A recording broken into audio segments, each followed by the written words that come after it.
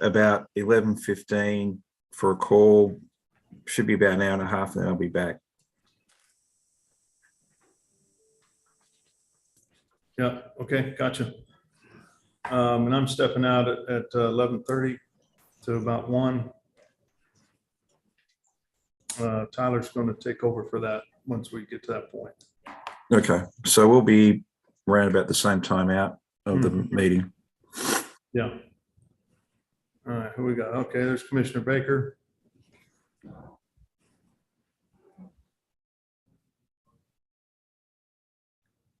Commissioner Sadowski was joining us today, wasn't she?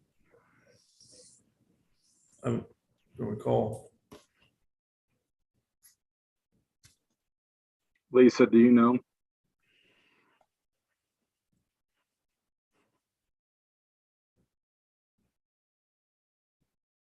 I believe so. I'm checking my email right now to make sure. Okay. There she is. Still looking for Commissioner Sadowski. I mean, sorry, Rojas.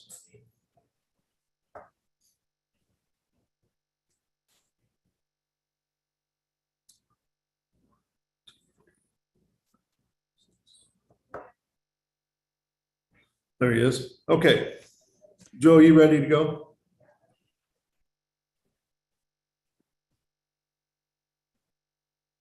Yes. Okay, so let's go ahead and get the meeting started. We've got 7 commissioners here. Welcome everybody to the June 21st, 2022 City Plan Commission meeting. It's great to see everybody here as we bake in the summer heat. The City Planning Commissioners understand every project is important and unique. In addition, we want to make sure we address all projects individually with the attention that they need to build consensus between the applicant, public, and city staff. We also believe we can reach consensus by being brief yet heard. Because our meeting is virtual, we have time limits in place for the cases that we hear, which is 5 minutes for staff presentations, 20 minutes for applicant presentations, plus any questions by the commissioners. When we move to public comment, please limit comments to 2 minutes when speaking as an individual, or up to 5 minutes when representing community associations or larger groups. The goal here is to hear all of the public's concerns without a lot of repetition. I want to continue reminding everyone the city is updating the comprehensive plan titled KC Spirit Playbook. We're going to learn more about that here in a few minutes as part of docket item number 2. As we get started, I ask staff to provide ground rules and instructions as we conduct this meeting so that we can ensure minimal disruption and maximum clarity. Joe, can you remind us of those ground rules, please? Yeah. Yes, Mr. Chair. Basically, all participants in the Zoom meeting are either broken into 2 categories, either panelists or attendees. And at this point, the only panelists are commissioners and city staff.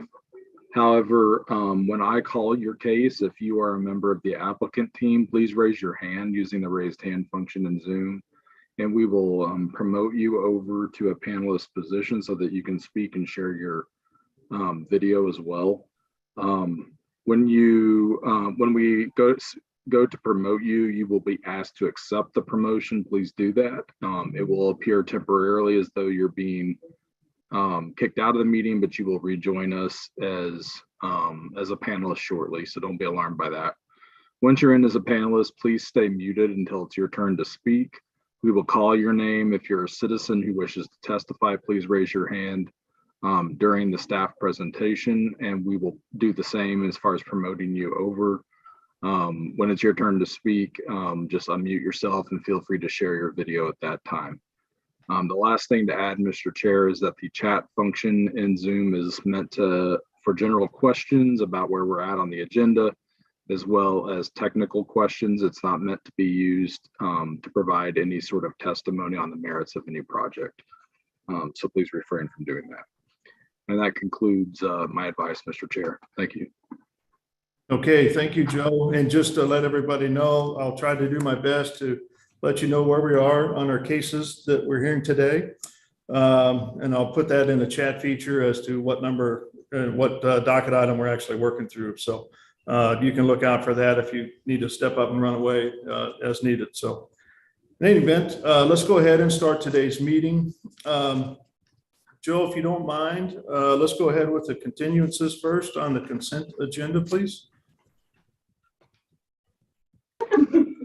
All right, thank you, Mr. Chair. Docket item number 1 is our first consent docket item. It is case number final plat 2022-00023. It's a final plat for Ideker Asphalt located on 43 acres at the southeast corner of Andrews Road and Botts Road. Okay, Staff is Joe, recommending- Joe, you mind stopping on that one? Because I need to recuse from C1, please. I was hoping we Okay. would hear the ones that would be continued first, but that's okay. Sorry, I'm sure you said that. Someone was in my office, so I didn't hear it. Sorry. Okay. I'll so start let's- with the Yep, no, just go ahead and start with case docket item C1. And Okay. Tyler can take over on that. Okay. And then we'll go the rest.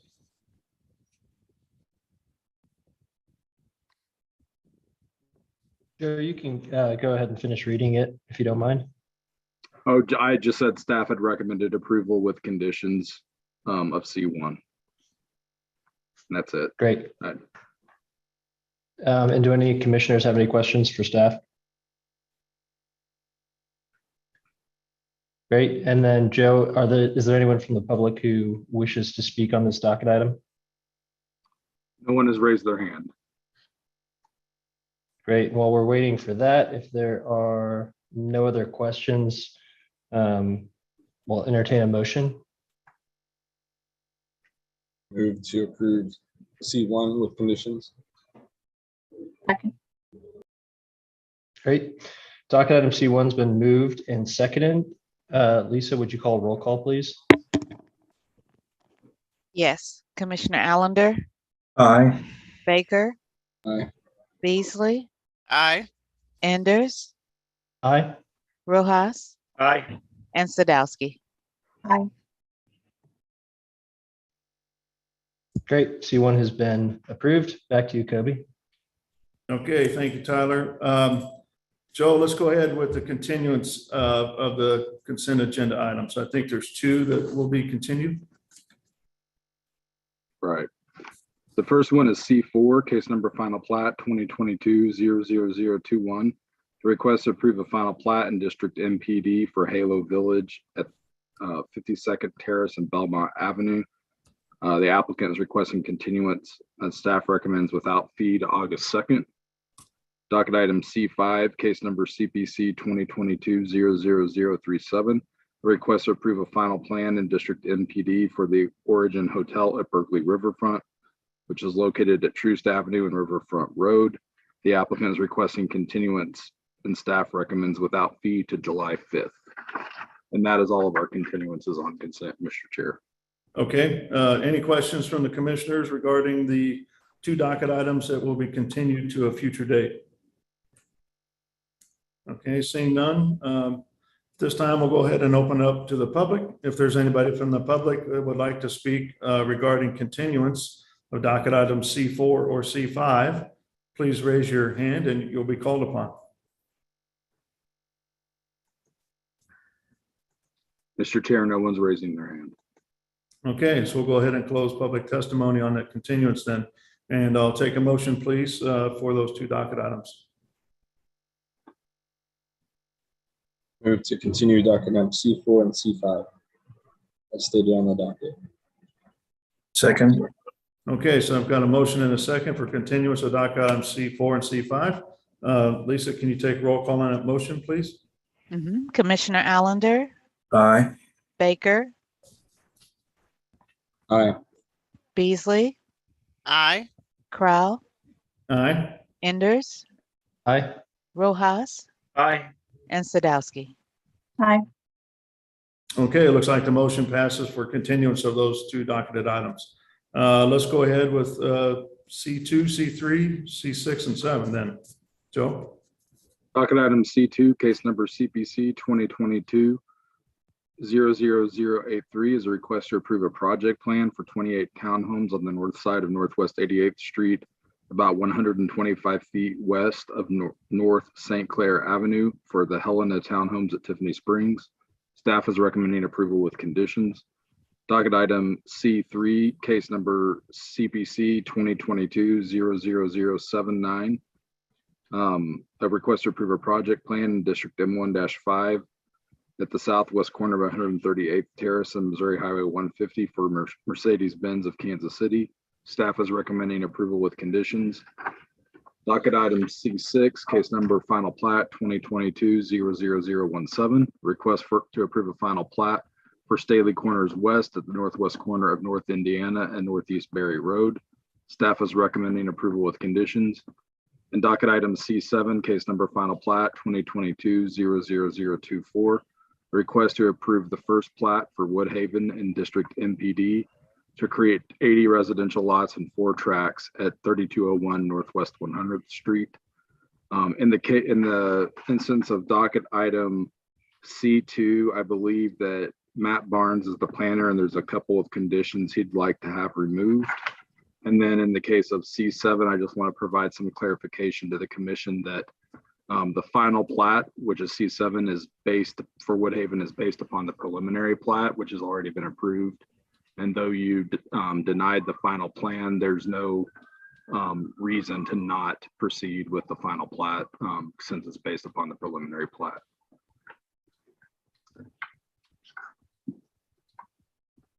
Okay. Yeah, there's a question I had on C7 was whether or not to proceed with that case because the final development plan was not approved by this body. And so just was curious why we'd go through the platting of that without that development plan being approved.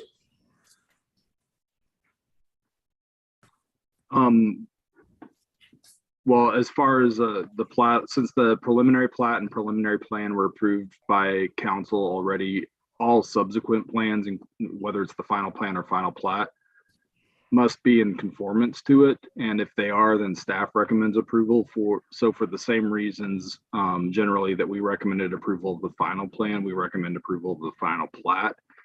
But the final plat is not based on the final plan. In other words, the final plan does not have to be approved in order for the final plat to be approved. Okay. And the final plat is the applicant has appealed that, or final plan, the applicant has appealed that to city council. Your decision on that. Okay. All right. Any other questions from the commissioners regarding docket items C2, C3, C6, or C7?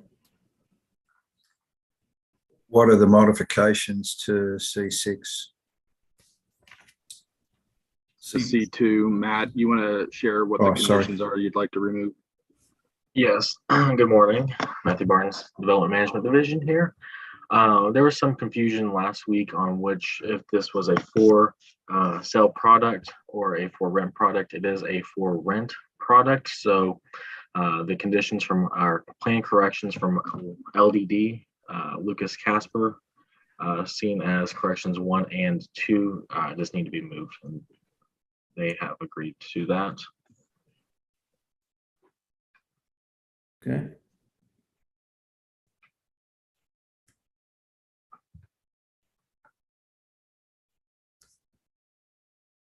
All right. Any other questions from the commissioners? All right, seeing none, at this time, we'll go ahead and open it up for any public testimony. If there's anybody out there that would like to speak regarding docket items C2, C3, C6, or C7, please raise your hand and you'll be called upon.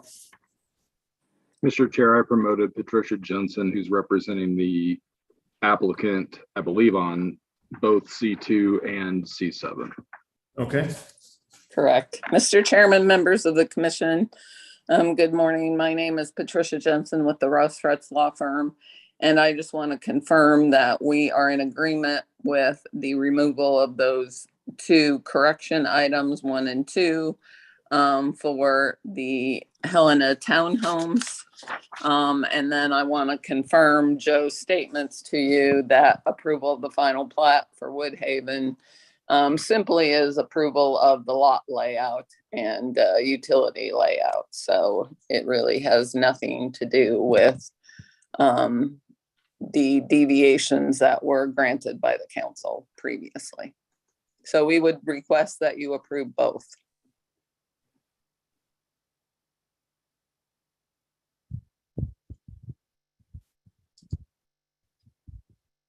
Thank you, Ms. Jensen.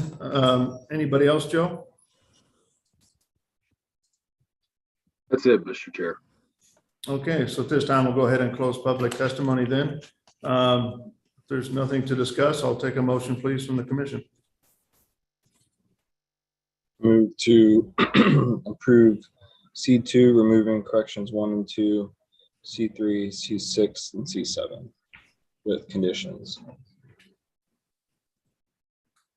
Second, Okay, so I've got a motion and a second for approval of C2, C3, C6, and C7 with the removal of conditions 1 and 2 from C2. Lisa, can you take roll call on that motion, please? Mhm. Commissioner Allender? Can you hear me? yeah, aye. Can you hear me? Hey. Now I can. Baker, Aye.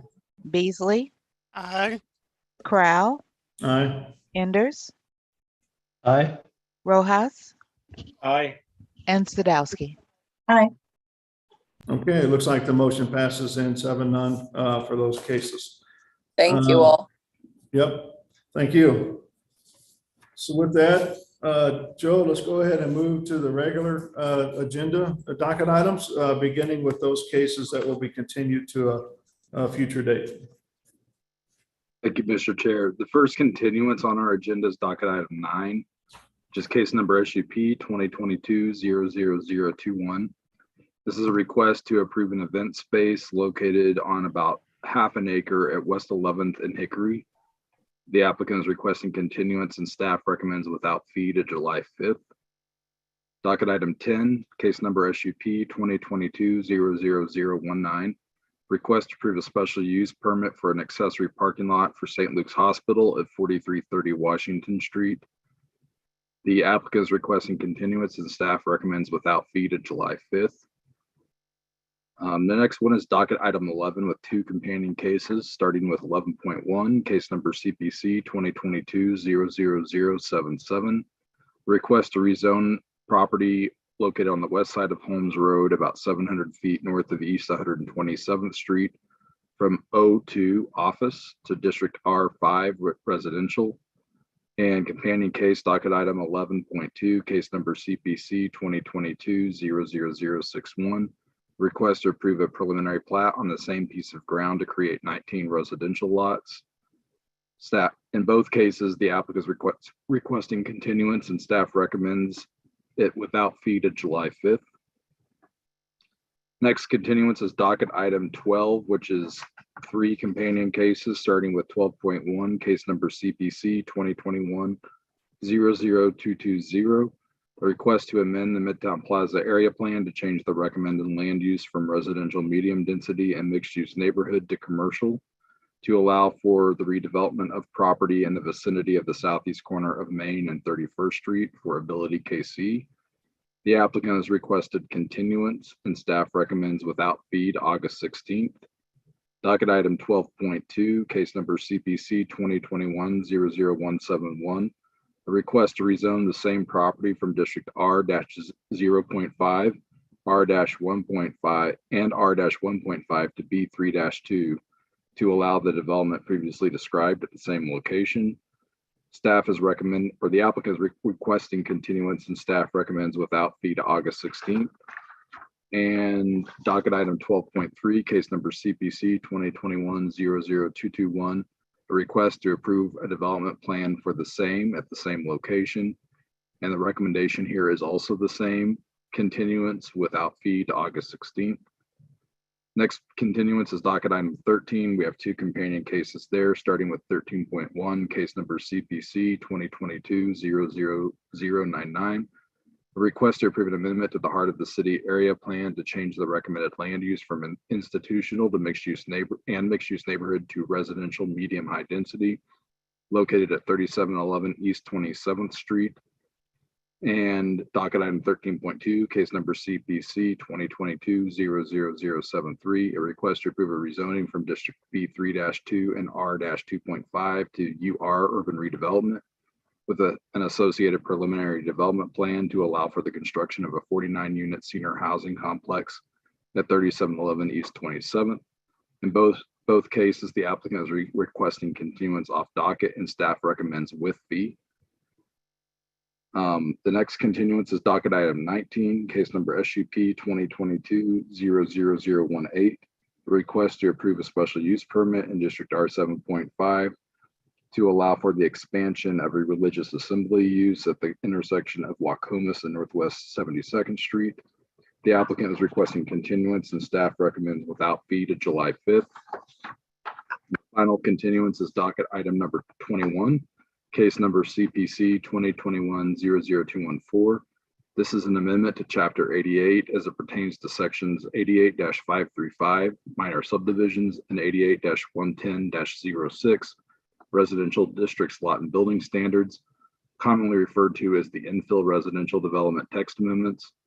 In this case, staff is recommending continuance without fee to August 16th to allow us more time to continue working with the public on revising the text. And that concludes the continuances. Okay, how about docket item number 15? We might have missed that one. Oh, yeah, that's right. Docket item 15, that is our recommendation is to continue it, but the applicant, I believe, is still requesting to be heard. So if you want us to call that now, you can. Do you want us to do that? Well, I don't think we've got a staff report at this point in time, do we, on that one? There is a staff report that was published, Mr. Chair, and the applicant does want to be heard, and it does appear that we can hear it today. Okay, Things were resolved in the past 30 minutes. in the past 30 minutes. Okay, What's the legal issue with the agenda showing continuance? There isn't. That's just our recommendation on cases. So sometimes when we recommend something that when we recommend continuance, if the applicant agrees to that, or if there's like public engagement hasn't occurred and you have to continue the case, we won't give you a staff report. However, if the applicant doesn't agree and wants to proceed, we have to honor that desire. And so we prepare a staff report like Anna did in this case. Okay. Can I just ask, with the agenda showing continuance, if there's any public comment, people may not actually call in on that case. That would be a comment, I would note.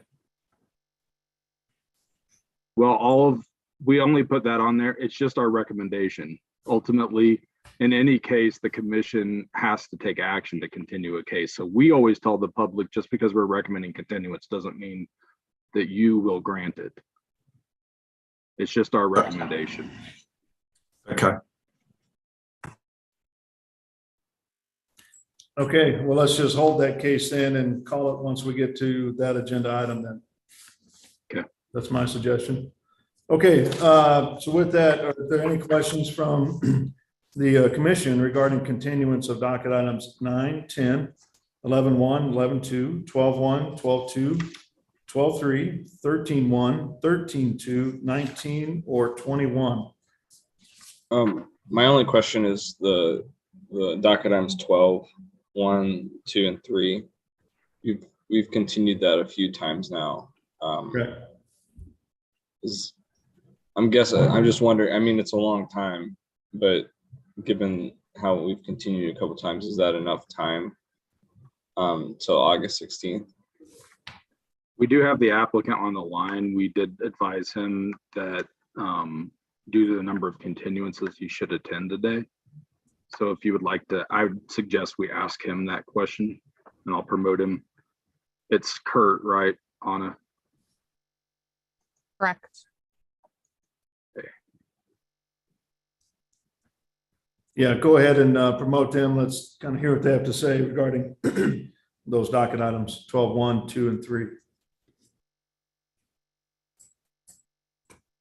Can you all hear me all right? Yes. Oh, great. Good morning. My name is Kurt Brockman. I'm with BC Design Group, and I'm representing the applicant. But there are more of us here depending on what kind of questions and comments you may have. So thank you very much for letting us talk to you all today. And that's a really good question, Commissioner Baker.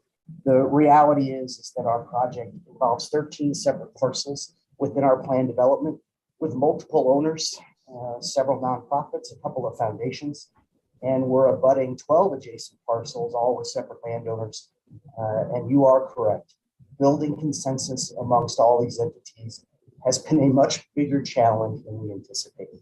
We are making solid headway, however, and we feel that within the next 2 months, we should be able to put a bow on everything and be able to come back to the commission. But that's the short version of it all. Does that make sense? Yeah, I just want to make sure, I mean, I didn't know all the backstory, but it makes sense given kind of the delays. I just want to make sure that you feel like that's enough time to actually get it all done. I believe that our team is confident. We continue to work with Anna and planning and the neighbors to get all the right signatures and all the right people happy so that when we come before you, it'll be smooth sailing. Okay, thank you. No, thank you. Again, terribly sorry. We wish we were done a lot sooner than now. Yeah, and just remember, you have to have everything turned in at least a week before it comes to the commission to allow time by the staff to review. Yes, sir. We have a calendar put together internally for the project team that also shows the public meetings that are required. And everything is laid out right now to meet the August deadline. Okay. Okay. Any other questions from the commission regarding the open docket items for continuance? All right, so at this time, let's go ahead and open it up for any public testimony. If there's anybody out there that would like to speak regarding the continuance of the docket items that are currently open, please raise your hand and you'll be called upon.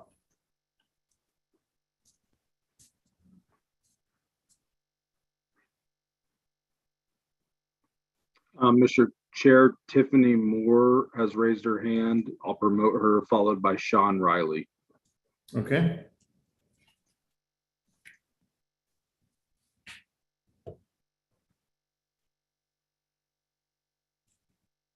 All right, good morning, Tiffany. As you take yourself off of mute, please state your name and address for the record. Sure. My name is Tiffany Moore. I am the co-chair of the Kansas City Neighborhood Advisory Council, and I live on 75th Street in Waldo. I'll be very brief. I simply wanted to voice my support for continuing docket item number 21 to allow time for more public input on the language in that ordinance. I know that's a lot of work for staff, and since we requested that kind of activity, we really wanted to support the continuance and thank staff for taking that into consideration. Okay, thank you.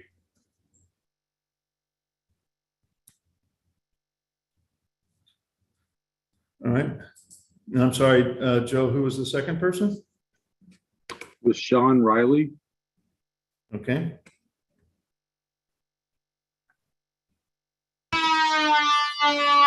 Hi, my name is Sean Riley with Reliance Paper Company, the historic board of the West Bottoms. Is there a way to kind of limit the background noise that's overpowering you? Yeah. Let me move here.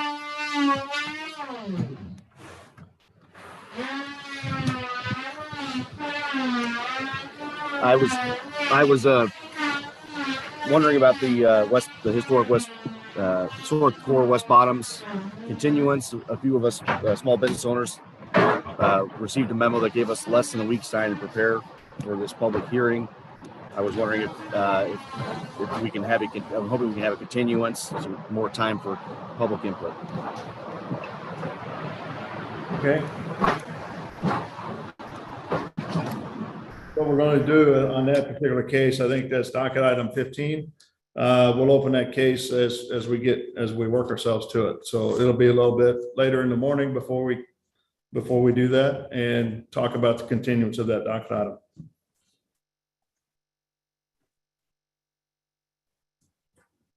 Mr. Chair, there was one additional person that raised their hand named Debbie Top, and I've promoted Debbie. Okay.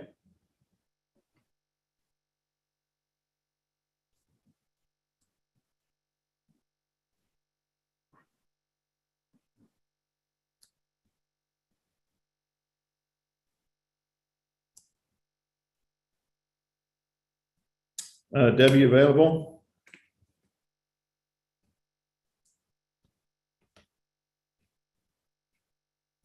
Hi, Debbie, as you take yourself off of mute, please state your name and address for the record, and also like to know what case you're concerned about.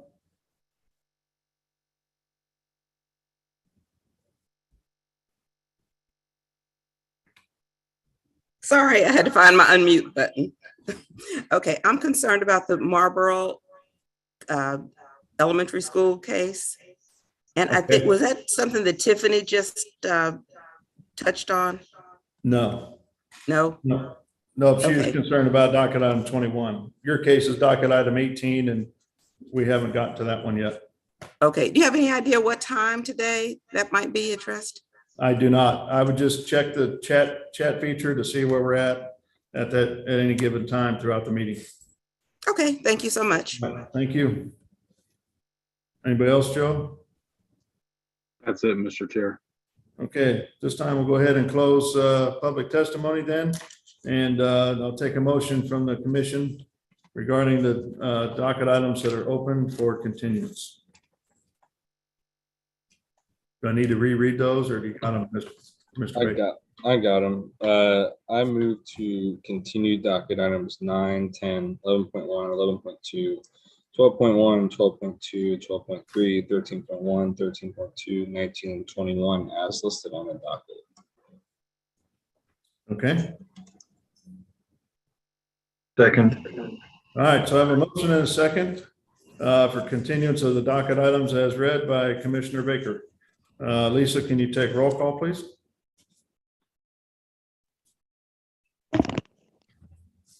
Commissioner Allender, Aye. Baker, Aye. Beasley, Aye. Crowell, Aye. Enders, Aye. Rojas, Aye. and Sadowski. Aye. Okay, it looks like the motion passes for the continuance of all of those docket items. So with that, Joe, let's go ahead and go back to docket item number 1. All right, docket item 1 is case number CPC 2022-00100.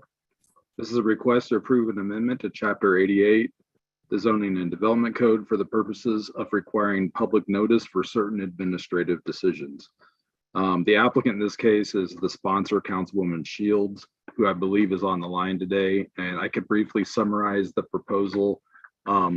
Essentially, we have appeal procedures outlined, 3 different types in our zoning ordinance for appeals related to administrative decisions, which are any staff decision based on an interpretation or applying Chapter 88, which is the zoning code. The 3 types of appeal procedures outlined are in section 88-575, which is by far the most common type of appeal. 88-530, which is an appeal of a site plan, which is part of what this amendment is seeking to generate notification for. And then the 3rd type is to 88-570, which is administrative adjustments. Administrative adjustments can be thought of as like staff level variances. They are particular standards under which the city council, in approving the zoning and development code, has authorized staff to waive or modify administratively. And those, under the current language in the ordinance, those are appealable directly to the Board of Zoning Adjustment as a variance. Variances, as you know, are a very common request that goes before the board. There is considerable history statewide and in every state, frankly, for the board's role in granting variances, and they are given decision-making criteria that they use to evaluate variance requests. There's also a relatively small volume of administrative adjustments that are applied for to staff. So staff has no concern with notification of appeals of that. And let me back up very quickly. All these appeal procedures exist already in the ordinance. The proposed amendment does not change that at all. All it does is it says that that tries to clarify that alternative compliance parking plan, which is one other type of staff level approval, where we're allowed to approve off-site parking, for example, for a tenant if they don't have any parking on site. That type of appeal should be appealed through 88-530. So the amendment does that. It says appeal under the provisions of 88-530. And then it says that we shall, as staff, notify interested persons of our decision so that they are aware of their right to appeal. The right to appeal exists, the appeal process exists, the notification does not. And that's the main goal of this ordinance. So 88-530 is the appeal of site plans. And in our ordinance, site plans are in reference to building permits. And essentially what it's describing in 88-530 is anytime there's a building permit that requires a zoning review. So there are many permits that do not require a zoning review. So therefore chapter 88 or the zoning code does not apply in reviewing those permits. If someone were wanting to appeal any staff level decision on those types of permits, they would be appealing them under chapter 18, which is the building code. And that would go to the Building Code Board of Appeals. However, if there is a zoning review on a building permit, then that decision on the zoning review could be appealed under the provisions of 88-530. And in that case, in 88-530, those appeals come to you, to the City Planning Commission. And the appeal hearing for you all is unlike anything else you do. You have to swear witnesses, you have to admit evidence. There's a court reporter that has to be present to take down the record. So as far as my memory, I've been with the city almost 10 years. I recall only one time that there was an appeal exercise under 88-530. I believe it was for the Jimmy John's restaurant that was built on Broadway, which preceded the Boulevard and Parkway standards. And part of the concern at that time that people had was the drive-through aspect of that building. And that decision was appealed to the commission. So, you know, it's a little awkward, I think, to have the commission fulfill that role. But that's what the current ordinance currently states. It's not something that's proposed. However, of course, if we're now notifying people of our decision, then of course the likelihood that there will be more appeals is great once people are made aware of those decisions.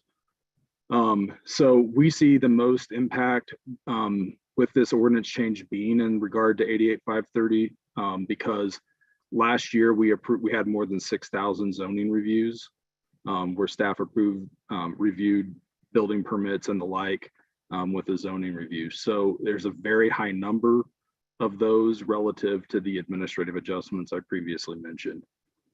The third category, 575, while there would also be notification for this appeal type as well, or decision type, this one we have less concern about. We have some concerns about resourcing and having available resources for staffing and the Board of Zoning Adjustment hearing those appeals.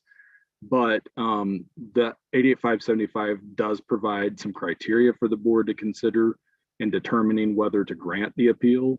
The criteria are that the appellant has to demonstrate that staff made an error. It is not a discretionary approval for the board to make. They have to determine whether we made an error. And of course, we sometimes do, and they do sometimes overturn our decisions as a result. One of the concerns staff has about the other two sections, 88-530 and 88-570, is there are no criteria to guide the commission as to when to approve or grant an appeal. So it is just more discretionary in that sense. So we do have some concerns about that. However, we're of the understanding that the sponsor would really like to have a hearing today and go ahead and proceed. So we went ahead and scheduled this case. We wrote a full staff report. We made some suggestions that we think address some of our concerns.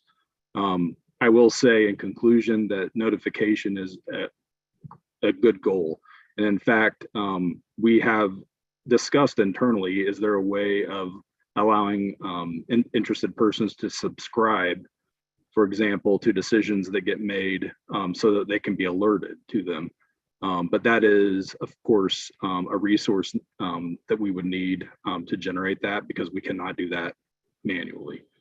But whatever decision gets made, we will adjust to it and move forward with it.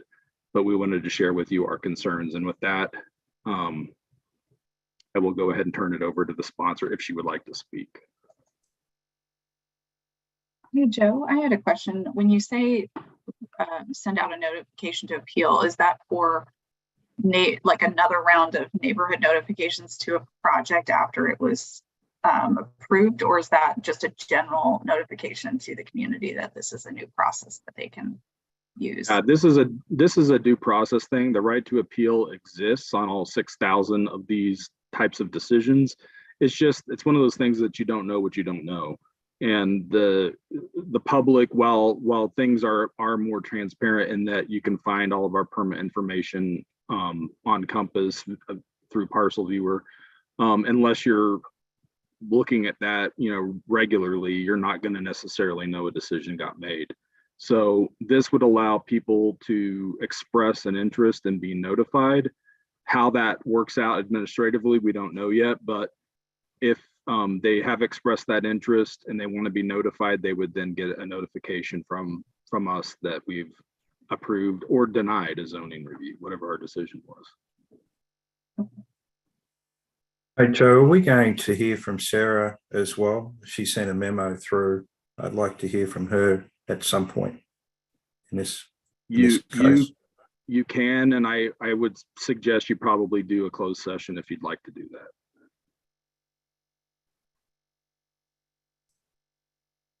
Okay. I think this time, let's go ahead and hear from the applicant if we can, and then go from there.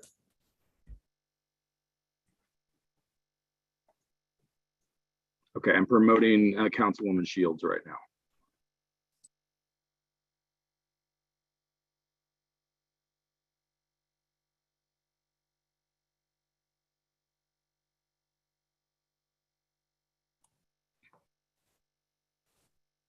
Thank you all. Good morning.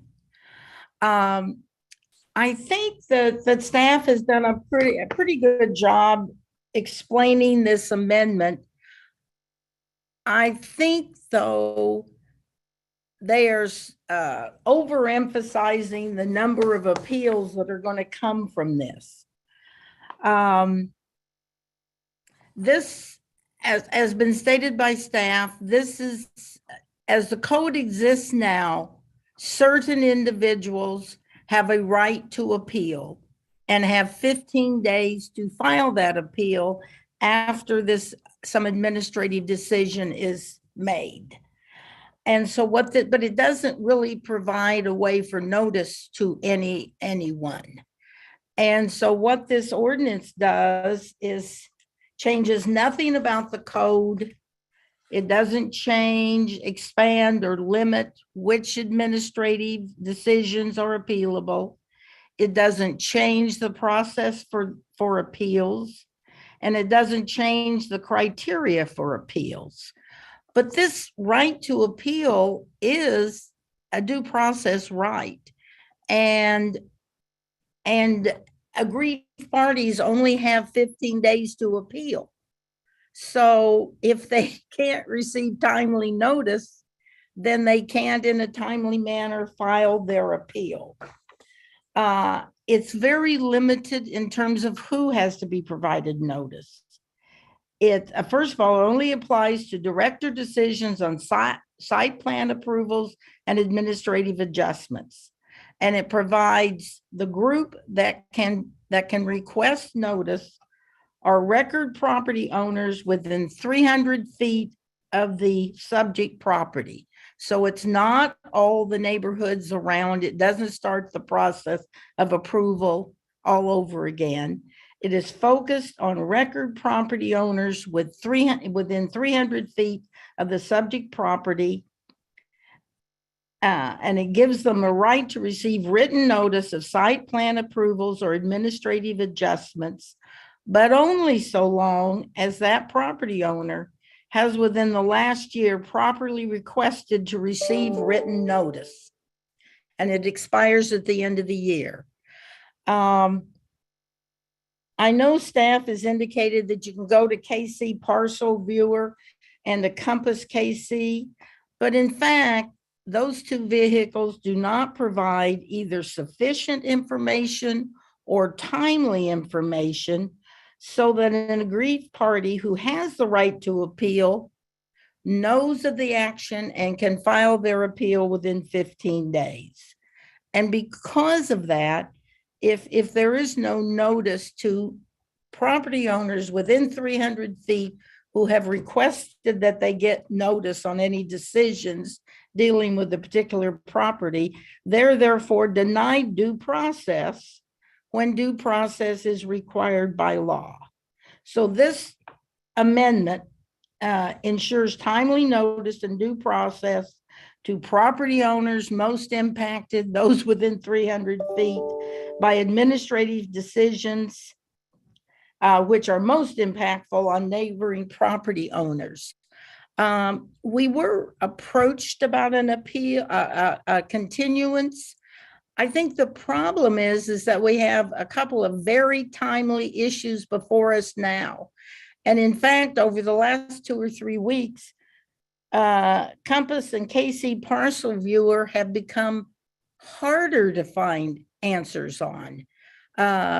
Until recently, you could view actions taken in a time, you could call up most recent actions taken on a particular property, but that does not appear to be true anymore. And so interested parties are left to be filing through what can be reams of information of requests over the years with no way to target in on the latest changes that may have been made. I have that, so that's the summary. I also have with us today Dan Crawford representing Friends of the Plaza and Steve Block, who is a property owner in support. I can either ask questions or it might be helpful to have the two of them speak, and then we could respond to questions you may have. Okay, yeah, go ahead and have them speak if they can. Okay, Mr. Coffrin. I'm promoting Mr. Coffrin and Mr. Block right now.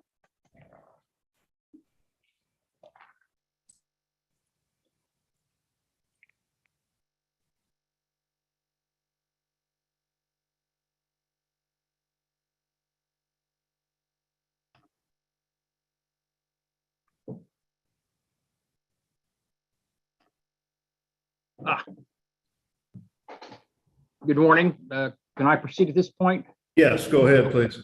Thank you very much. I'm Dan Coffrin. I live at 1000 West 70th Street, Kansas City, Missouri, in the Brookside area. I'm here today on behalf of Friends of the Plaza.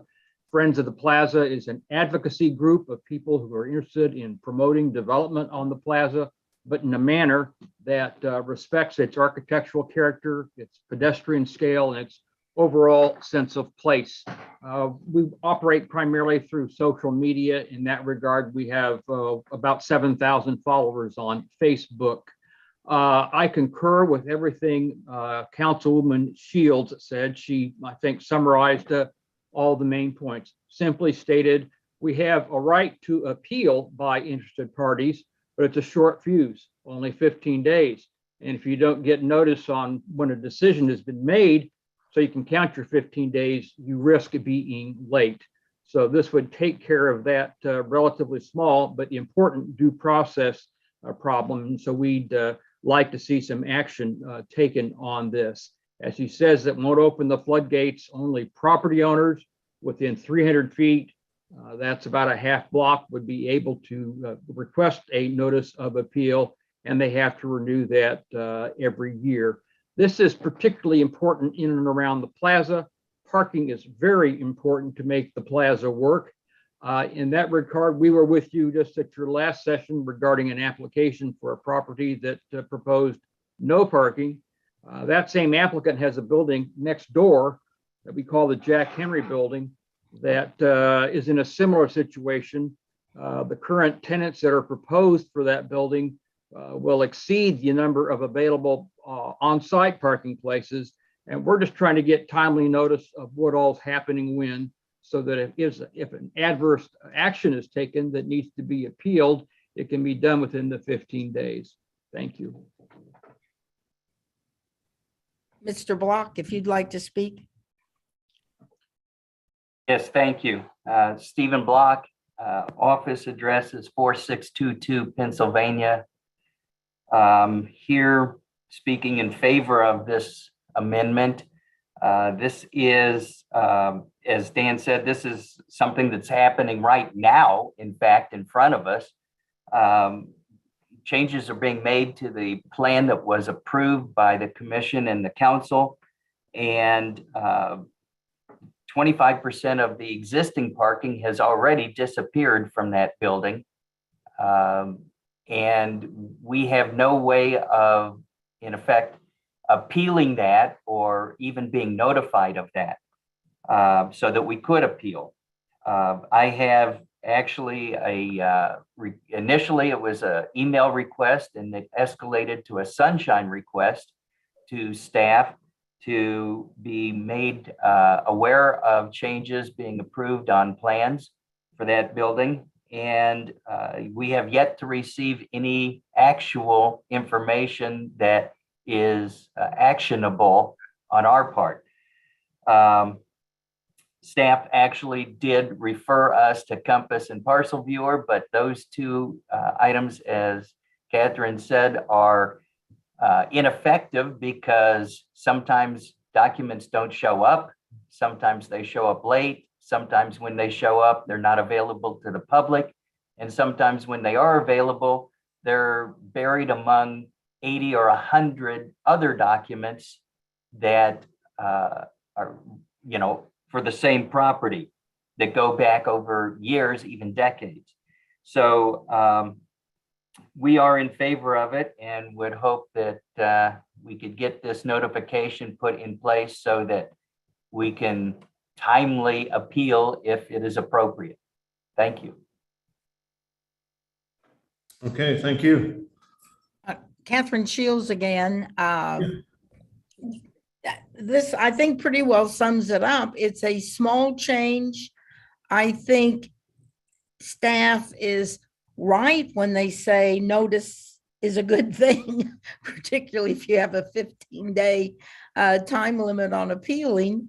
But I think by the way this ordinance is narrowly drawn to only apply to owners of record within 300 feet of the subject property, and those owners must have requested to the city planning department that they requested in writing that they receive notice of a decision, and that notice expires after a year if it's not renewed.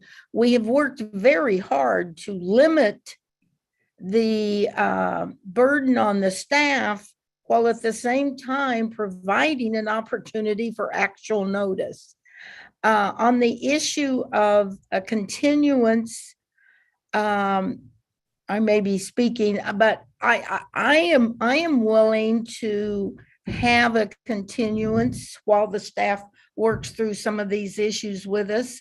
But our hesitancy is the Jack Henry building. They're bringing in tenants. The Puttery has applied for a building permit, and and parking issues there they're already over the amount of parking they need just based on the Kansas City Chiefs, and now they're talking about adding a bar and a restaurant.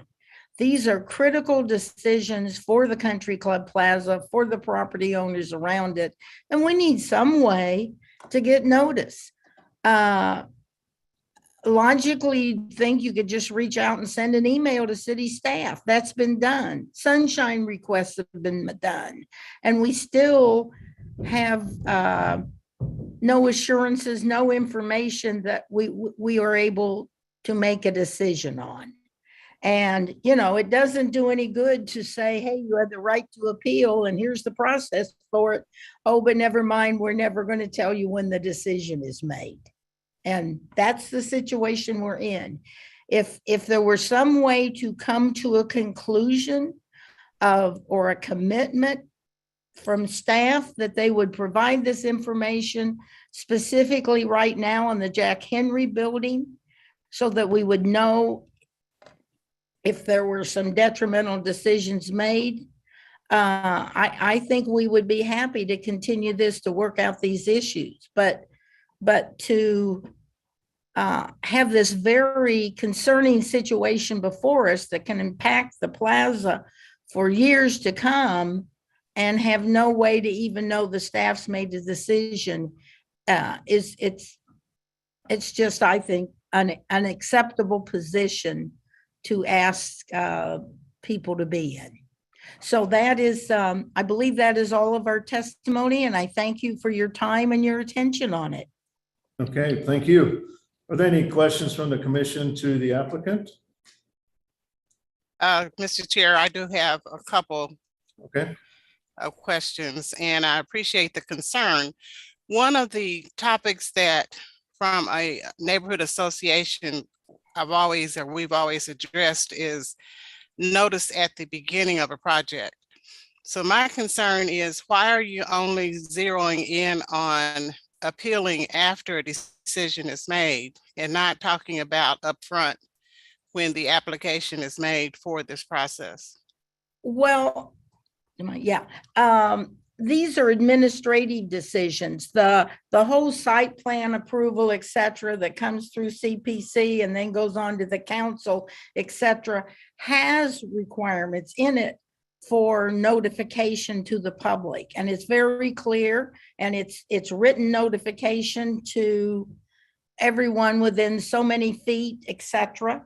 And so that's a very public process, and the notice is there. This is about certain, not all, but certain administrative decisions that aren't made with any public notice or any public input.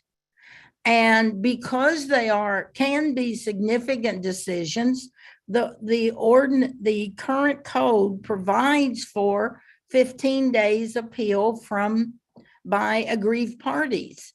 But nowhere in that code does it provide a method for you to know that the decision has been made and what the decision is.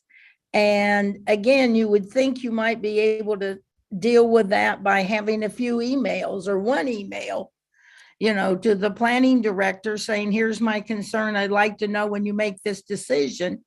But for a long time, it was just silence, no answer.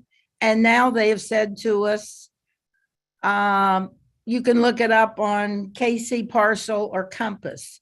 And again, over the last 3 weeks, KC Compass and KC Parcel have become even more difficult to use. And so it's not a mechanism by which you can give notice.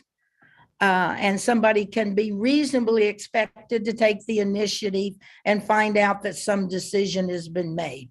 Some decisions don't get filed. Some decisions don't get filed until they're no longer timely for appeal. Obviously a decision was made on the KC Chiefs training facility there. And yet on parking, even though they allowed them to reduce the parking they had, and it is now, the parking left is insufficient even for that one use within the building. And yet the developer is coming back for an additional use. He's renting it to whatever it is, the Puttery, and they've asked for a building permit. Well, there should be a review of the parking requirements when they're processing that building permit. But in fact, if you look in on KC Compass, there's no indication that there is any kind of review on the parking. And so we don't know if it's just being ignored. We don't know. We don't know what we don't know. We have a right to appeal. People aggrieved parties have a right to appeal, and yet they don't have the information that would allow them to know a decision is made, what that decision is, and that they've got 10, 15 days to decide whether they want to appeal or not. That's the difference here. It's decisions being made by the administration without a public input or oversight that we're dealing with here. It's a very, very small part of what we all do as a city, both the city planning department, the CPC, and the city council. But it's a very important part, particularly in the case of Jack Henry, because, you know, normally you have general uses in place, and when a plan is approved, it deals and evaluates the idea of the parking. Is the parking sufficient? And in fact, in this case, and frankly, I as a council person didn't catch this, it just says the director of planning will administratively decide whether the parking is sufficient as the various uses are determined.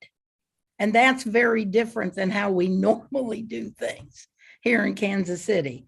And so aggrieved parties, at least parties within 300 feet, need to be able to know when decisions are made.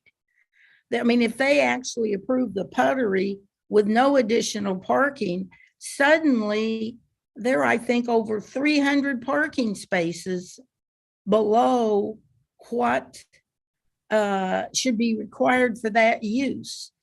And in fact, the developer, when he markets this piece of property, shows us the parking to his upcoming tenants. He shows all the parking that belongs to other people, parking that belongs to the block company, parking that belongs to the Country Club Plaza.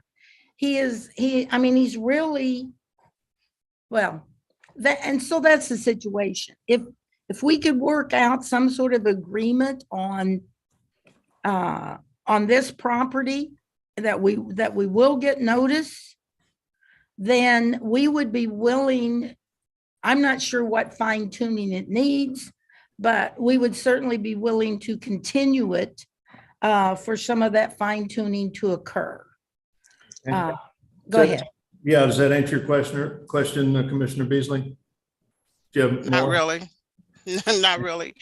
I appreciate using the example of the Jack Henry project, but I'm trying to look at this holistically when the same type of issue arises in different parts of the city.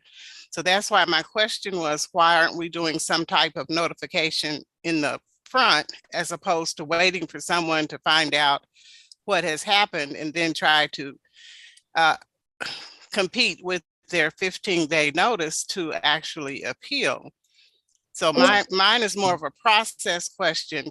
Is there not a way that we can do notification up front as opposed to having you and the other vendors in different areas have to research and find out what's going on? How can we simplify this period? If I may just interject here, the site plan for the Jack Henry, going back to that example, specifically said that no changes were contemplated to the parking. That's what you approved. No changes to the parking.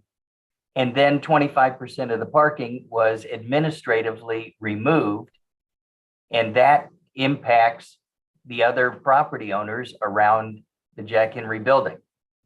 And then again, if administratively they were to approve the building permit for the Puttery, suddenly we're not 20 or 30 or 40 cars short, we're 340 cars short. That affects the property owners surrounding. And, you know, so going back to the site plan, which you approved and the council approved, a change was made that nobody knew about. It just happened. And that is what we're trying to zero in on. So the site plan and everything else was approved and, you know, viewed by the public and input by the public and so forth. But then later, it was changed administratively.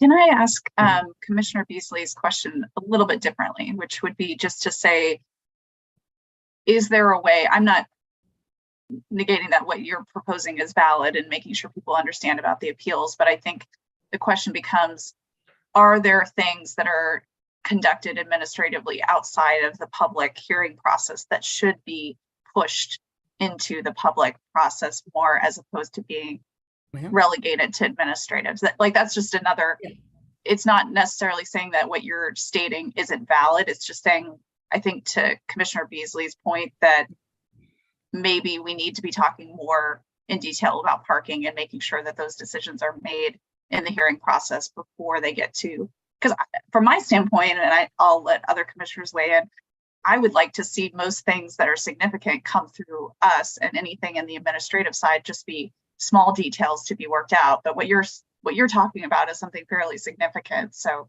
it's just a question. Does that sound right, Commissioner Beasley? Am I sort of getting at what you're trying to get on? And I think I'm sorry, a phone's ringing, so I think that you've made a really good, both of you've made really good points.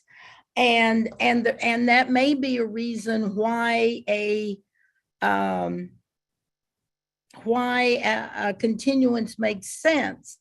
However, what I'm facing here is a very serious situation where already 25% 25% of the parking has been taken away after the site plan was approved with no changes in parking.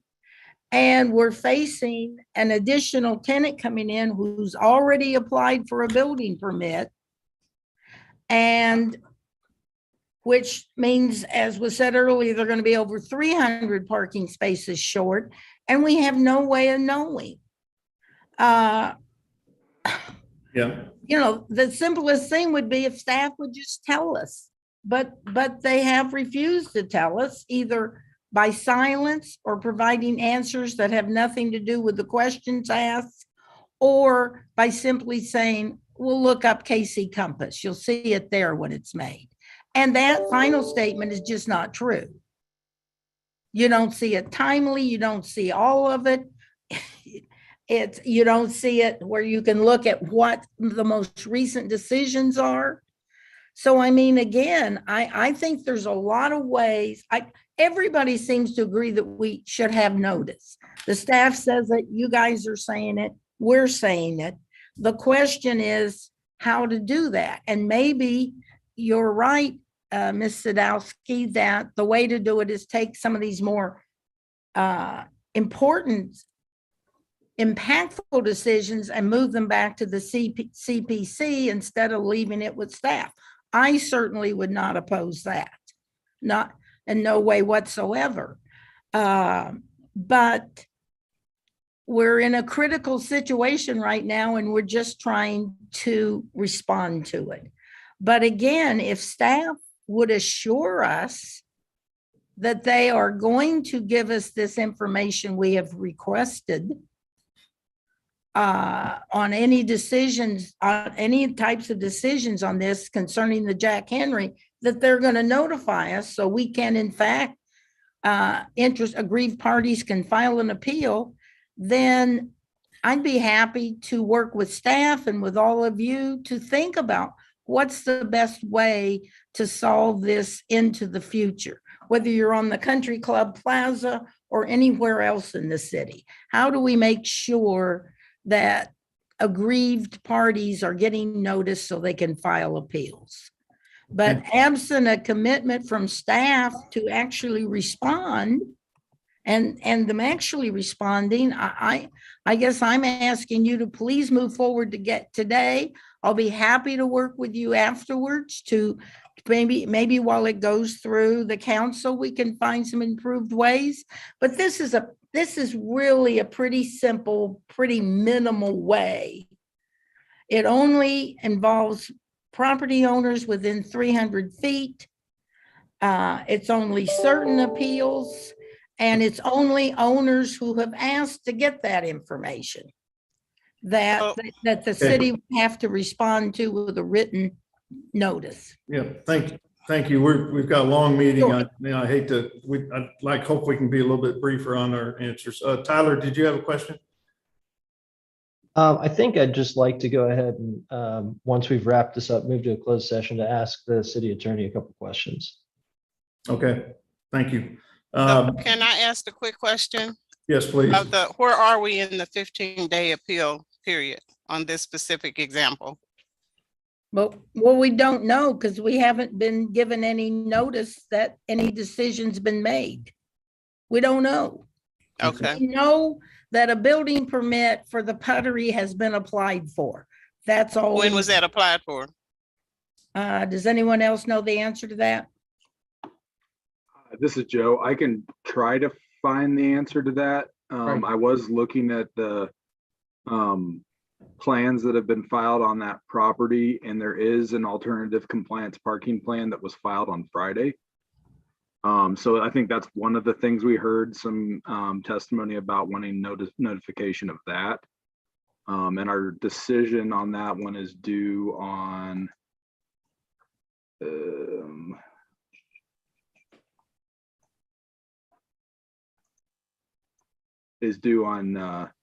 there's two decisions. The quality control review is due on the 27th of this month, and then the ball will be back in the customer's court to resubmit potentially if they fail quality control review. And then the staff review period is 10 days after they resubmit. So that's a part of the reason. Just generally speaking, we do get requests, and I touched on this in the report. And I will be honest, I'm not familiar with all the, I know people in my department have been involved in this project, but I personally am not familiar with the requests for notification on this particular project that's been referenced. But I will say that we do get requests like that fairly often. The problem is just a practical one of knowing when the customer may apply, and where do you document the request in the meantime, and literally you have to remember to do it. And so as a matter of practice, when people ask, we always direct them to Compass, understanding it is true that you cannot filter by date approved anymore. That's an IT issue they're trying to work on. But that's why we do that, is just because it's so difficult to promise something that we often might forget to do because we don't have a system in place for it. Well, a due process right that you can't get notice of is the same as having no due process right. Any other questions from the commission to the applicant? Kobe, I might have a few, but I think I want to talk to the city attorney first before asking those questions. Okay. All right. I've just got questions also to the staff, but we can do that after we go after closed session as well. Okay, so can somebody make a motion then to go to closed session? Yeah, I move that we move to a closed session. Pursuant to section 610.021 RSMO to discuss legal matters, correct? Perfect. Okay. Yes. I've got a motion. Do I have a second? Second. Okay, with that, Lisa, can you take roll call, please, on the motion to go into closed session? And commissioners, you should have been sent a link through Teams to access different portal for that. Commissioner Allender, Aye. Baker, Aye. Beasley, Aye. Crowell, Aye. Enders, Aye. Rojas, Aye. and Sadowski. Aye. Okay, so we're going to leave this meeting here, connect in through the Teams link, and then once complete, we'll be right back.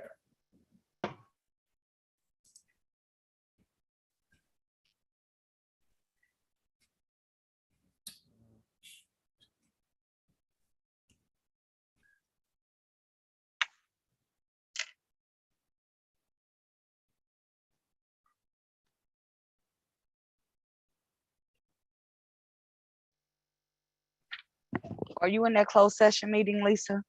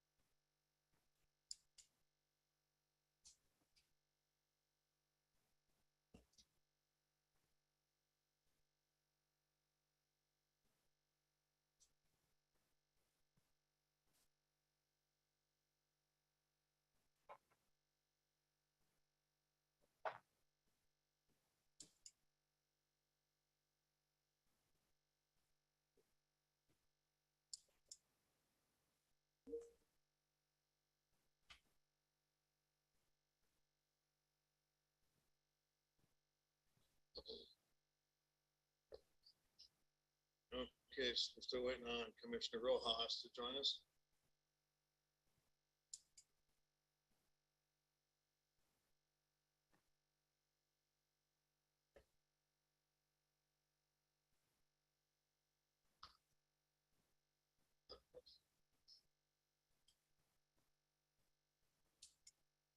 Bruce?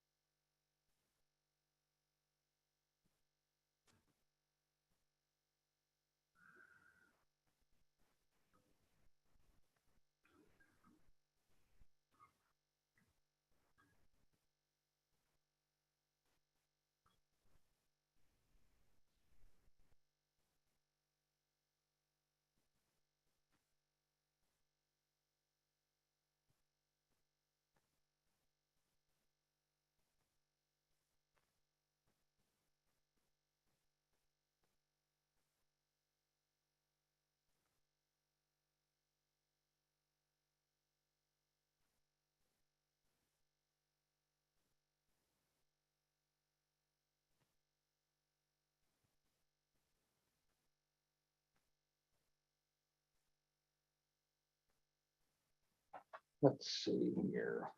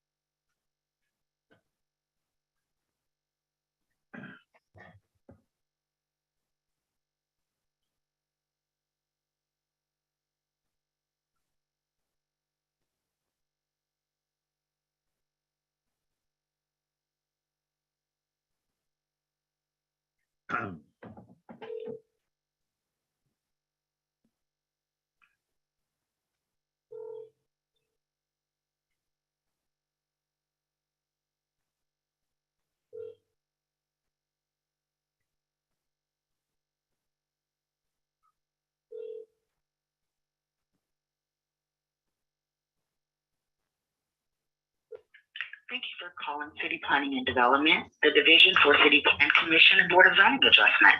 We're unable to take your call at this time.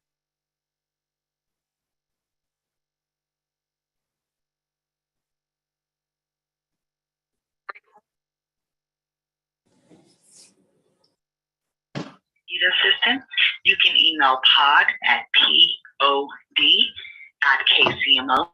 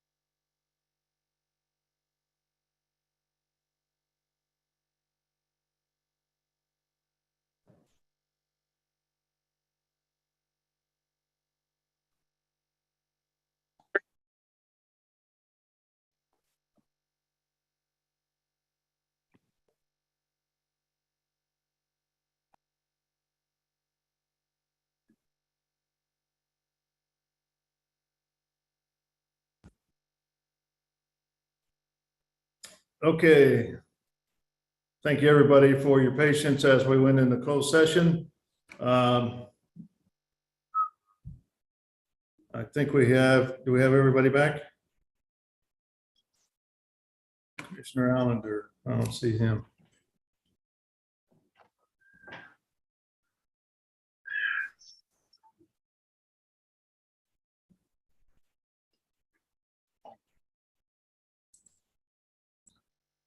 Commissioner Allender, are you available?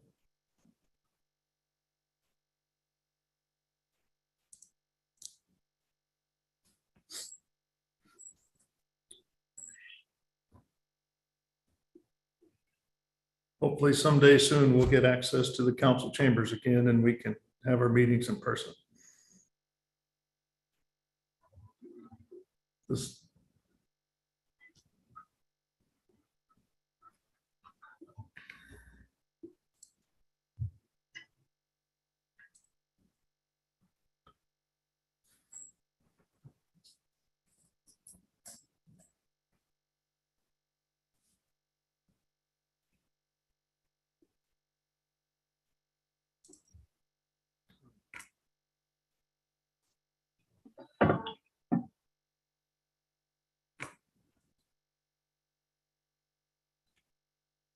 still looking for Commissioner Allender.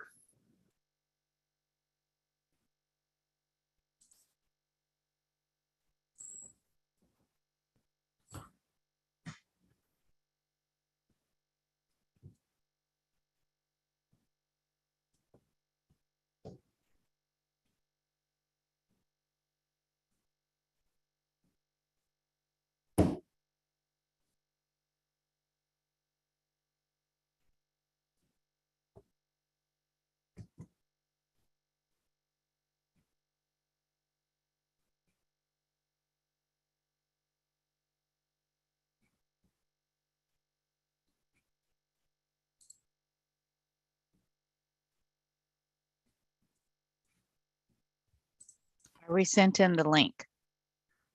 Okay. Yeah, you should have had it from this morning when we first started our meeting.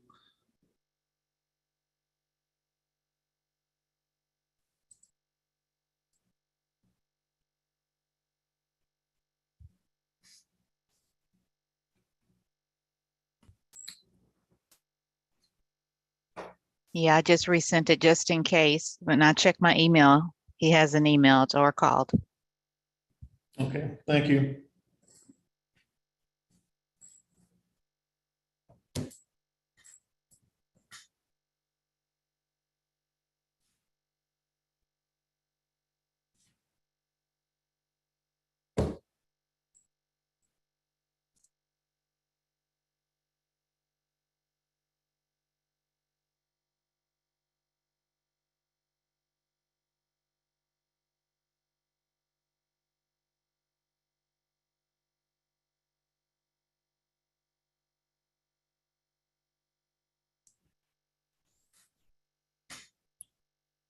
Okay, in the interest of time, let's just go ahead and move forward.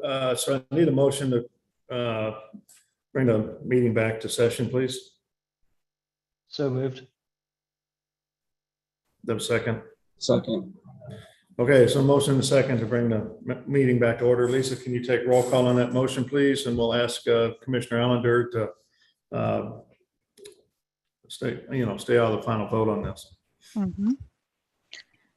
Commissioner Baker, Aye. Beasley, Aye. Corral, Aye. Enders, Aye. Rojas. You're muted. Aye. Gotcha. And Commissioner Sadowski. Aye. Okay. And so- Commissioner Enders has his hand up. Yeah, okay, so we're back into full session. And I think we're at a standpoint where there might be a question or two from commission back to the applicant. Then we'll need to move into public testimony and then move on from there. Did you have?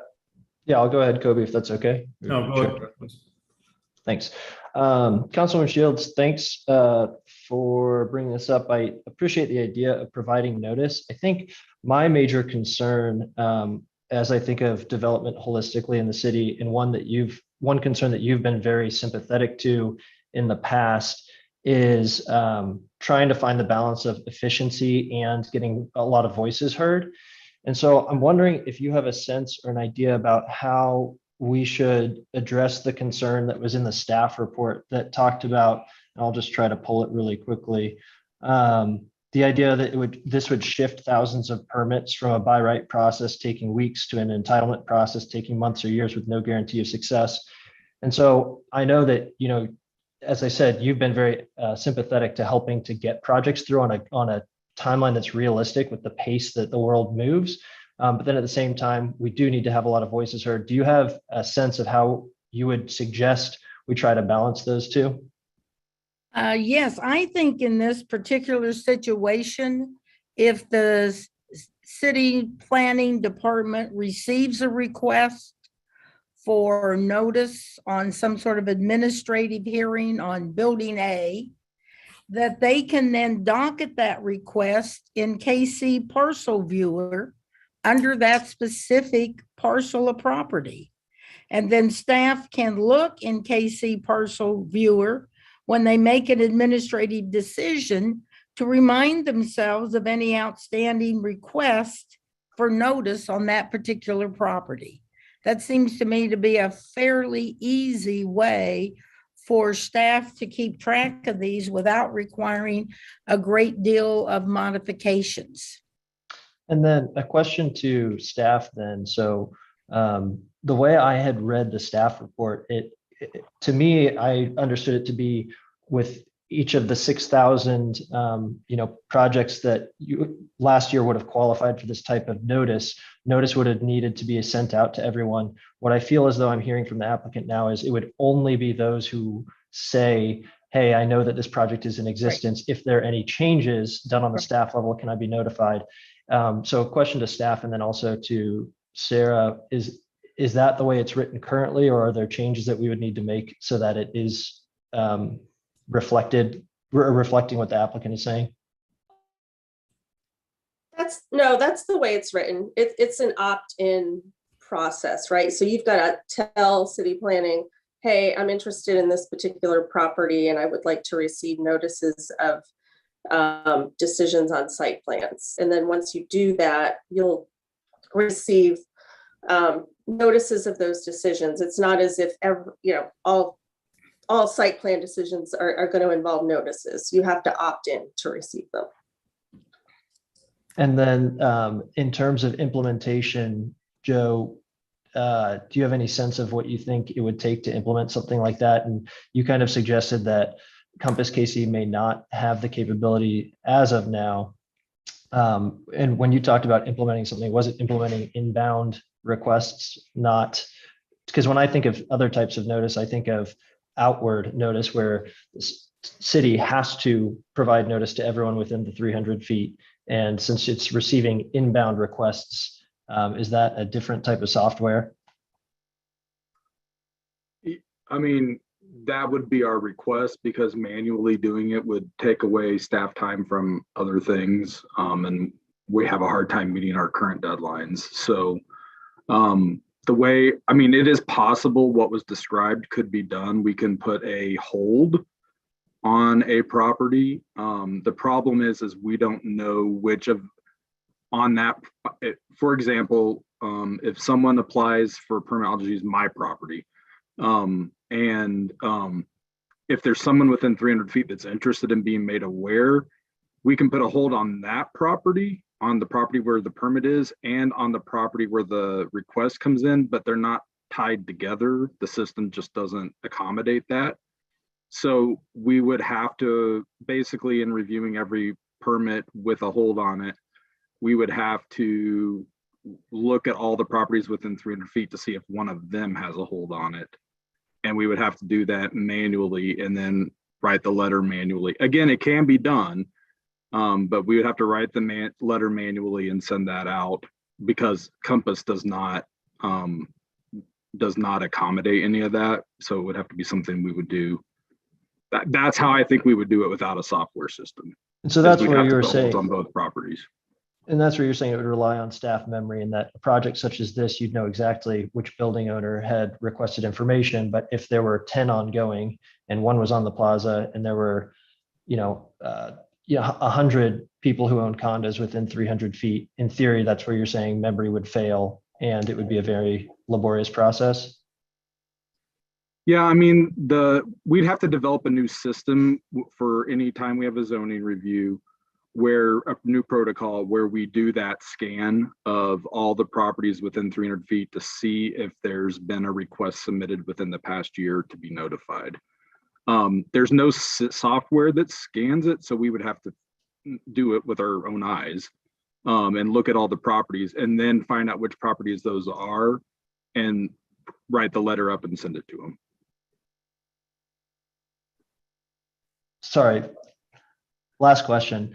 Councilman Shields, is there a reason that you're pursuing this approach as opposed to changing the threshold with which staff has authority to approve a change or a modification to parking? Yes, I pursued this because it seemed to me to be the most simple way to require notice for any property owner within 300 feet who wanted notice, as opposed to going through a process, which we could certainly do, and maybe that needs to happen in the future. I like the suggestion that at least some of these things come back to the CPC. I think, in fact, you all are very well qualified to be able to handle these kinds of situations and hear testimony on them. But we were looking for a quick and, frankly, what seems to me to be fairly easy. You're not going to have 6,000 of these. You're not going to have 100 of them. And if it's, let's take my house, 5461 Walnut, no, 6451 Walnut. If somebody was interested in what I was doing and had asked for notice on changes I was making, then again, it seems to be that could be noted on my property. And before any administrative decision, or when an administrative decision was made, then that note on my property in KC property would allow them a fairly easy way. Would they have to write a written letter? Maybe immediately they would, but I would think within a very short period of time, they would be able to modify that software so that they could in fact do it in a more mechanized fashion. But the problem is right now, people have rights given to them under our code. And in fact, they have no idea what decisions have been made or that a decision has been made so that they can exercise those rights. I think this is a significant violation of due process, and we need to act to rectify that. Thanks. Okay, any other questions from the commission to the applicant? So with that, I want to move on to any public testimony. So if there's anybody out there from the public that would like to speak regarding docket item C or docket item 1, please raise your hand and you'll be called upon. Mr. Chair, Mr. Coffrin still has his hand raised. I'm not sure if he wanted to speak again, but in addition to that, we have P. Medina and Richard Hernandez that have raised their hand, and I have to ask Lisa to promote them because I don't have that right now. Okay, so Mr. Coffrin, you're okay. You don't have anything else to add. Is that correct? Question. Okay.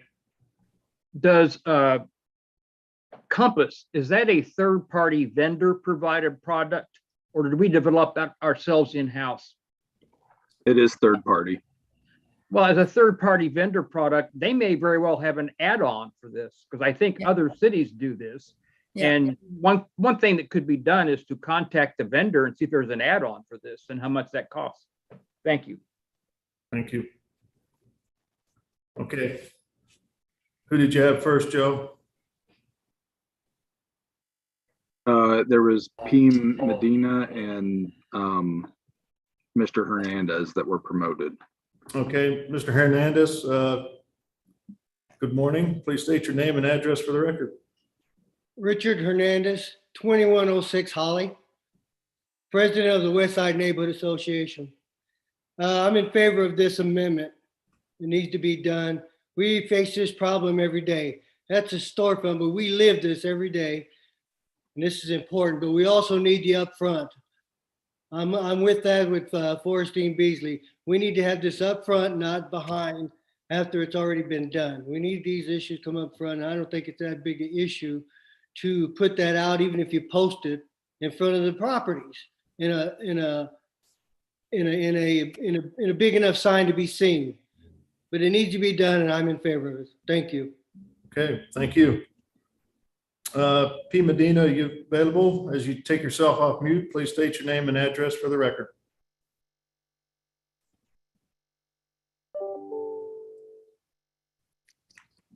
P. Medina, you there?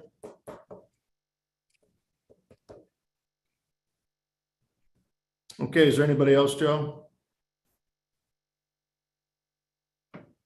No, there's not. Okay. So this time we'll go ahead and close public testimony then. I want to just give my general thoughts on this. I really agree that this is something that's needed, this notification. And at this point, it still seems like there's a little bit of some stuff to be figured out, that line in the sand needs to be drawn as far as what are the projects and that can be approved administratively, and which are the ones that need to have a little bit more look and have some say by the public. And because of that, I am in favor of continuing this to have some little bit more time to figure that out. But at the same time, I would ask that staff is very open, especially with this Jack Henry building. There's something that comes in. There's an opportunity that folks know that is out there, and being able to make a notice on that one while things are being worked out on the actual overall amendment to Chapter 88. That's my opinion. Mr. Chair. Oh, go ahead, Bruce. Yeah, I would agree with you. I'm reluctant to approve it today because I still don't know what all the ramifications are on that approval. And I'd like to work with the commission, work with Councilman Shields and staff to figure that out, changes, right? But I would request that staff really look at this case and respond to Councilman Shields' request to get the information out so people can appeal if needed. But I'm with you, Mr.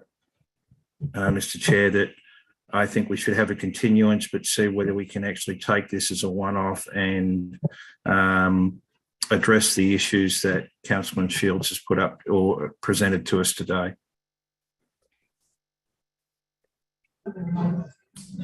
Anybody else? I would agree. I think it could actually be a little bit more holistic. I think, to Commissioner Beasley's point, one of the issues too on the public engagement is it's only sent to property owners, and there are renters and other people within 300 feet that don't always get those notices. So I think kind of a more holistic view of the public engagement would actually be beneficial. I obviously don't want to muddy it for too long, but I'm generally in support, but I would like to continue it. Okay. I'll add that Go ahead. I very much agree with what everyone's saying. I think there's a lot of good that can come from this. And it's unfortunately probably something that we need to take a minute with. So I also support continuing it. Okay. All right. I just wanted to add that I think I agree with everything. I think maybe in our next round of conversation, we could have the staff comment on some of the questions about what the current Compass is capable of doing and what it can expand to do, just to better understand, what are our capabilities in a very small incremental change from what we are doing now. I mean, I don't think anyone's suggesting a complete overhaul of the system, but can we do some of those things to make our existing software work better for notifications? Yeah, and I would add, if it came up to me as a manager of my position, I would look at a business case, and I'm sure Councillor Shields would want to actually understand the cost of implementing it, staff, resources, if there's a Compass. So, I think we've got to look at it from that holistic perspective, not only in community engagement, what's the cost to the city to do what we're trying to do, but we've got to do it. But I think we need to understand, the council at least needs to understand what that entails before it goes up in front of them. But can we also make sure that the staff is going to respond to the request today as well? Is that a part of our recommendation? Hopefully that's part of our recommendation. Yeah, I think so. I think Joe may be able to speak regarding that.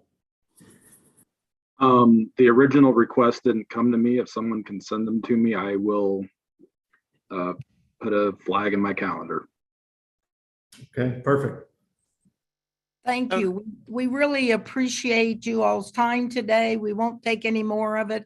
And we appreciate Mr. Rex Winkle's commitment to get us the information we're asking for.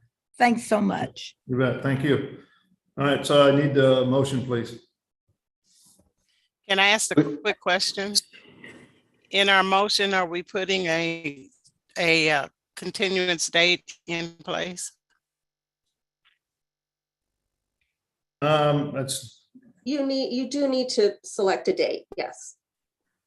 So Joseph, can you give us an idea of what would be a adequate time frame for staff to do some of the things we've asked to know? Well, July 5th is your next meeting date. I've heard some comments that would greatly expand this. I heard someone talking about posting signs on property. I think we would need to know the direction from the commission and the sponsor, how far they would want to go with that, so that we could, because that would take more time to explore all those options. If we want to just respond to what's been submitted, I think as long as the sponsor and anyone else has time to meet within the next week or so, we can come back on July 5th. I think that's too soon. I do too, just because I think we want to figure out what the right solution is, whether it's within Compass, which could be a really easy solution, but if it's not, then we're going to need more time than that. I've been the Compass liaison for, there's 2 liaisons in our department, and I've been one of the 2 since before it launched. And I can tell you, before it launched, we asked about subscription services and notification features. We've continued to ask them about that. It is not a service they provide currently, the company that owns Compass. So it would have to be if there was a software, there are software solutions out there, but it would have to be something other than Compass if the software solution was what we went with. What's the first hearing date in August? Because I see we have several that were scheduled or continued, to August 16th. I don't see anything that was continued to the first meeting of the month. Yeah, August 2nd would be the first meeting in August. Oh, I may not be here. That's election day. But thank you. Otherwise, you're pushing it off to maybe September 6th. No, I still don't want to prolong it. I would then go with the August 16th date. Okay. Or sooner. That would be, they can come back sooner than that, can't they? We can say continue till, but they can come back and say they've got the information. Since this is an amendment to the statues and stuff? Can they do that? If you're asking if you want to give them the option to come back sooner, I would continue it to a sooner date. You can always continue it again, right? Yeah, that's what I'd recommend. So what about the July 19th? And we keep the scope. I'm good with that. We keep the scope to the current amendment, better understanding the functionality within the planning department, and also kind of how it would work within city planning as an administrative review, or should it be with someone else, such as the Board of Zoning? Does that sound good? Sounds good to me. Thank you, James. Yep. I'll take that motion, please.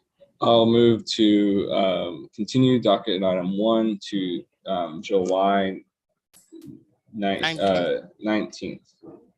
Okay, now you need to be more specific in your motion. To better understand how the proposed amendment would function within the current planning department's structure, and also to clarify how the administrative appeal would work within the city planning structure as well. Okay, and if you don't mind adding and advise city staff to notify Councilwoman Shields regarding the Jack Henry building. And advise Councilwoman Shields and interested parties with regards to questions about the Jack Henry building. Okay, I think we have. So I've got a motion and a second.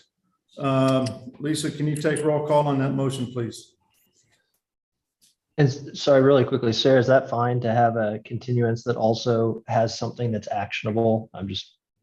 We haven't done it before, so I wasn't sure. Yes, I'm fine with that motion. Thanks. Okay, Lisa. can you take Commissioner roll call on- Baker, Never mind. Beasley, Aye. Crow, Aye. Enders, Aye. Rojas, Aye. and Sadowski. Aye. Do you want to, I'll vote aye as well. Well, I'm holding you out because of timing it took to get back to the meeting, so. Oh, okay. Yeah. All right, because we went ahead and started without you, so apologize about that. So it looks like the motion passes in to continue to the July 19th meeting. Thank you so very much. All right, thank you. All right, let's go ahead with docket item number 2, please. Mr. Chair, I need to leave. I'll be back. Okay. And Tyler, I'm gonna listen in till 11:30, and then I'll let you just go ahead with this case and then until I get back. Thank you. All right, docket item 2 is case number MISC 2022-00001. This is the Spirit Playbook second presentation. I think it's actually, they've been here more than twice, but the second that we've set up as we lead up to approving the playbook soon. So I'll turn it over, I guess, to Kyle Elliott first, and he can share it or turn it over to his staff, whichever is appropriate. Thanks, Joe. Appreciate it. Members of the commission, Kyle Elliott, Long Range Planning Division. Speaking with me today in order will be Gerald Williams and Morgan Pemberton as we go forward. This is, I think, the third time we've spoken to you about the KC Spirit Playbook.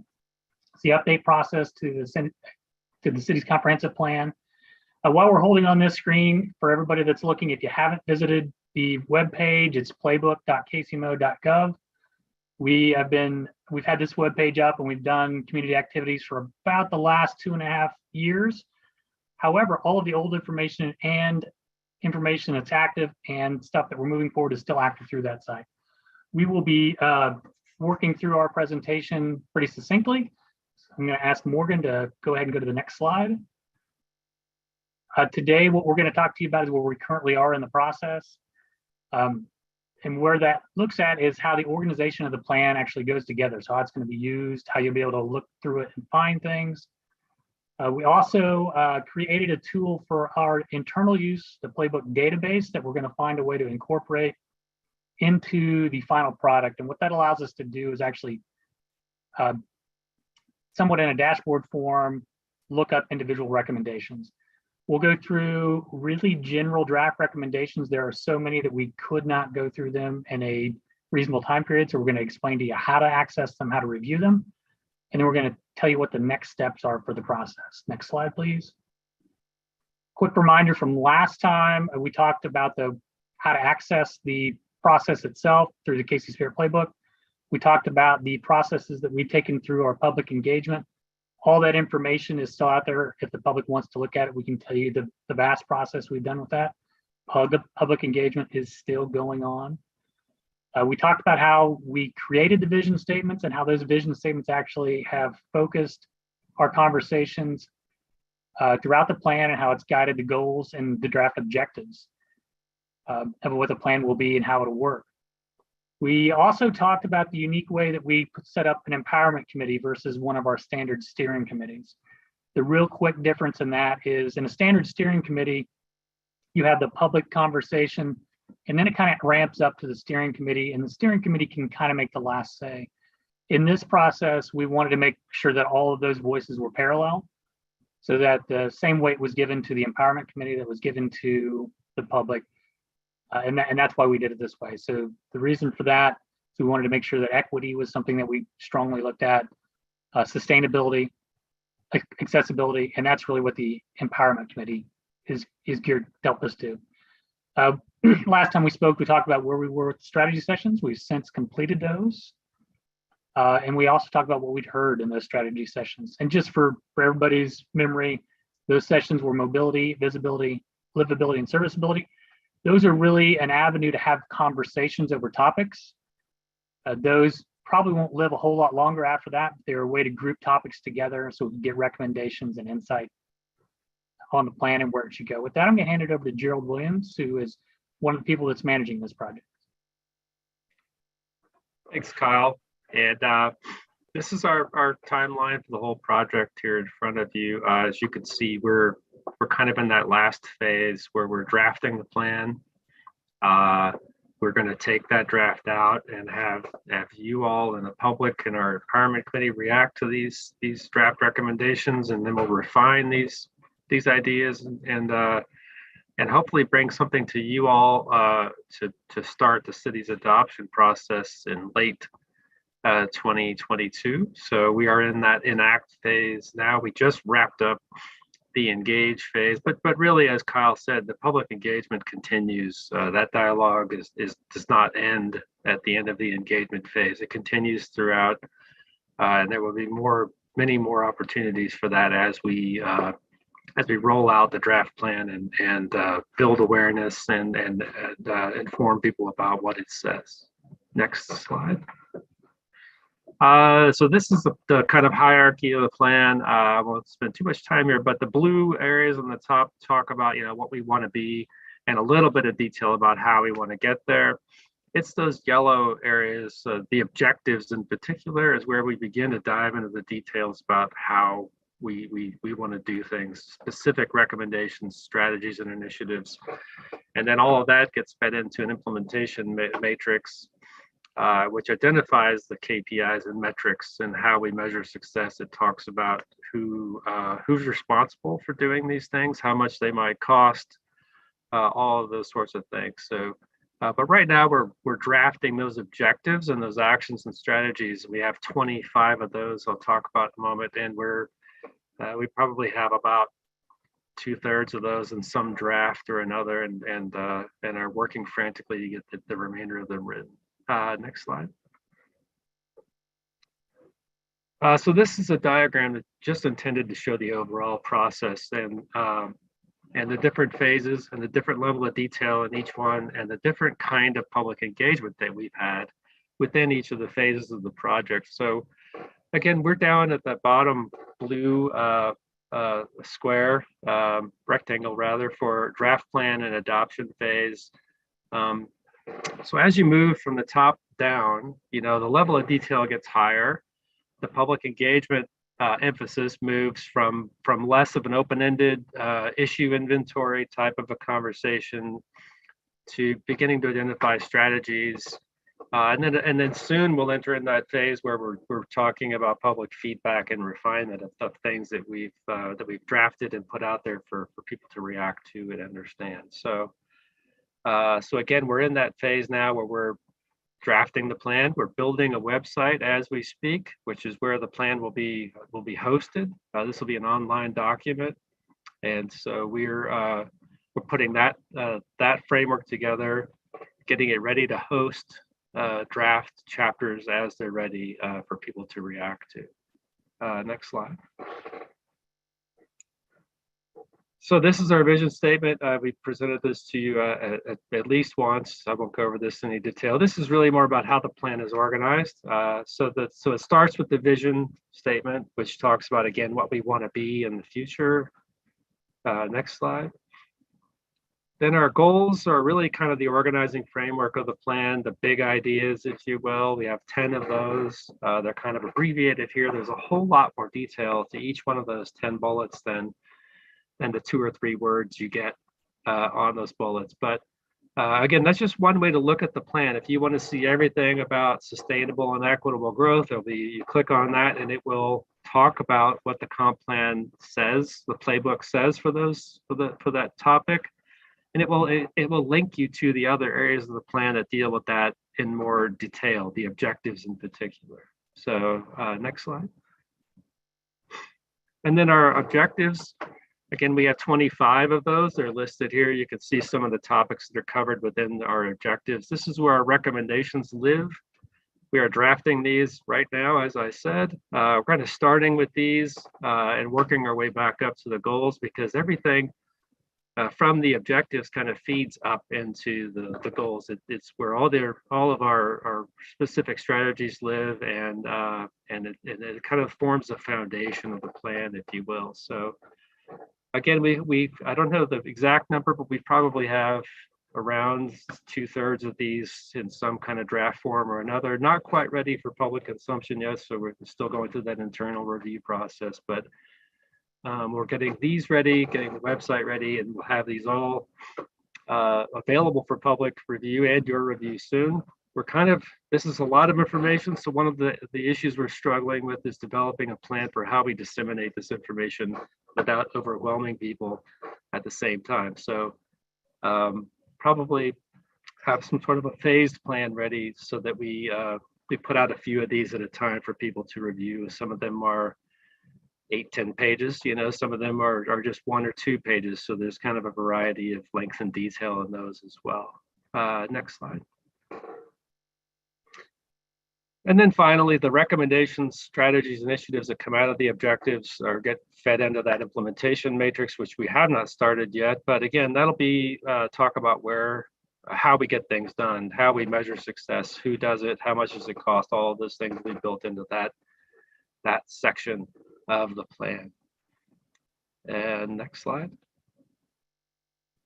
And again, this is a screenshot of the database we built of every recommendation and every plan in the city and the region, for that matter, from Mid-America Regional Council. So all of our adopted plans and policies are in this database. You can search it by keywords. You can search by plan name. You can search by these predetermined tags as well. So there's a number of different ways you can sort and filter these recommendations. We only show you this to tell you that's our intent with the comp plan recommendations as well. You'll be able to filter and sort by those strategy session tags, the livability, serviceability, mobility, et cetera. You'll be able to sort by these tags, by goals, by different topics or keywords. So it's going to be hopefully very user-friendly. You'll have not just the playbook recommendations in there, but also you'll be able to see all of the other plans that have recommendations related to whatever topic or subject you're interested in as well. Next slide. I think this is where I kick it to Morgan. Is that right? Yeah, thanks both. So right now on the website, we have draft recommendations. We have a small set for each of our strategy session topic areas. Visibility, mobility, livability, serviceability. Each of those web pages has some draft recommendations for those subtopics that you see underneath those categories at the bottom of the screen. They're by no means the extent of the recommendations that we'll be doing for each of those topic areas or for that category. It's just an initial group that we were able to put together using the public feedback that we got at our strategy sessions, online, in-person events that we went to. I will drop the links to these 4 pages where you can go. It'll take you directly to where the surveys are located there. This is really the only thing that we have open on the website right now for public engagement. We are working with our consultants on putting together some summary reports of all of the public engagement that we've done over the last couple of years. And then we use that to further refine and keep writing our objectives and filling out the rest of the plan. So we're going to keep these open, these surveys, where you can read and respond to the draft objectives that we have available. They're going to be open for about another month or so, and then we'll need to shut these down as well as we keep running summary reports and keep updating things as more feedback comes in. But of course, the website will still be operational through the summer, and we intend to do some public engagement regarding how best to roll out the draft plan when it is ready for public review in the fall, asking questions to people about the way that they prefer to receive communications, if they have any ideas about how to effectively roll that out, both in an online and an in-person format. We are definitely planning on holding some public meetings, so there will be a lot going on in the fall when the draft plan is ready that we were going to spend the summer planning for and getting feedback from the public on how best to do that. And then for next steps, obviously we're writing the draft of the plan.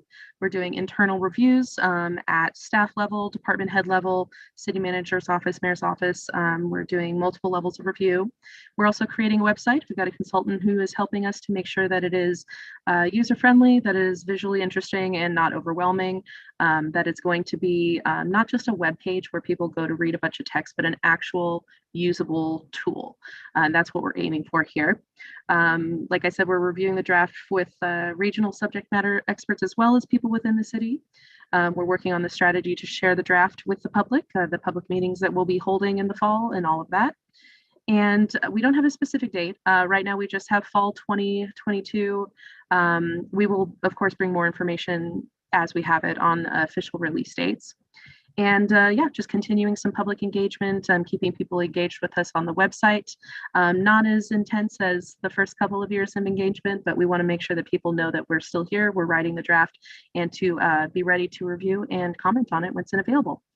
And we are still hoping to get our final edits done after that public review of the draft and get it to council for adoption by the end of this year. Kyle? That is our last slide. We'll answer any questions you guys may have for us. Thanks. And if you could go ahead and close the presentation out, and if there are any questions from commissioners, go for it.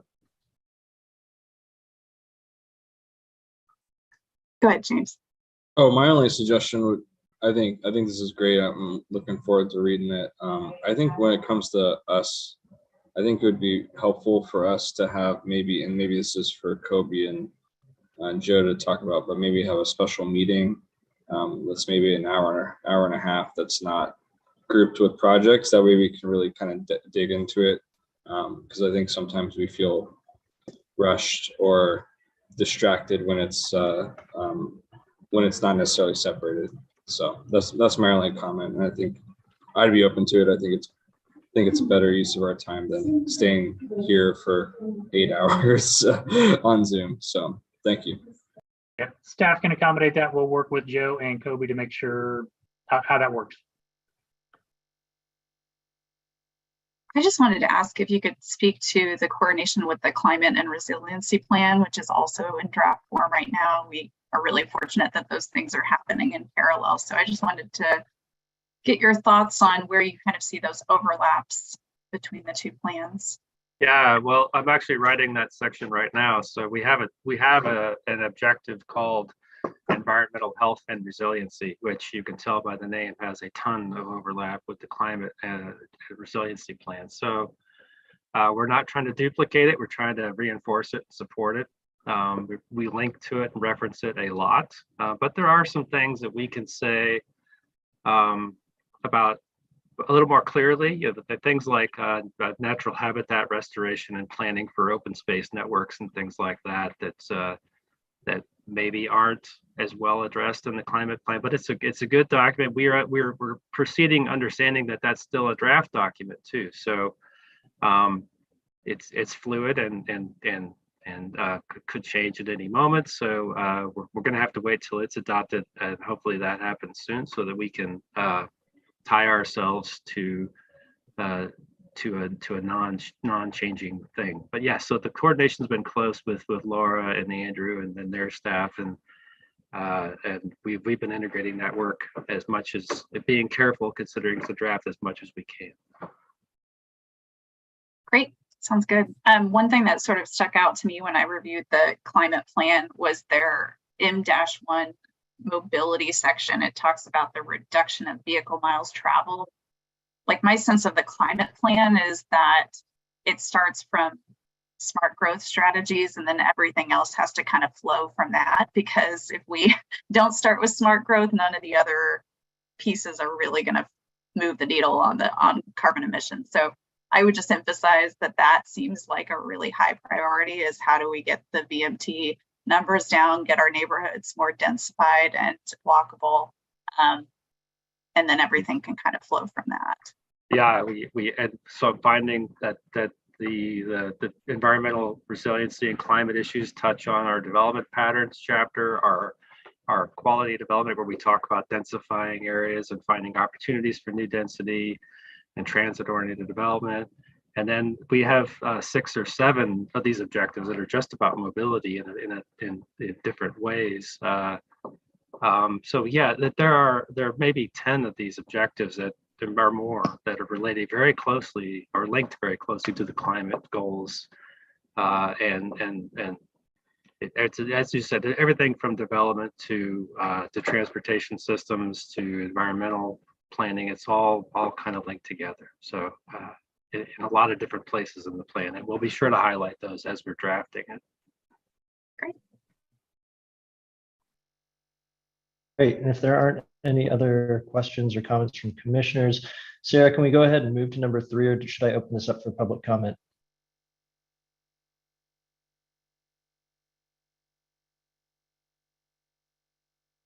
I think you may as well open it up for public comment. Okay, great. If there's anyone in the public who'd like to speak, please raise your hand and you'll be promoted to a panelist. Joe, do we have anyone, or anyone from on the staff side? Is there anyone that has asked to speak? No one has raised their hand. Okay, great. Well, if anyone wants to learn more, they certainly can online, and there'll be more opportunities to review this. Let's go ahead and open up docket item number 3. All right, docket item number 3 is case number CPC 2022-00063.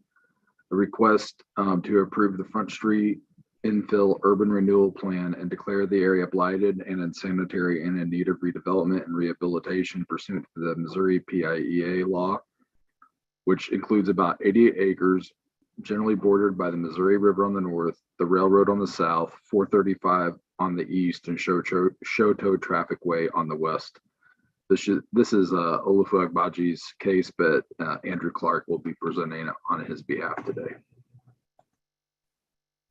Thanks, Joe. And can you also promote Jim Potter if you have not yet? Doing that right now. All right, thank you. All right, good morning, commissioners. My presentation will be quite short, as I will pass it on to the applicant to explain in greater detail the Front Street infill PIA. This is case number 63. And as Joe stated, this is in the northeast industrial area of Kansas City.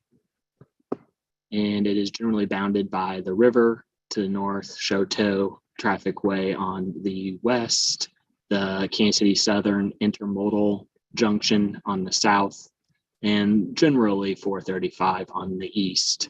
The area is a total of 20 different sites within about 88 acres.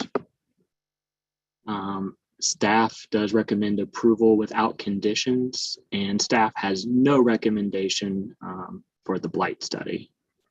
And that concludes my presentation, and I will pass it off to Jim Potter here. Mr. Chairman, if I may, David McCubry with the PIEA. Is Chairman Crowell back yet? I can't. He's actually stepped out, but Okay. you can go ahead. Thank you. We are here and seeking a statutory approval of a statutory requirement for a finding that qualifies for a blight statute and approval for a general development plan, which will ultimately make the area within the boundaries of this plan eligible for PIEA's incentives. So without any further input from me, I'd like to introduce Jim Potter, our consultant. Also, I don't see that Aaron March has been promoted, but he represents, with Rouse Fretz, he represents the developer. And if you have questions concerning the proposed project, he would be the gentleman to answer those. Thank you. Mr. Chair, Jim Potter, can you hear me okay? Yes, we can.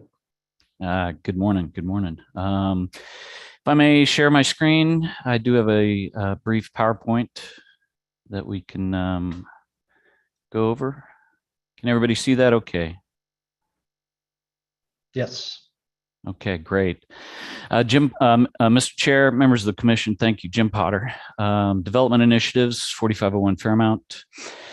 As Mr. Clark and Mr. McCubry mentioned, this is a proposed PIA planning area.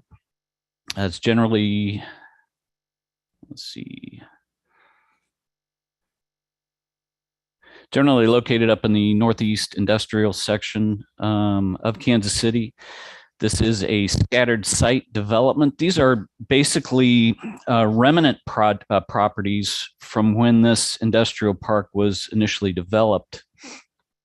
So a lot of them are smaller in nature. A lot of them have utility or other easements which impact various planning activities or development activities. It's approximately 88 acres, 20 parcels, and there's three property owners present. Basically, all these sites are vacant, undeveloped industrial area. It should be noted that one of these sites is the former Smuggler's Inn on Universal Avenue. This property was damaged by fire late last year. It's been partially demolished at this point. The remaining locations are heavily overgrown with dense vegetation, and the entire planning area is located within a floodplain. There is our initial discussions with city staff. City staff had indicated the addition of one other parcel. This is the former Howard Johnson's and Ramada site. It's at 1601 Universal. The hotel had closed in 2016. There'd been a number of reports of trespassing and vandalism. A portion of the facility had burned down in 2017. The city had condemned this site, condemned this structure, and the land bank currently owns it. It was demolished in 2018.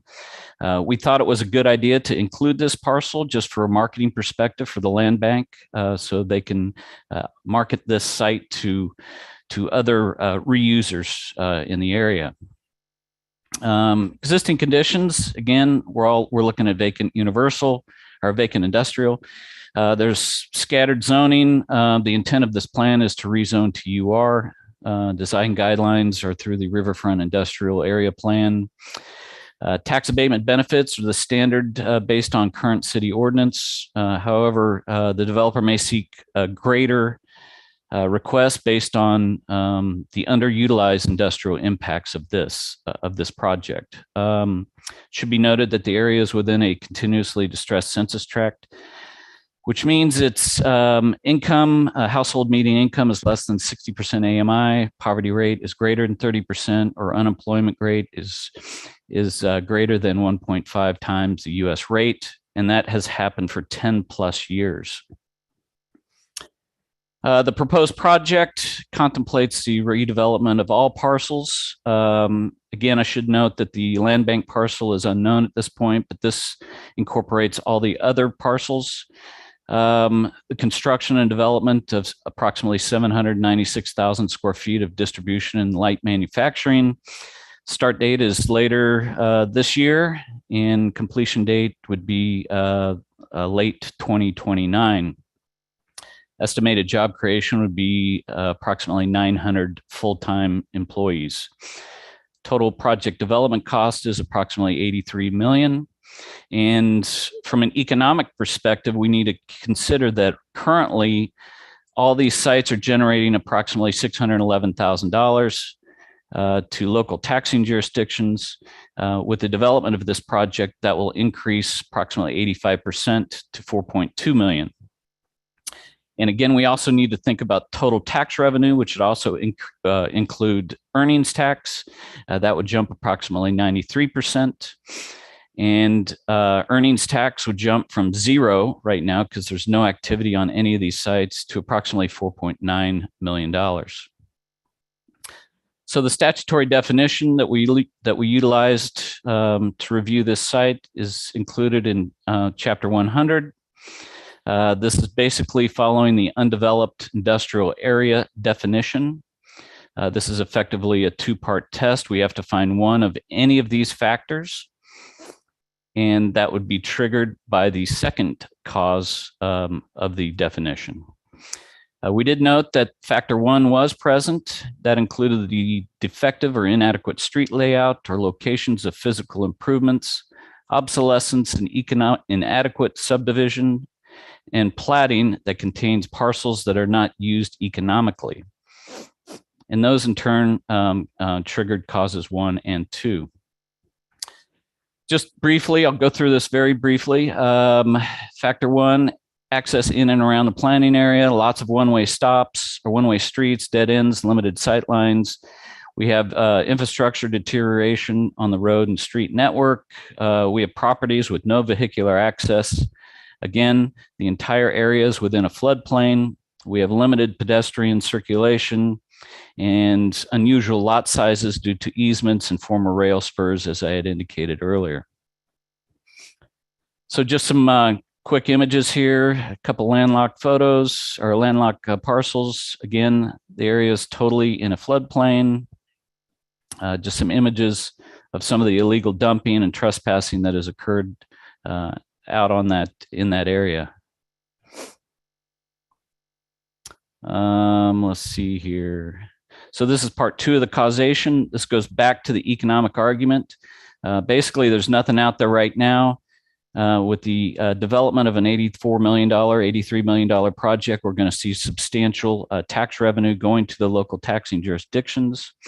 We do have a significant crime problem in that area. Most of it's transitory crime, vehicular breaking and entering, that type of thing. So it would be hoped that with the influx of this project, we could eliminate some of that. Again, going back to the economic waste, social liability. And just a summary, we did find one of the initial factors present, which led to the second causation factor to be triggered. It is our opinion that the area does qualify under the state statute, and I'd be happy to answer any questions. Thanks. And that completes the applicant's presentation. Great. Completes mine. I don't know if Mr. March has anything to add. Looks like he's raised his hand if he could be promoted. I just promoted him. Thanks.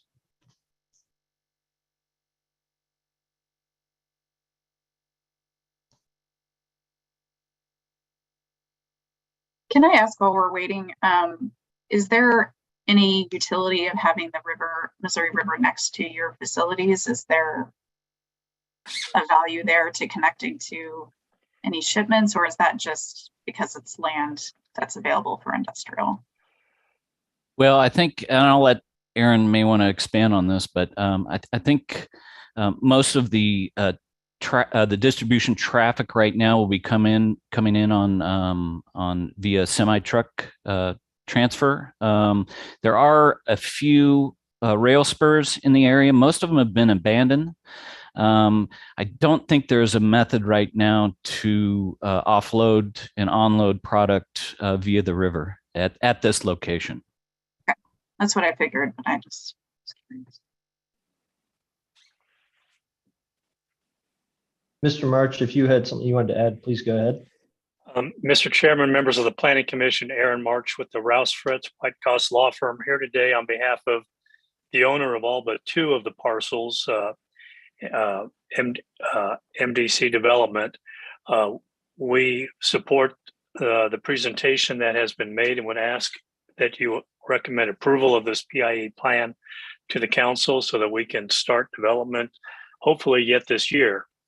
To follow up on the question about access to the river, there is a levee that was built by the Corps of Engineers that they guard with their lives, if you will, that piercing that levee would take an act of Congress, and we know how difficult it is to get anything done by Congress these days.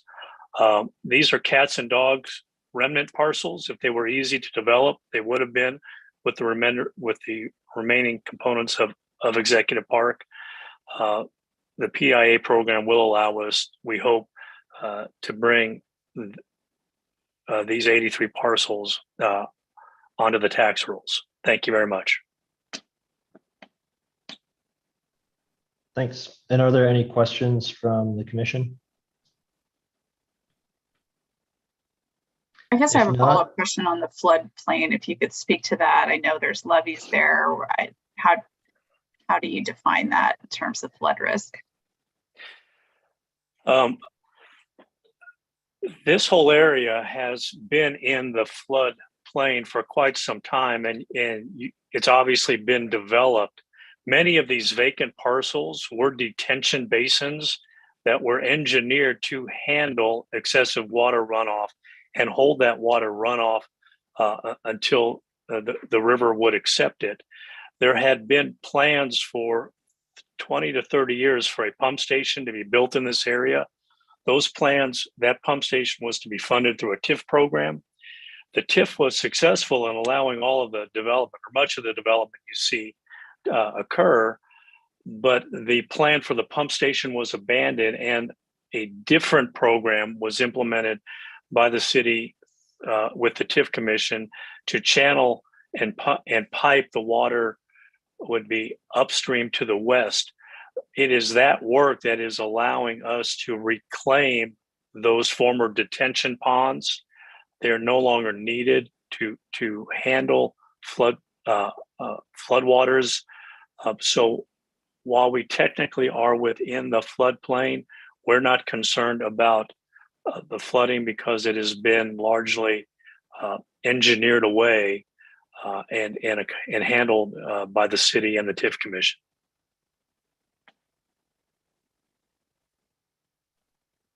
Okay, thank you.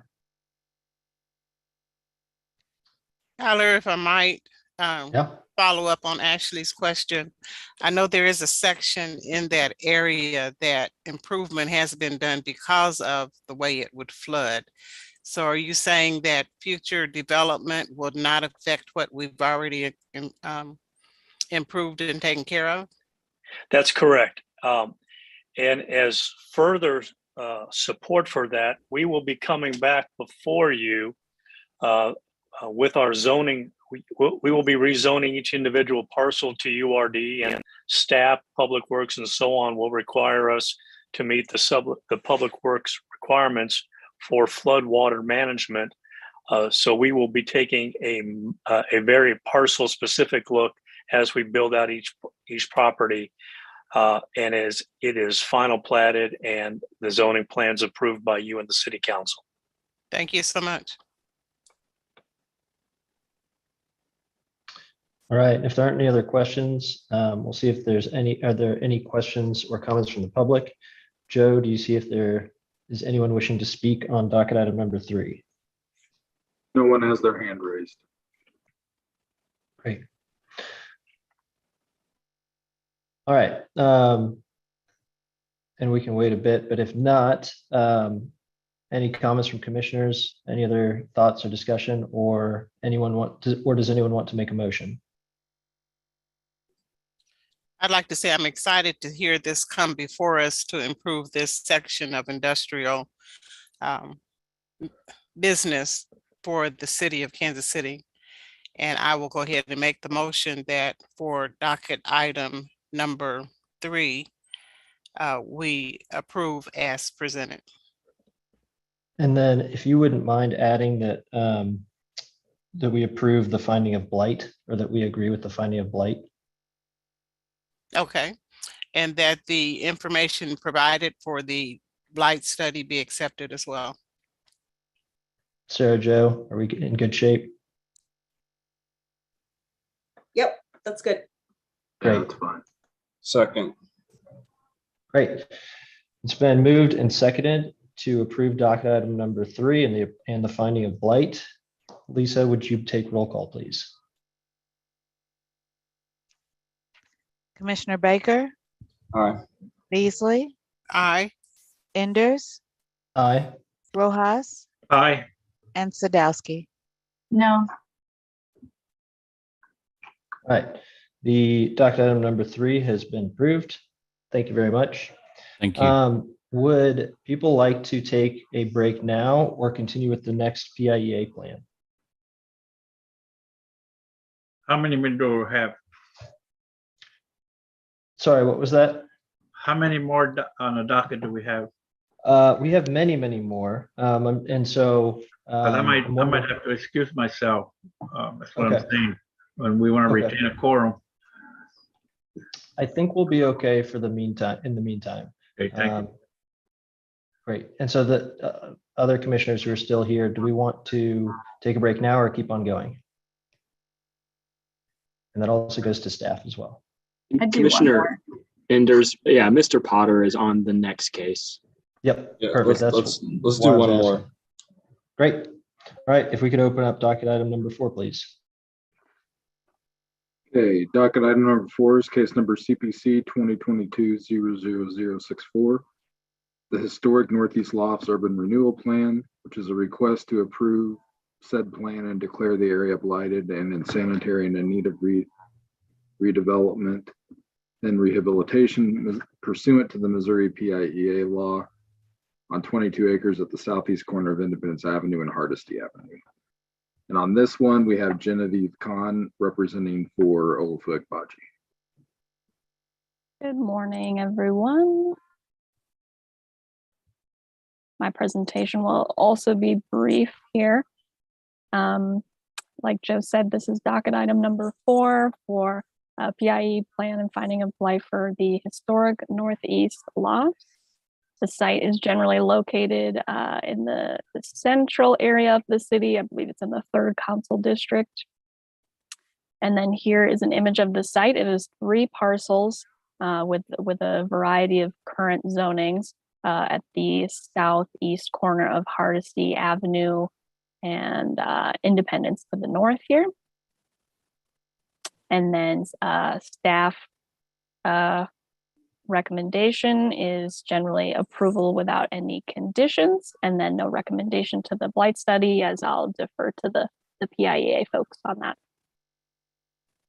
And that concludes my presentation. Great. Any questions from the commission to staff before the applicant presents?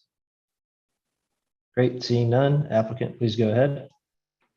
Thank you. Again, David McCoubrey with the PIEA. Again, we are here in search of an approval for statutory purposes to make the area that our consultant, Mr. Potter, will define and make it eligible for PIA's incentives. Jonathan Arnold is the developer. I don't know what happened to him. I don't know if he's on the call today. I know he had some conflicts, but I hope he can be here to discuss this. But in any event, Mr. Potter will again delineate the finding of blight, and happy to answer any questions. Yeah, Mr. Chair, members of the commission, Jim Potter, Development Initiatives, 4501 Fairmount. If I may share my screen again here real quickly. I'm going to keep this very brief in the interest of time. This is a new proposed PIA project. Genevieve had mentioned it's in the Northeast. It's roughly at Hardesty and Independence Avenue, three different parcels. This is the former Kansas City Quartermaster site. The corner building here is a very large building. It's the only building that's currently occupied on site. All these other buildings are vacant. There's approximately, I think, 9 other buildings on site. There's no utilities to them. There's no, a lot of them are boarded up, but there's a lot of transitory trespassing and vagrancy issues going on up there. So the site was initially started construction in 1919. You can see here there's a number of different uses. Currently, again, the corner site is used for self-storage. It's only one of 9 buildings on site, and it's the only one that is being utilized. The rest are vacant and or abandoned. Current zoning is various. Again, all parcels, if they wanted to utilize PIA benefits, would have to rezone to UR. That would require the applicant to come back before the commission. The Truman Plaza Area Plan is the design guideline document that facilitates design. We're looking at standard PIA benefits by current city ordinance. However, the developer may seek a greater abatement based on some corresponding schedules with MHDC, the Missouri Housing Development Corporation. Portions, if not the majority of this site, are going to be residential. And I believe that the developer will be utilizing low-income housing tax credits for the development and financing of this project. Again, we're looking at a approximately $82 million redevelopment project. Would include 352 new apartment units. Those would range from studios to 4-bedroom units. It would also include the redevelopment of the remaining buildings on site. Let's see. The statutory guidelines in this case were utilized via section 99.805 subsection 1, which again, this is a 2-part test. Not going to go into detail here. I think you've all seen this. Our summary is we did find pretty much every condition outlined in the statute present on site. So we did note those factors. We have environmental issues. We have missing or inoperable life safety systems, unsecured, illegally accessed portions of the property. Here's some general images of some of the building interiors, asbestos, mold, what have you. There are approximately 20 to 25 different ground monitoring wells on site and in the buildings, in some of the basement portions of the buildings. That is due to quite a bit of groundwater and subsurface contamination from the former quartermaster usage. Again, deterioration of site improvements. I'm not going to go through everything here, but obviously all these buildings are vacant, abandoned, so they're missing pretty much everything. Here's some images of some of the outbuildings. You can note that pretty much every window is either boarded or broken up or broken. Lots of graffiti on site. We have leaking roofs. spalling, deteriorating concrete elements, structural elements, inoperable elevators, asbestos floor tile. So again, these are all the same issues. I'm not going to go through every single one in the essence of time. And this leads us to our second part of the test. Causation 1 retards the provision of housing accommodations. So in its current state and with its proposed reuse, we feel that this cause is met. And also looking at economic or social liability, again, same as previous. So again, to summarize, we did note per the statutory definitions, we noted all the conditions were present, and it is our opinion that the property does qualify under the state statute as a blighted property. I'd be happy to answer any questions. Great, thank you. If there are any questions from the commission, please go ahead. I have a question regarding the corner building that also houses the storage company. Mm-hmm. Have you factored their existence into your blight study? Yes, ma'am. My understanding is that the first phase of this project will be the renovation of some of those outbuildings to the south. The self-storage facility will then move to one or two of those structures. And then the rehab of the corner building will be undertaken. That corner building is, it's excessively large. They have, if that's a term, I think they have like 14 acres under roof, which is just crazy to think about. But there's going to be some logistic issues as far as staging and uses, and just to make sure that, because that service is being utilized by many people, and it's in high demand. So the thought is to relocate them to a portion of the site, to a different building on site, and then have them move into a more modern facility. So then that entire building will be housing. Correct. Okay, thank you. Yes. All right, and if there aren't any other questions, we'll go ahead and open up to the public. If you'd like to speak on docket item number 4, please raise your hand. Joe, do we have anyone wishing to speak on docket item number 4? No one has raised their hand. All right. We will go ahead and move along. And if anyone wishes to speak on future docket items, if you want to raise your hand early in the process, that would be great. And so we'll go ahead and close public testimony. If there's anything to discuss, let's go ahead and do that. And if not, I would entertain a motion. I move to approve docket item 4 without conditions and approve the finding of blight. Second. Great. Docket item number 4 has been moved with the finding of blight. And Commissioner Sadowski has noted that she needs to recuse herself from this. Lisa, would you please take roll call?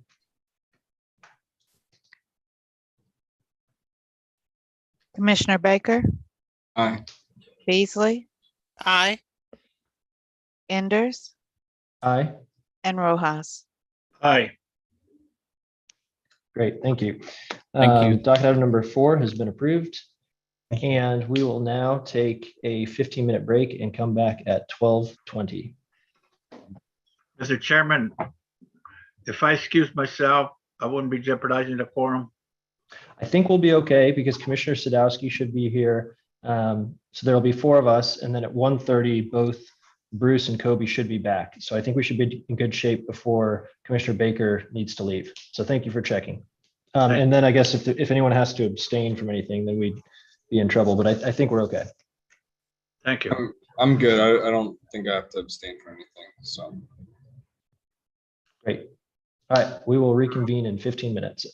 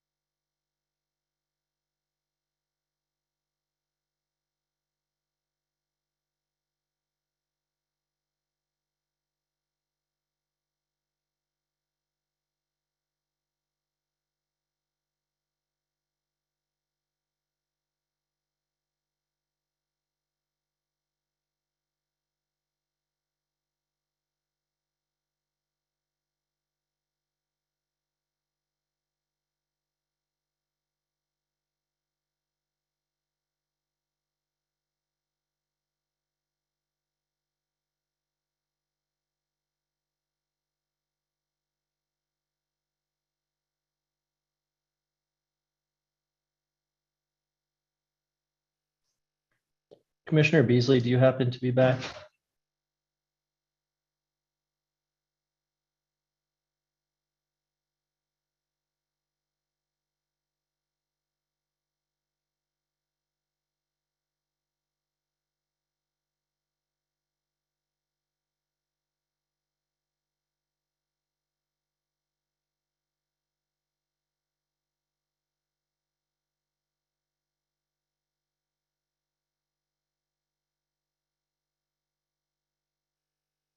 Great. All right. Commissioner Sadowski is back. She's just off camera for right now. So we'll go ahead and reconvene, starting with docket item number 5. Joe, would you please open up the case? Yep, and Tyler, I'm actually going to do it for the moment while Joe Perfect. is away. So docket item number 5 is case number CD CPC 2022-00074. This is a request to approve a development plan in District M2-3, which is a manufacturing district, to allow for a 203,000 square foot building addition to an existing office and warehouse on about 36 acres, generally located at the southeast corner of Northwest 106th Street and North Congress Avenue. This is Olafu Obaju's case, but Andrew Clark will be giving the presentation today.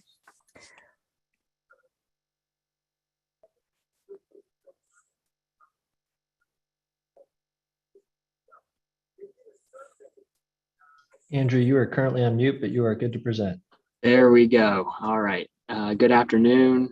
This is docket number 5, project 74 at 10697 North Congress Avenue. And as Anna mentioned, this is seeking the approval of a development plan. And the site is located in the northwest quadrant of the city. As you can see, it's just on the east side of I-29, adjacent to the airport. And here you can see the subject property outlined in yellow, and also the variety of zoning districts found out here. There's a lot of commercial and also residential, and in this case, heavy industrial or light industrial, all quite a mixture of zoning districts. There was an approved plan for this site in the early 2000s, I believe, that allowed for the construction of the existing warehouse building.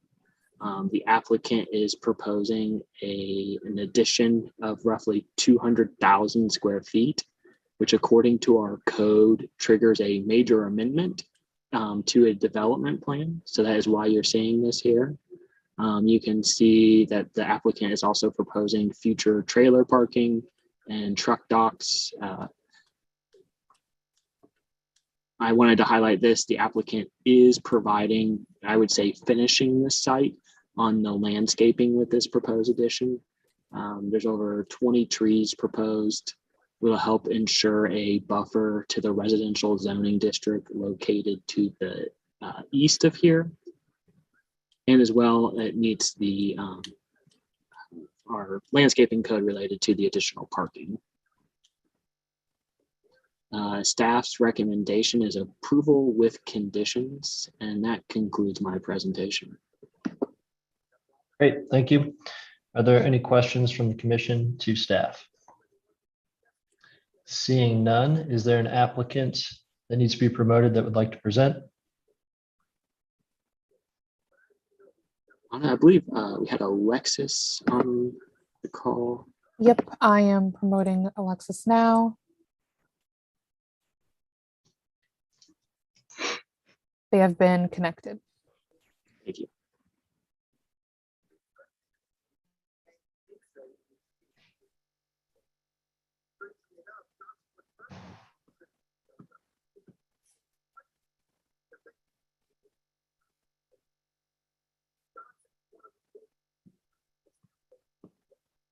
Oh, there it goes.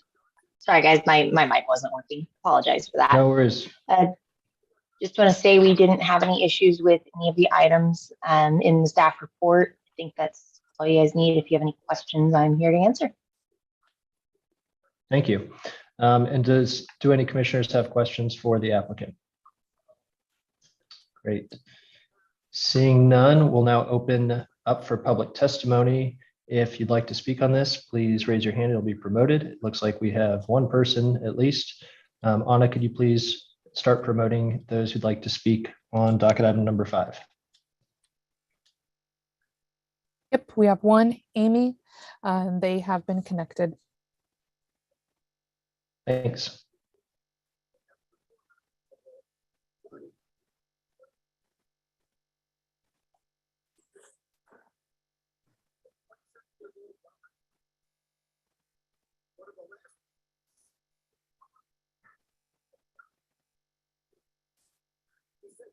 Hi, Amy. If you could please state your name and address for the record, and then you can go ahead and make any comment you'd like on docket item number 5. Yep, I appreciate it. I appreciate you all allowing us to do this. My name is Amy Drury. I reside at 6814 Northwest 104th Terrace, Kansas City, Missouri.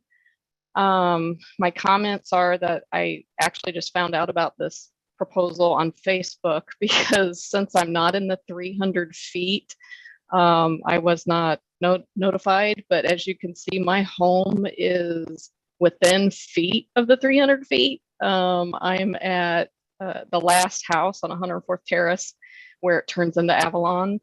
So I'm like right there. And we already at this time have noise pollution, light pollution from the existing warehouse. We hear trailers load, unload all day and night. There's light that streams through even the existing trees that are there now all night. So I'm a little worried about adding to that and getting closer to my home with this addition. Also, I see this being a danger to the wildlife that's in the area because there's a protected stream that goes behind there. So I'm kind of concerned about that and how they plan to, I saw for the first time the trees that you all are going to add, but it looks like you're probably going to take some out and then add those. I'm not sure, but I just want my voice to be heard that this is not going to help the environment of our neighborhood. And I think when someone stated earlier about there was prior approval back in 2000. Well, that was probably way before Summit had planned this development of these homes because our home was just built less than 5 years ago. So that was way before that, before this addition to the neighborhood was here. So I just wanted to be heard that this is not beneficial to me and it upsets me and it's not going to add to the residents here in this area. Thank you for that testimony. Anna, is there anyone else who'd like to speak on docket item number 5? No one else has raised their hand. Okay, we're going to go ahead and close public testimony. And if the applicant could please respond to those comments that were just made, that would be great. Oh, how are you doing? A couple things. Just want to make it clear that there will be siltation maintenance going on during the case. Of course, the construction will go through land disturbance permitting if as part of that. I know one of your concerns was the pollution maybe during construction. That stream is not going to get any work done to it. We will also have some Okay, I was gonna say I can try sending some it through filtration areas going on for the water before it actually hits any of the public water. And there will be, like I said, like as the plans show, there is the buffer line of trees, and that's I will send that what to I you can say now, on there. and just let me know whether you got it or not. Okay, thanks. And then Andrew, would you be able to speak at all just to give a little bit of context in regards to those public comments about how the city kind of handles, so when that house was built, what public information would have been available about the potential for this building to be expanded? Right. So from a planning perspective, the entire area just outside of this neighborhood is zoned industrial. So, and as I said, that plan was approved in early 2000, especially for more industrial immediately north of this existing building. The noise and pollution, that can always be, if it is a nuisance, there are options, but the applicant does understand, as in the staff report, that they are not going to be creating excessive noise and light pollution. Also, they are staying out of the stream buffer. That was the main concern, of not coming in and encroaching upon the stream buffer located in the southeast corner of their site. But to address the industrial nature adjacent to the residential houses, that industrial zoning has been there for decades to allow such use and expansions. Thanks for that context. Yeah, I just wanted to have that added, and please, anyone correct me if this is inaccurate, but to add to what Andrew was saying, essentially this is allowed. The reason it's before us is just because of the size of the development. And so in theory, hopefully the person who built the house would have known this at the time, and hopefully that information gets passed on when someone buys a house, but that's why this is in theory allowed by right. All right, and are there any questions from the commissioner to the applicant? And if not, is there any discussion? Is there a lighting plan? There is. There was one in the staff report, and maybe just to clarify that to the nearby resident, at least for the new construction, the lighting plan indicates that they are not having any spillage of light outside of the property area. So I don't know if Andrew, you want to elaborate on that, but that's usually comforting. Right. So by code, they have to comply with the lighting standards. So when it goes to building permit, after it goes through the process here in the city council, they will then go to building permit.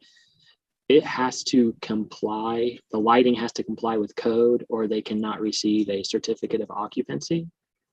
And if the concerned resident feels that they are not complying with the code, which we have encountered this before, having the property owner adjust the shield on lighting just to be a good neighbor as well. And, you know, they can change their settings. That's the beauty of the technology we have with lighting. So if they feel like the lighting is invasive or intruding on their quality of life, I would really honestly recommend reaching out to Alexis Wilson or the property owner.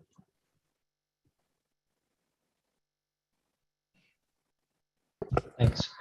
Commissioner Beasley? I didn't know if you're coming off of mute to ask a question. Any other questions or any discussion? Yes, I'm sorry. I had put my headpiece on wrong. I couldn't find my mic. No To worries. follow up on the neighbor's concern, she also mentioned the noise. So in the landscaping, can you address, would that help with some of the noise? Or she should contact Alexis on that as well. Let's give her some direction on how to address it. Right, and that's on the design professional to create something that, you know, reduces that echo effect when it comes to noise, and to keep it from becoming a nuisance according to code. I hope that helped you, Commissioner Beasley. Yes, I Commissioner, just this is- wanted the applicant to hear what her options were to address noise issues. So thank you. Commissioners, this is Joe. What I'm hearing Andy say, and if I remember correctly about the site, is that we have a previously approved plan that gives the property owner the right to do this inspection, but it would, or an expansion, but it was subject to subsequent plan approval, which is what you're here for today. I think if you all have concern, since given the amount of time that's lapsed with the neighborhood developing to the east, I think you can certainly condition this project in front of you today to try to mitigate any impact you think the expansion is creating. Thanks, Joe. All right, any discussion on this and any thoughts about if we want to add anything?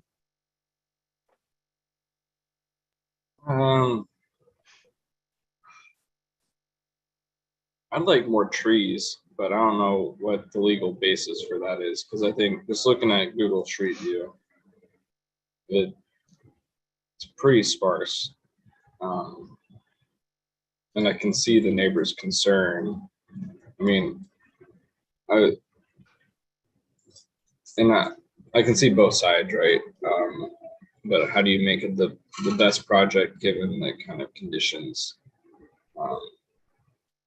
And then also, I guess, is there a question I have too is there, I know we did this for downtown, is that certain people can't do trash pickup at 3 a.m, right? And so is there potential for the city to make these type of areas within a certain distance that they can only load and unload at a certain time?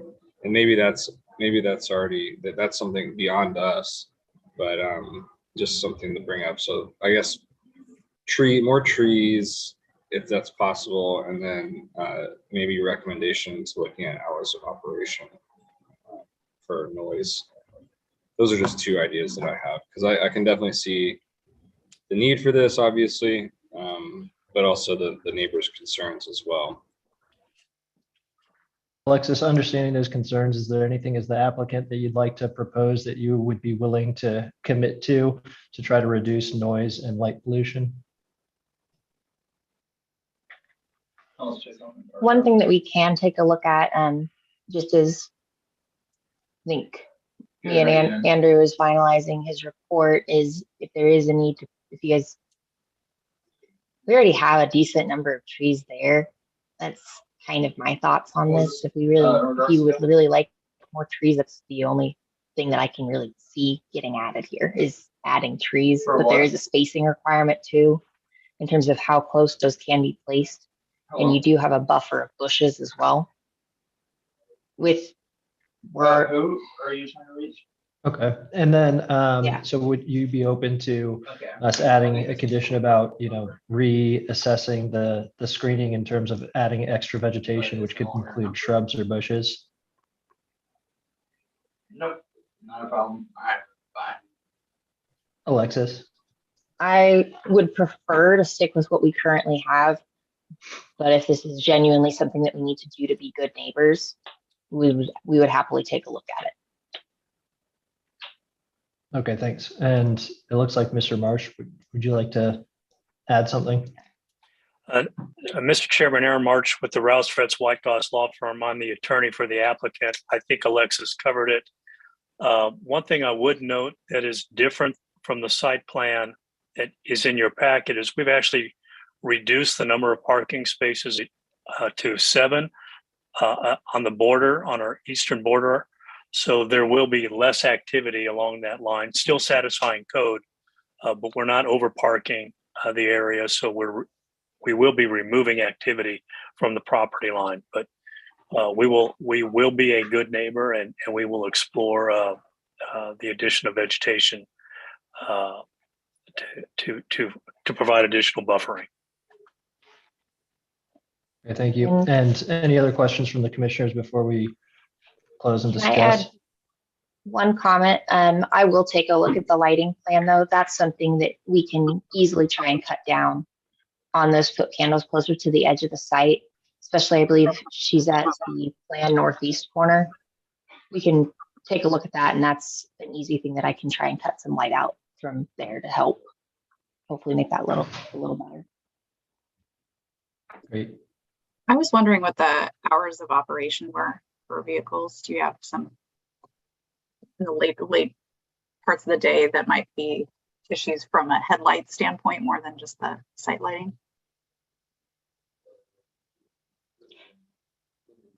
I do not as of yet have those hours. Aaron, do you have anything there? I have not gotten anything yet. We don't yet have a tenant for the expansion space. Urban Outfitters is the tenant in the existing building. It's one of their major facilities in the Midwest, and we hope that they will take on the expansion space. But there is no limitation in their existing lease for hours of operation, and that's really up to the tenant. And right now, there are no restrictions on their operations. So they're 24/7. They can operate 24 hours a day, 7 days a week.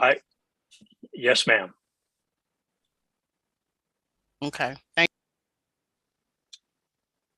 So I would just second like the need to provide more trees, particularly in that southeast corner, as trucks might be rounding the curve, and that might be where you see headlights kind of going into the backyards.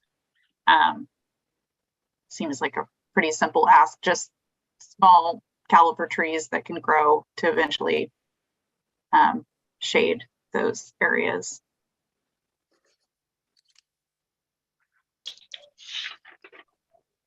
So I'd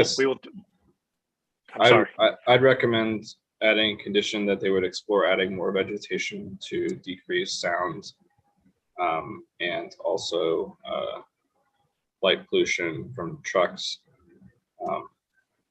above and beyond code. So it's kind of like our green infrastructure one that we can't always. Yeah, personally, I'd support that as well. Are there any other questions for the applicant? Any other comments from the applicant? Okay, great. I think that works for me. Open to any other thoughts, and if everyone agrees with that, then I'd entertain the motion with that addition. Yeah, I'll make the motion, but I would also say to the neighbors that like I would work with your city council person. So I don't think it's within our purview to say you can only operate 8 to 5, but I do feel them on that. But I'll be in support of the project. So I'll make a motion to approve docket item from, this is 5, correct? Docket item 5 with the addition of a condition to explore additional additions of trees and shrubs to decrease light and sound pollution. Second. Great. Docket item number 5 has been moved and seconded. Lisa, would you please take roll call?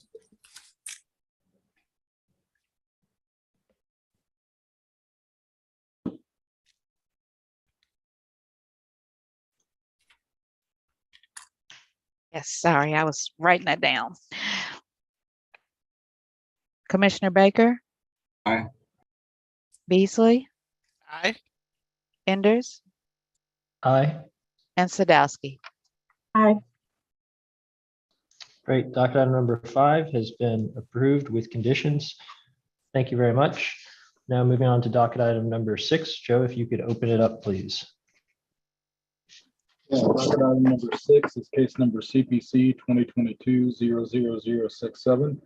Request to approve a development plan for a proposed continuum care residential community located at 2300 Northwest Berry Road.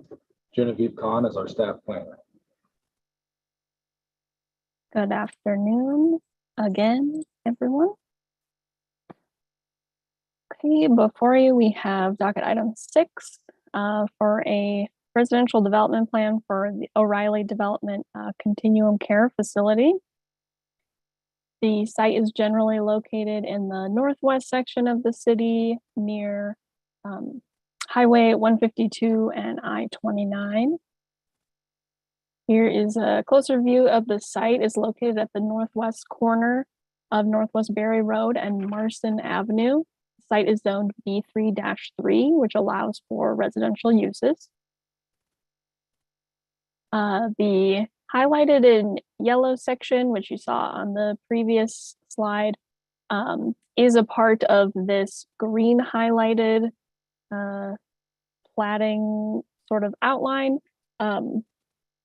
That parcel viewer shows this section is sort of in the process of platting. It has not yet been recorded as a final plat, but the subject site for this continuum care facility was originally approved with this residential plat. It didn't have any plan to it. It was just labeled as a tract. And so now the developer is coming along and we're getting a project on just this rectangular portion.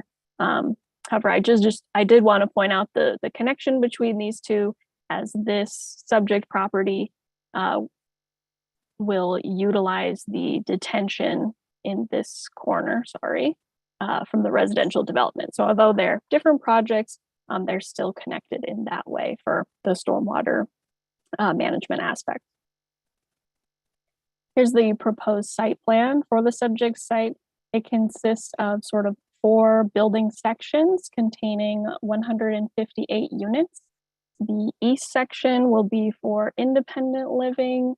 The middle section, I believe, will be primarily as an entrance and sort of gathering communal space.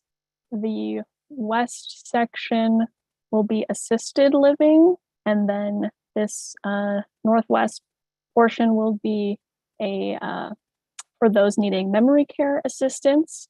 Access to this site will come from North Marston Avenue to the east here, and then this proposed North Pontiac Avenue that again is attached to that residential platted area to the west. Here's an overview of the landscape plan in conformance with the Zoning and Development Code as reviewed by staff. Street trees will be provided along Berry and Marston.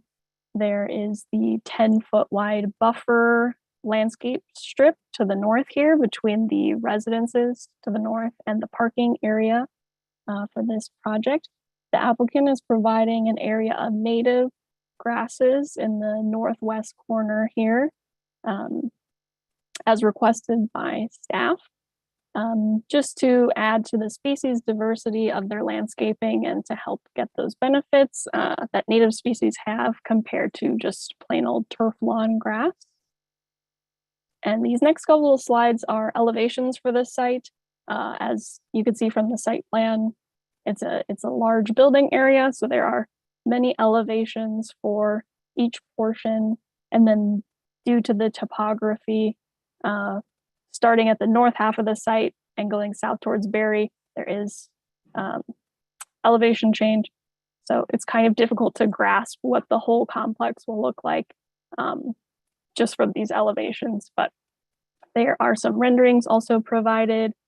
Here's the view looking from Berry to the northeast. So as you can see, some portions are 1 story. I believe the tallest section is 4 stories. And here are some views from Street View. They are out of date, again, since this site was tied to that residential project. Everything for this whole area has been cleared. So this site view shows some trees. Again, this is the view looking from Marston. So this site has already been cleared actually for the development. But as you can see, here's the topography change, slopes downward. So are the trees next to the adjacent neighborhood, are they gone as well? Do we know? I believe everything, if you look on it from Google, like just the aerial view, that everything has been cleared already. The applicant can correct me if I'm wrong when they speak. But yes, I believe this entire site has been cleared already. So then staff recommends approval with conditions for this project, and I can take any other questions at this time. I believe Tim Wilson is on with his hand raised. He can be promoted, and I believe there are a few others from their team, and they can answer any questions as well. Thank you. If there are any questions from any commissioners, please go ahead.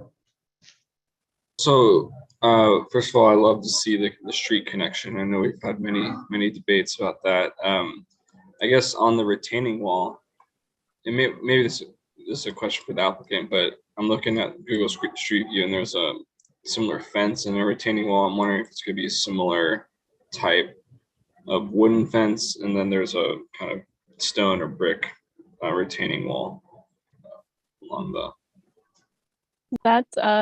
That specific material information wasn't provided to me, but if we can promote the applicant team, whoever is promoting, I think they can answer.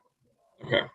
Because I think it looks like a great project, and that would be my only concern is how it abuts the adjacent neighborhoods. Great. If there are no other questions, then if we could have the applicant go ahead and add anything they'd like to present. Matt Kist and a last name Wilson. They have both been promoted. Welcome. Go ahead.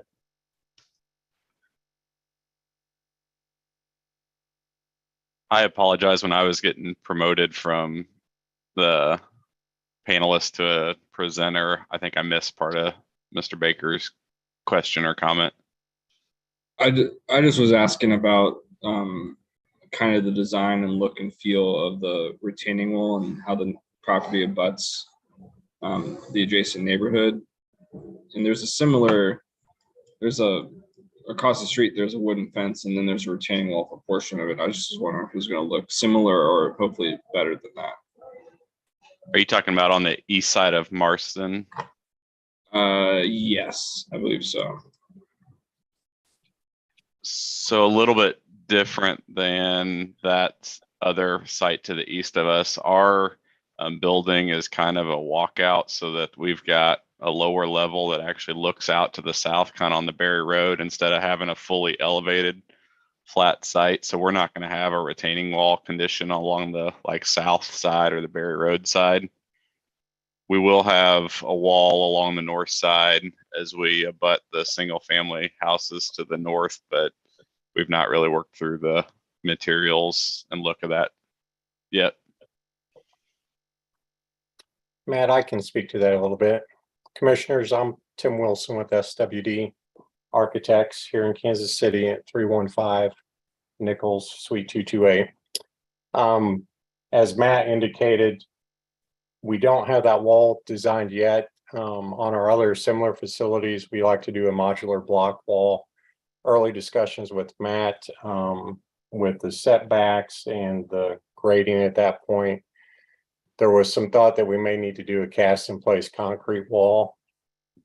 And if we do go that route, we would do some type of patterning on that wall so it doesn't just look like a flat concrete surface at that point. But right now we don't have any fencing proposed over there. There's a 10-foot buffer requirement for the landscaping, but if that's something that you felt was necessary, we would definitely consider that.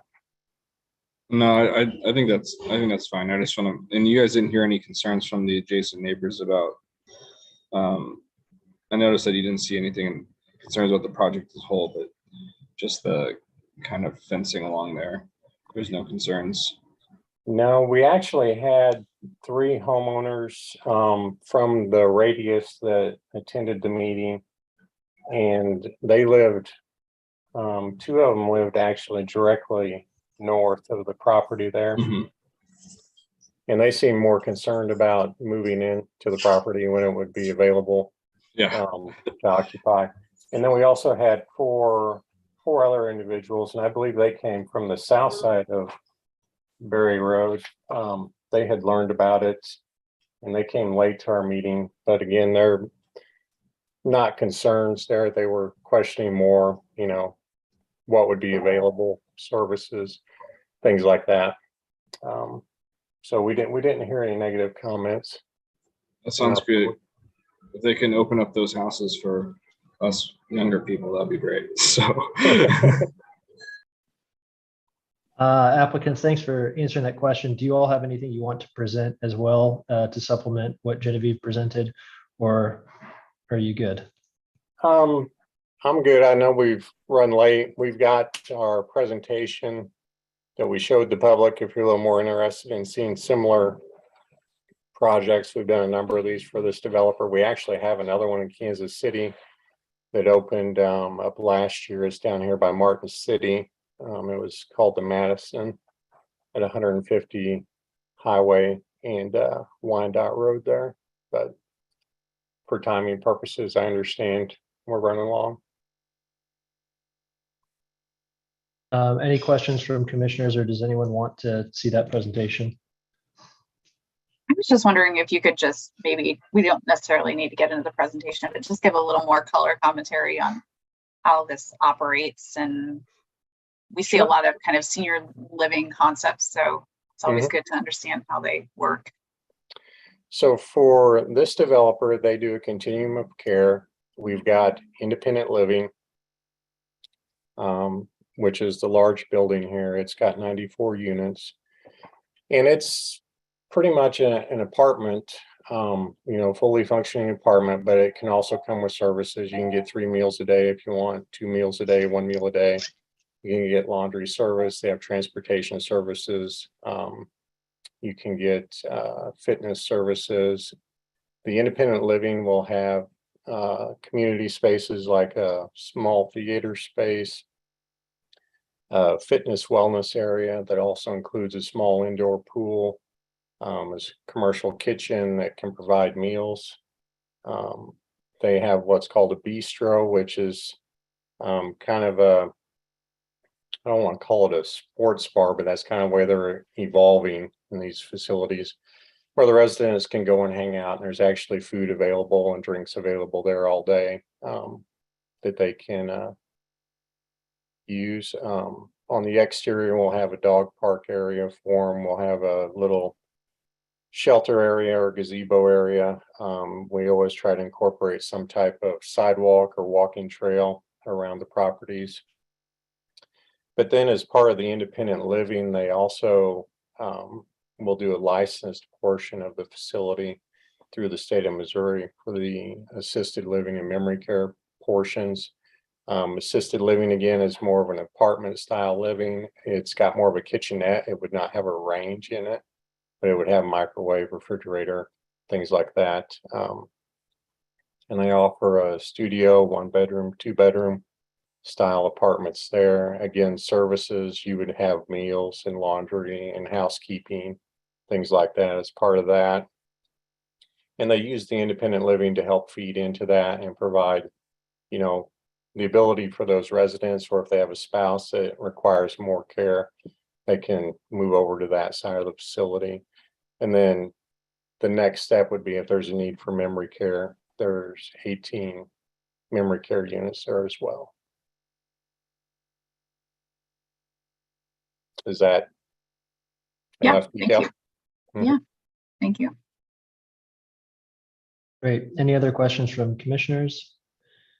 Seeing none, we'll go ahead and open it up to public testimony. If there's anyone from the public who'd like to speak on docket item number 6, please raise your hand.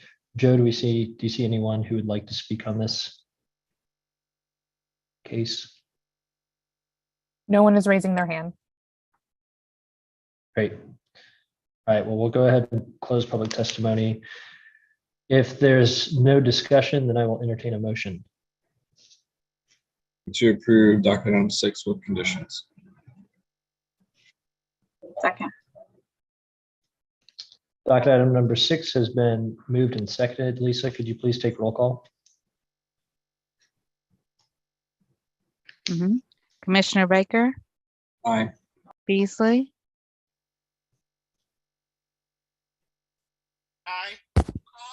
Anders, Aye. and Sadowski. Aye. All right, docket item number 6 has been approved with conditions. Thank you very much. And I will hand things back to Chair Crow. Thank you.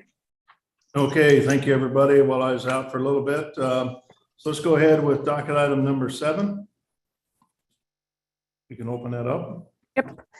Thank you. So docket item number 7 is case CD CPC 2022-00048. And this is a request to approve an amendment to the Main Street Overlay District in order to address drive-through restaurants on about 115 acres. That's the entire Main Street Overlay District area, generally located along Main Street from 27th Street on the north, Emmanuel Cleaver to the south. And I am the planner associated with this case. One second, just sharing my screen. Okay, so as I mentioned, we're focusing on the Main Street Overlay District today, but there's in particularly a site in question, 3255 Main Street.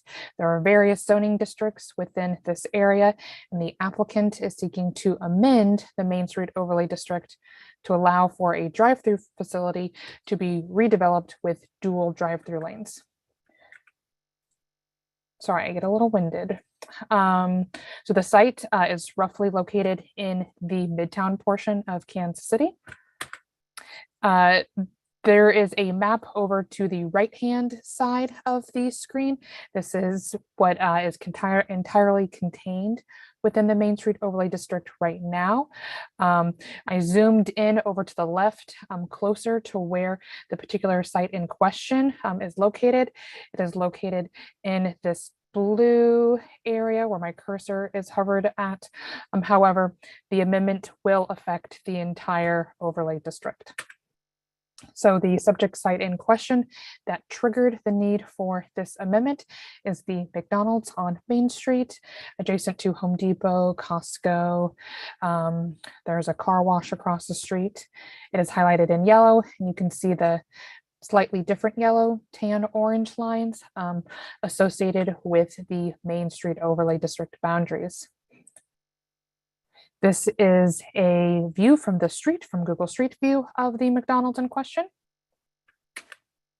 And as I mentioned, they are proposing to amend the language associated with the overlay district to accommodate for their expansion into a dual drive-through lanes on the site. There are a couple of language points within the Main Street Overlay District that are being changed. The first one on the screen, you can see the existing language on the top, and then the proposed language on the bottom. In essence, allowing them to rebuild their restaurant in the exact same footprint as they are laid out today, with the construction of the dual drive-through lanes, since they are within a existingly approved UR plan. And then in addition, it's 3A1, allowing them to, again, to establish these dual drive-through lanes when they are completely demolishing and rebuilding an existing restaurant within the Main Street Overlay District. So a couple of points that I want to mention associated with the review criteria for this type of action, as all of them are listed on the screen, but I'll highlight just a few. Full analysis is in my staff report. Item number A, conformance with adopted plans and city policies. There are two main plans / city policies that we look at in this area: the Kansas City Transportation-Oriented Development Policy, and then the Midtown Plaza Area Plan. So the transit-oriented development policy, this is geared towards pedestrian friendliness, supporting the mass transportation that is going along the corridor, especially in light of the streetcar being run along this portion of Main Street. We feel that the continued support of auto-oriented uses kind of goes against the intent of that transit-oriented development policy, which was adopted in 2017, as well with the Midtown Area Plan. That is also very much in support of transportation oriented design and prohibiting auto-oriented uses near Main Street to, again, increase that pedestrian access and circulation. The second review criteria I want to talk about is item number E, the suitability of the subject property. for this particular site. So it is true that this McDonald's does predate the Main Street Overlay District, and they are absolutely permitted to continue operation. But due to the rules and regulations within the Main Street Overlay District, they are not allowed to expand the existing use or completely demolish and build a new structure, because any expansion of a non-conforming use is currently prohibited. And the Main Street Overlay District specifically discourages audio-oriented uses, including prohibiting drive-through facilities such as new ones like this from being established. And item number H, the gain, if any, to public health due to the denial of this application.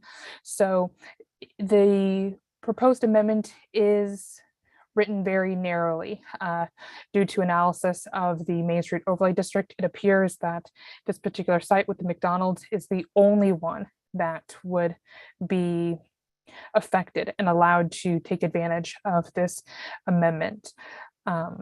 Currently, the restaurant cannot demolish, rebuild, or add the drive-through lanes without this amendment. And there has been some public testimony in opposition. You can see that in my staff report. And several letters came through over the weekend and yesterday, which was a holiday for city staff. So I did not have time to attach it to the staff report or on Compass Casey yet. So as I mentioned, the amendment is written very narrowly. It only appears to apply to the McDonald's in question. You can see several existing drive-through facilities listed on the screen associated with their rezoning. The language associated with the amendment only relates to districts that are existing in UR districts. I have found 2 sites that qualify, the McDonald's and the Katz Pharmacy, which has its own development plan approved for that site. So you can kind of take that off the question as well. But as you can see, all of the other drive-through facilities along Main Street are in a B3 or a B4 district, so would not be able to take advantage of this proposed amendment. However, due to the conflicts between the transit-oriented development policy and the Midtown Plaza area plan, city staff is recommending denial. There are still 2 conditions associated with this case, which can be reviewed in the staff report. Number 1 being that the full written text amendment be provided to city staff prior to the ordinance request before city council. That still needs to be given to me. And item number 2 is we are revising the language in the first,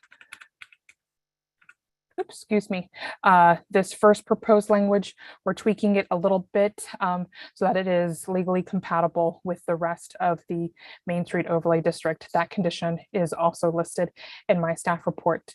That concludes my presentation, and I'd be happy to answer any questions. Okay, thank you. Can you remind me again, you probably said it, but I just it didn't register yet. Why look at the change to the whole overlay district instead of just right at the McDonald's? A variance of this kind cannot be granted for the for the site. Yeah. So we've presented this option to the applicant, and it is the only way to move forward for them to demolish said building and redevelop with the dual lanes. Okay. Thank you. Any other questions from the commission to city staff?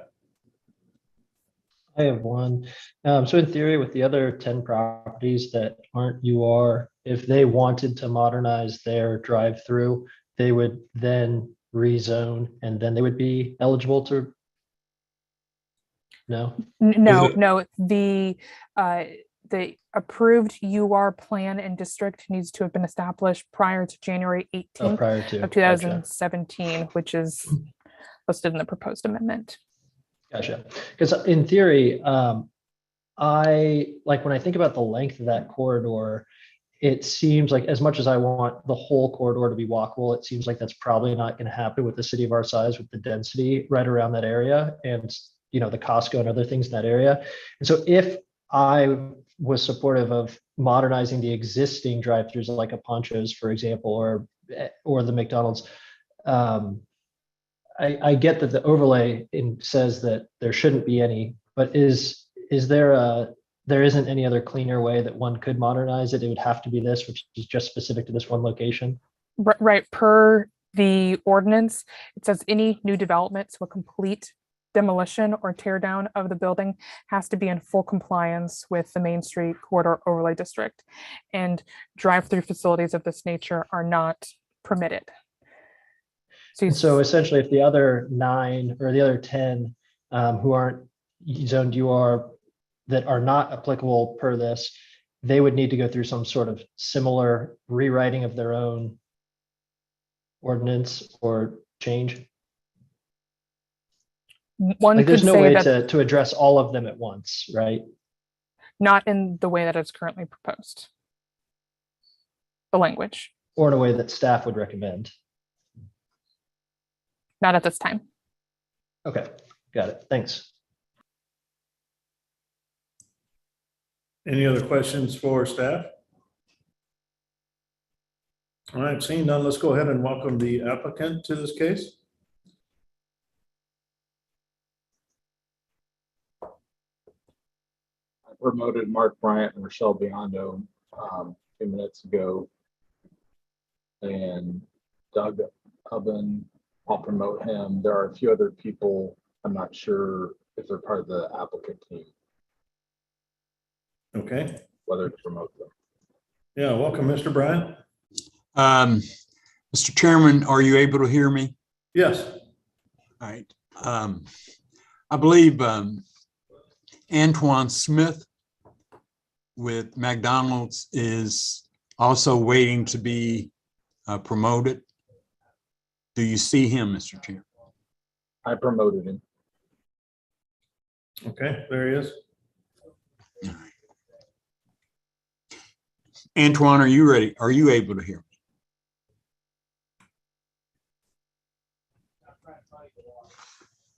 me? Okay. Vicky Seward, are you able to hear me? Are you on the call? I am promoting her now. Is there anyone else, Mark, that you haven't mentioned that I need to promote? Okay, there we go. Antoine is here. Can you hear me now? Yes. Okay, sorry. It was still on mute, I thought.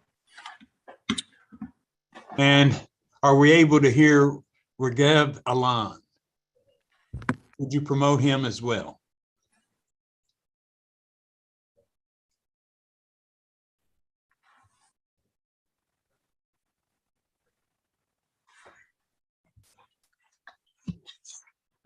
Ragheb, are you part of the conference?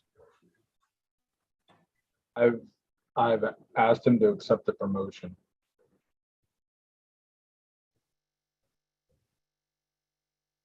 Ragheb, I couldn't hear you. Would you say that again?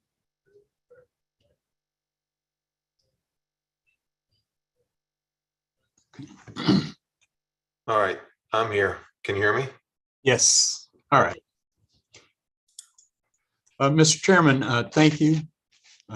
With me on the call is Antoine Smith, who is a representative of McDonald's in their Denver office and the owner operator of the restaurant, Mr. Ragheb Alan. And at this point, I'm going to yield to Mr. Smith, who will make the bulk of our presentation.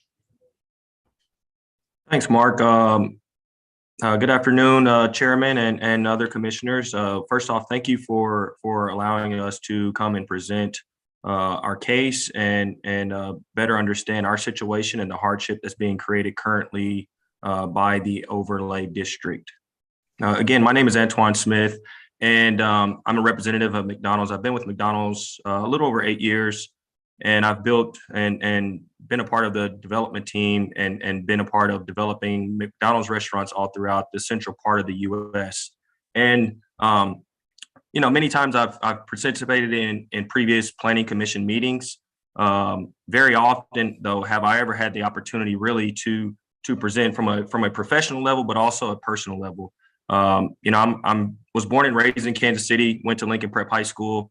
You know, I've been to this restaurant a number of times in the past. My parents actually still, this is one of their neighborhood restaurants. And so very rarely have I ever really been presented the opportunity to present as an applicant, but also as well as provide a testimony of support from a, community member.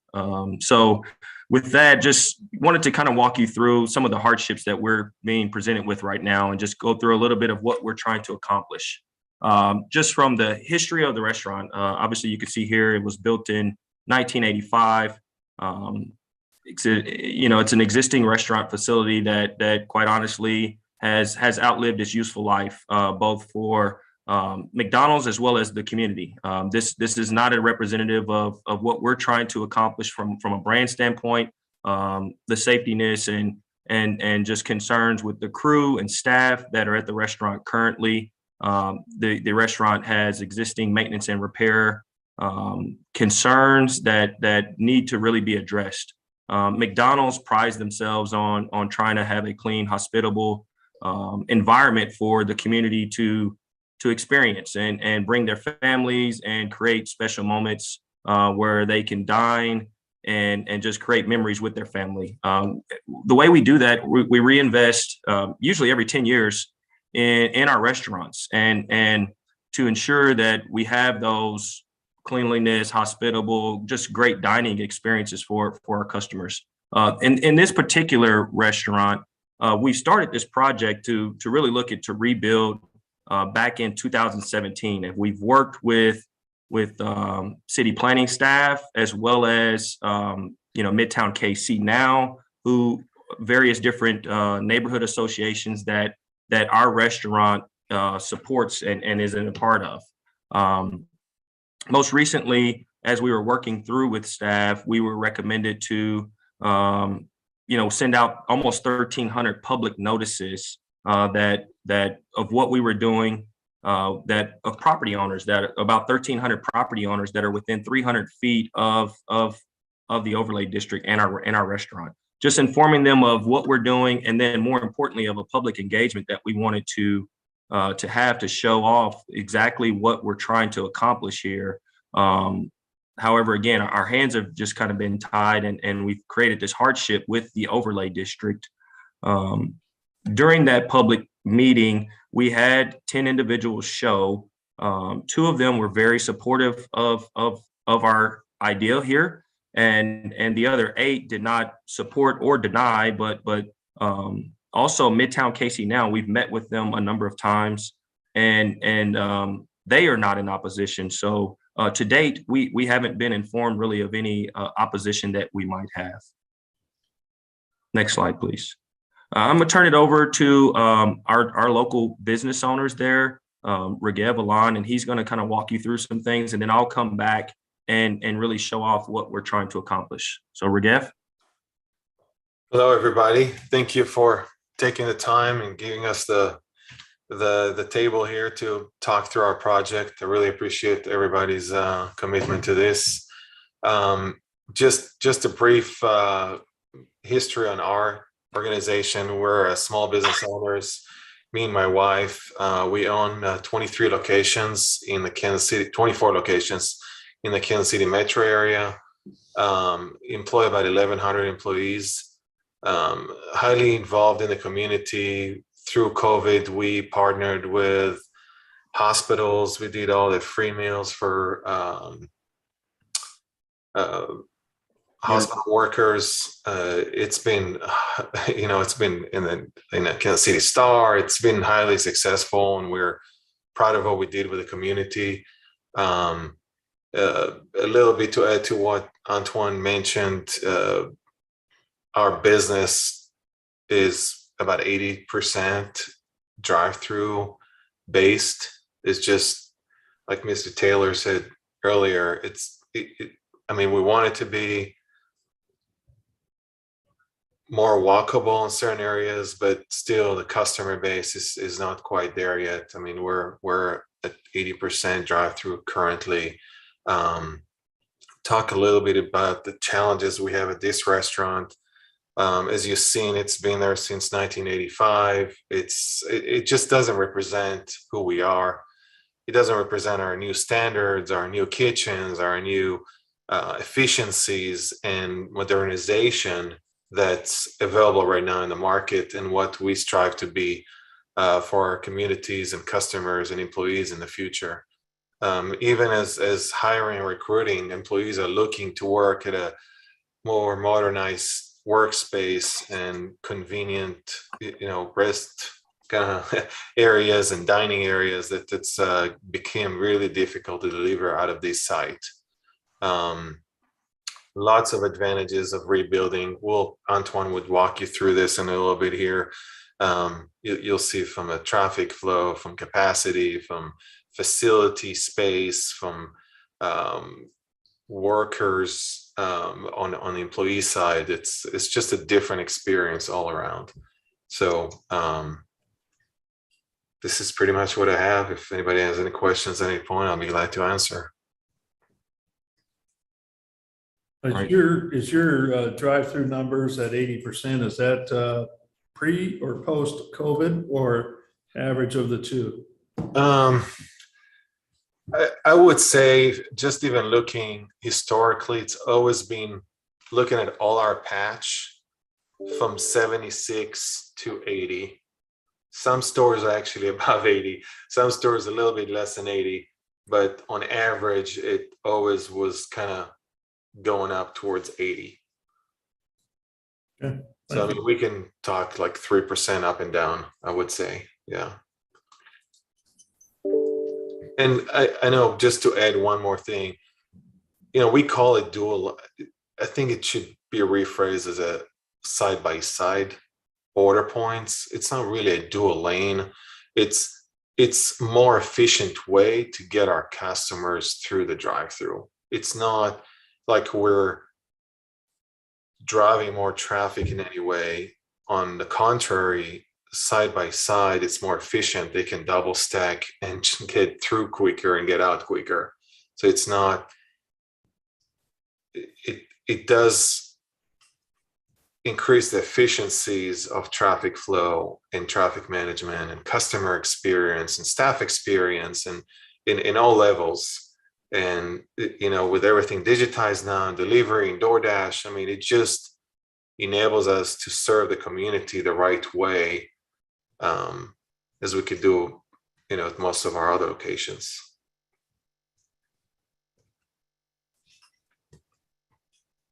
Do you have any design plans that we can look at? I think that's where I'm trying to figure out. Yeah. We have a lot of information here. We can go into that. Go ahead. Yeah, are we ready to move on? We can continue now. So okay. And and Ragheb kind of hit on it, right? And so, and I mentioned earlier, we're constantly looking to reinvest in our restaurants to make them better for our communities, better for even the city. You think of all the investments that the city of Kansas City are probably going to undergo with potential World Cup 2026 coming, right? And we want to show off our best foot, as a city when we have our global visitors coming in. And so, we're looking to do our part in that endeavor as well. When we're looking to modernize restaurants, typically when we rebuild, we're talking about $3 million, where we're actually completely demolishing the existing facility, coming back to make it new, fresh, make sure that all of our equipment is efficient. All of our utilities, things of that nature are current day standards, as opposed to something that was built in 1985 that we're struggling to keep going along. The side-by-side drive-through, Ragheb really hit on it, and I'll show you in some details here shortly. But what it does is it makes it so much more efficient that it brings actually traffic that may queue up and back onto any road. It actually queues them up on our site. So now most of our customers are confined to our site, and they're queued up in our drive-through lane. Again, some of the enhancements that we've looked at with working with either city staff or Midtown KC to try our best to come up with any concerns that were out there but operationally, how can we make all of those coexist? And so when we're looking at, we've created exterior patio seating. Obviously, you talked about pedestrian. That was a request from both the city as well as Midtown KC. So we've allowed space for an exterior patio that when any of our customers might use the streetcar, they get off, they are able to sit there, dine, and enjoy their meal. The drive-through extension that really helps create that traffic mitigation, traffic flow to really enhance or just make it more efficient to get cars onto our site and confine them there. The two-story facade, that was something that was unique. Might I interrupt, Mr. Smith, a minute? Yes, ma'am. Can you move your presentation to the actual design so we can look at it while you're talking to us about it? Yes, go. Thank you. So here's the exterior view of our renderings. You can see here that we have the two-story look, that we have glazing out front, where we've been able to accommodate the request to make it a higher elevation look, a presence. Can you go to the next slide, Mark? You can see here, this would be looking from the northwest to the southeast. And this is kind of the look of that you would see on Main Street, right on 31st or 33rd, just looking back towards the facility. We have 3 drive-through windows here that just makes it even that much more efficient. That the back window is where they pay. The second window is where they pick up. The forward window that you see is where customers are able, if there's a large order, where they can pull forward. And if there is a large order, we can still serve the second customer at the middle window while serving the other customer at the front window if they have a large order, or even at night when there might be safety concerns. The dining room is closed, the restaurant is closed with the exception of the drive-through. That way we can still serve customers as needed. Can we kind of scroll back a few slides, Mark, so I can talk about the overall site plan, please? This just kind of gives you an orientation of where we are. Actually, it was a couple slides forward, sorry.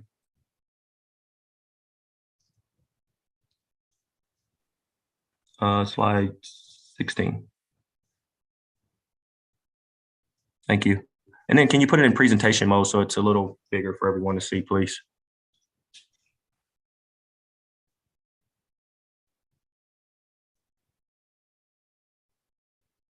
Well, while they're doing that, I'll just keep talking. So as you can see on our site plan, we've really tried to confine the drive-through to the rear of the site. We have a double stacking lane, which really enables us the ability to queue more cars and keep them more on the rear of our site and not really providing any kind of traffic delay or just overall traffic mitigation where they're on the backside between us and the Home Depot. That's really where most of our drive-through cars would be located. Next slide, please. And this is a good slide for you to visually get an orientation of the existing restaurant, the footprint, where we're at currently, and what our proposed is. We're really not looking to change much, if any. Actually, we're pulling the building forward more to the street just to give a little bit better street presence, which was a request from staff. But it still enables us the ability to have our drive-through confined to the rear of the site, where it enables us just to keep the cars back in the rear there.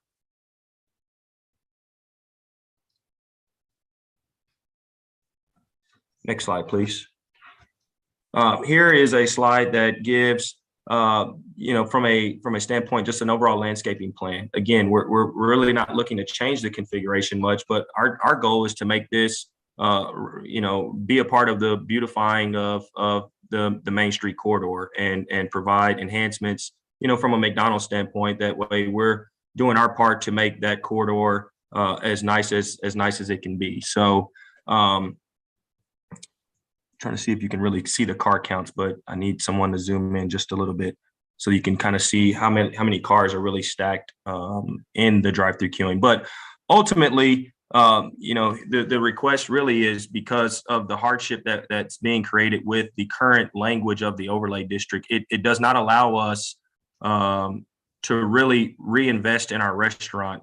Again, the restaurant was built in 1985. It's quite honestly really outlived its useful life. As a kid growing up in Kansas City, I've went to the same restaurant and I've seen it, and it's not a representation at all of our brand. My parents, they know how many McDonald's I've worked on and done, and they continue to ask me, hey, when are you doing something about our local restaurant here? And quite honestly, it's a little embarrassing that I haven't been able to deliver on that yet. But our goal is to get support, so that way, and Mark's going to go through the text amendment. The staff, she mentioned it earlier. It's really written in such a way that it's although it's the entire 115 acres, it's really only enables us to rebuild, because the spirit of the overlay district was never really intended to harm existing businesses. It was just initially written to prevent new facilities from coming in. Completely understand that. However, McDonald's owns this property, and we have the ability to remain there in perpetuity. And our goal is not to have this be a brand, what our brand represents. Our goal is to be better neighbors in the community, and to give both the crew that work there and live in the community something that they're proud to work in, and customers can dine in. So Mark, I'll turn it over to you, Mark, so that way you can kind of really walk through the text amendment changes, please. Thank you very much, Antoine. This is Mark Bryant with Ralph's Frets. As Antoine indicated and as Anna indicated, this text amendment is very narrowly crafted so that the only business that the exception will be applicable to is the McDonald's at 3255 Main. The integrity of the main corridor overlay is preserved. That document is some 21 pages in length. It is single spaced, and this text amendment only changes about 30 to 40 words. And again, it only applies to the McDonald's there at 3255 Main. In order for any other business to qualify for this particular exception, it had to be in existence prior to January 18, 2017, when the main corridor overlay was adopted. It has to be in an MPD or UR district prior to January 18, 2017. And the only restaurant within the corridor that was in an MPD or UR district is the McDonald's. And the side-by-side drive-through under this text amendment must be part of a restaurant rebuild. McDonald's is in a dilemma. What the overlay district has done is to put them in a situation where they must either continue the status quo, which is now outdated, outlived its usefulness, and does not furnish our customers with a very good experience, or we get a new restaurant which complies as much as possible with the main corridor overlay, substantially more than the existing restaurant does, and gives Main Street a much more pleasing appearance than the old restaurant does. And so it's with that in mind that we ask that the commission recommend the approval of this text amendment, because it is the only way that McDonald's at this location can adopt the design standards that are in the main corridor overlay district and become compliant with the overlay. It's for those reasons we ask for your favorable recommendation. Okay, thank you. Any questions from the commissioners to the applicant? Yeah, I'm trying to still understand from a pedestrian standpoint, and if you could go back to the renderings, like where those outdoor patio seats are, how people kind of move through the site as a pedestrian. It's not on that render. Actually, it'll be better to see on the site plan, if you would, whoever's controlling it, please. 16. And then zoom in, Mark, if you can. Yeah, the lower right corner, Mark, please hit that presentation tab. Keep moving your cursor down further. Further down. Lower right corner.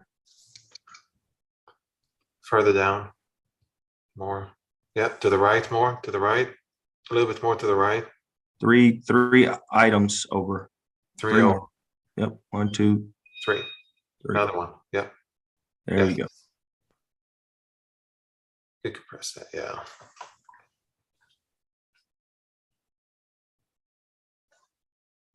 Okay, so Commissioner Sadowski, is that how you pronounce it? So you can see in this lower left corner of our building, we have an outdoor patio, and we'd have a crosswalk that goes directly across to the adjacent sidewalk there that's running right along Main Street. That would allow pedestrians as they're walking up and down Main. We have a sidewalk there that would give them direct access to either the patio or to our restaurant. Am I saying this correctly? It's like on the southwest corner, there's a couple tables. Yes, and if need be, if we needed to expand and take up more of that parking there, we could expand that, that patio, exterior patio seating as well. Yeah, the table is just illustration. I mean, it can be configured a different way. It's just that whole corner there is going to be outdoor seating. So it'll have a little rail, and like Antoine said, we can even take a couple more spots, make it bigger. And there's a crosswalk that goes over to the sidewalk. And Commissioner, the actual development plan, the site plan is not before you for approval today. What's before you is the text amendment, and the text amendment is necessary so that we can come back with the actual plan at a later date. I think the struggle I have is because the scope of the text amendment is so narrow, it's essentially asking for a project-specific exception. So it's hard not to look at the specifics of the project design as part of the determining factor.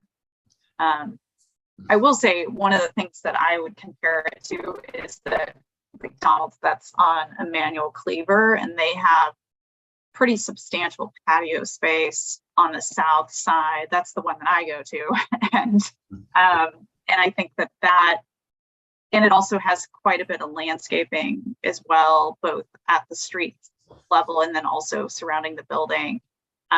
Similar design in that it has the single lane that cuts between the main street and the front building facade. Probably a little more parking than I would like in both cases. But that's just something to think about, is how it can be inviting to a pedestrian who wants to come up and sit there. I guess I'm just not seeing that in the design yet. Maybe that would come later, but I'm just not seeing that here. Well, I think I can give you an assurance that the seating area will be expanded in the actual design plan that will come before you at a later date, assuming this text amendment is approved. Yeah, it's we showed a picture of our current building and the new building. It's essentially we're right on the same spot we were before. We're just trying to become more efficient and more relevant to that corridor and reinvest.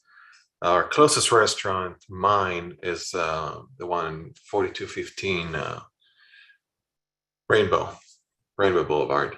That one was rebuilt a few years back, but that's more a representation of what kind of a modern site looks like. We're open-minded, talk about the patio more. I mean, there's a landscape plan here, right, Mark? You can go to that plan. Yes. I thought it's pretty. Yeah, all right. Keep scrolling. Yeah. Yep. Yeah, Commissioner, you might, since you visit this area, this site as it currently is constructed is a sea of cement, and there's virtually no landscaping there at all.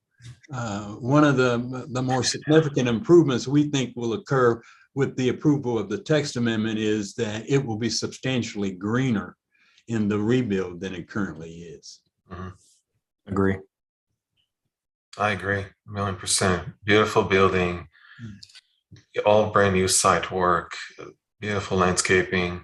It's just it's not a representation of our organization at this point.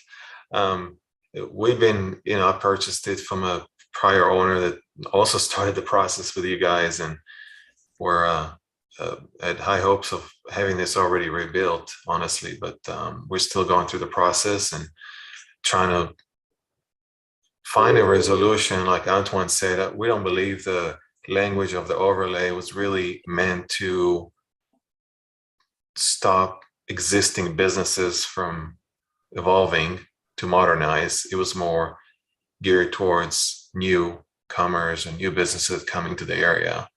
And we've been there a long time, and it's that's what we're here in the meeting today, to see if we can get this to be a better representation for the corridor and the community there. So we think the choice is old restaurant versus new restaurant.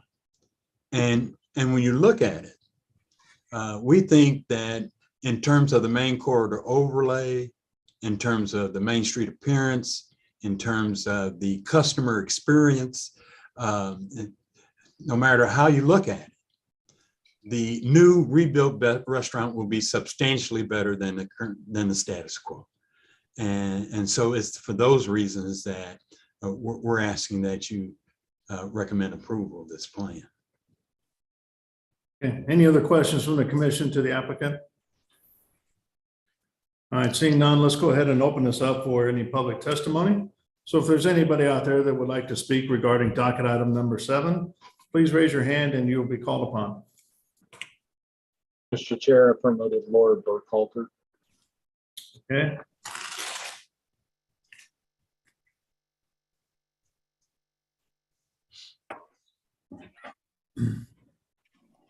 Hi, Ms. Burkhalter. As you take yourself off mute, please state your name and address for the record.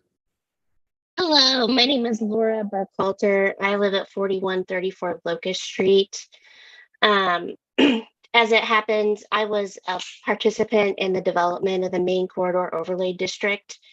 And I'm here to speak in opposition to this variance and in support of planning's recommendation to deny this request.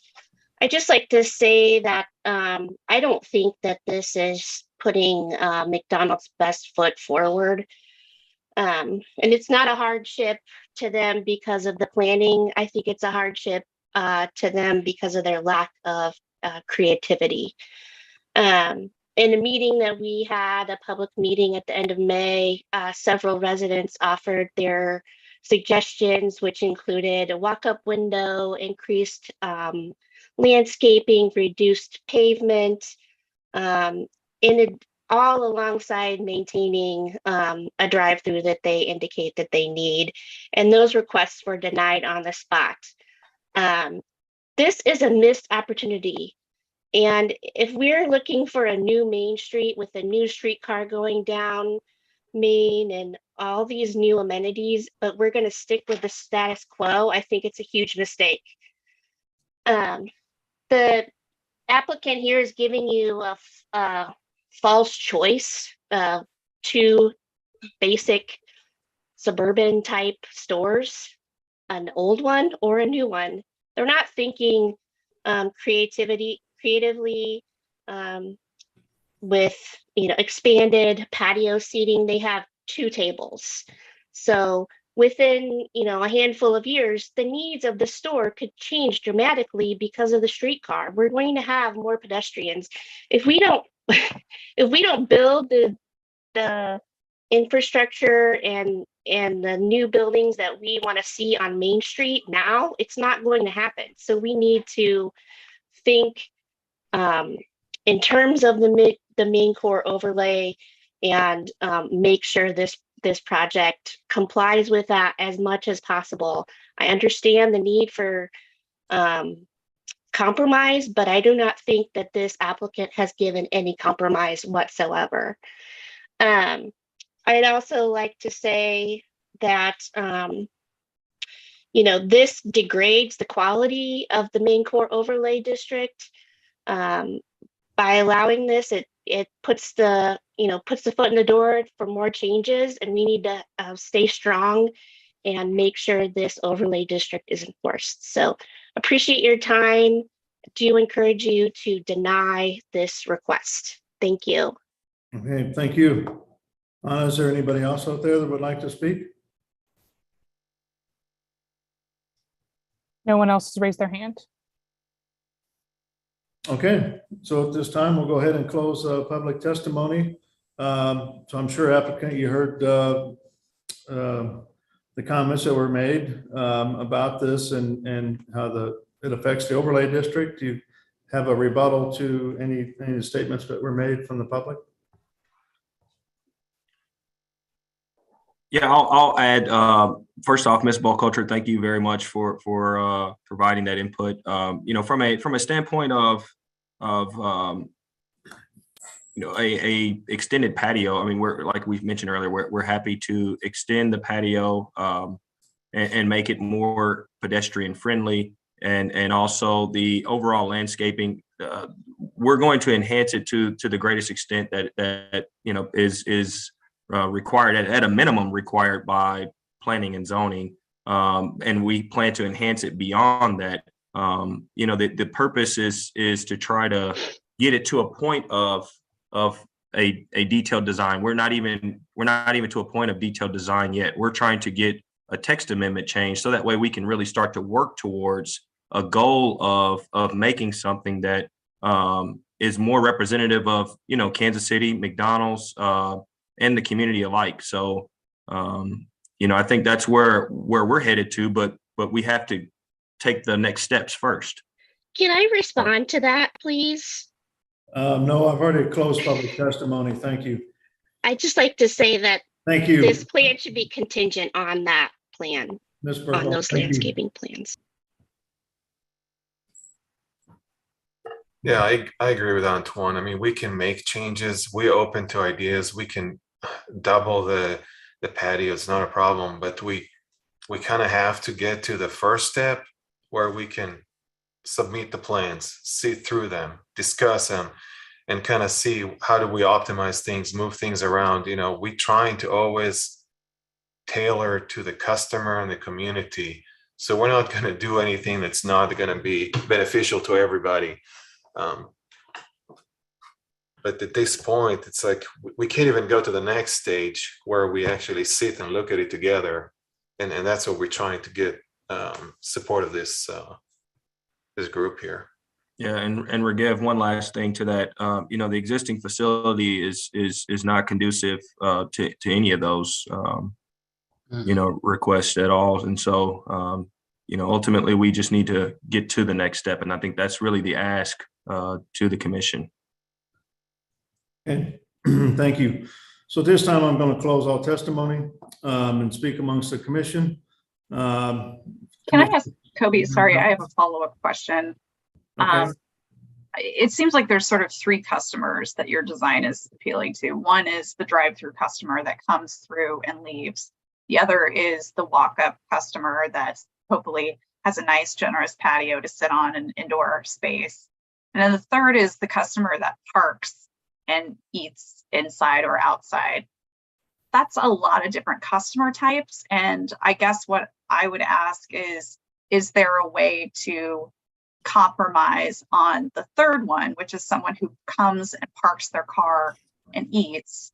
Because what I'm seeing actually is the worst part of your site plan, either today or tomorrow, is the amount of parking you have on the south piece there. And if there was ever an opportunity to subdivide that into another parcel to be used for other uses, I think that would be an even better compromise than trying to say drive-through or no drive-through, because that surface parking lot is actually the hardest piece of that site to make pedestrian friendly. The drive-through, although it's not ideal, is still tucked behind the building. I think what's even more of a problem is the surface parking. So just wanted to kind of get your thoughts on if you see opportunity to reduce your surface parking lot space. Yeah, so first off, thank you, Commissioner Sadowski. I think, you know, my response back to that would be, yes, we can definitely look at that once we get to the next step.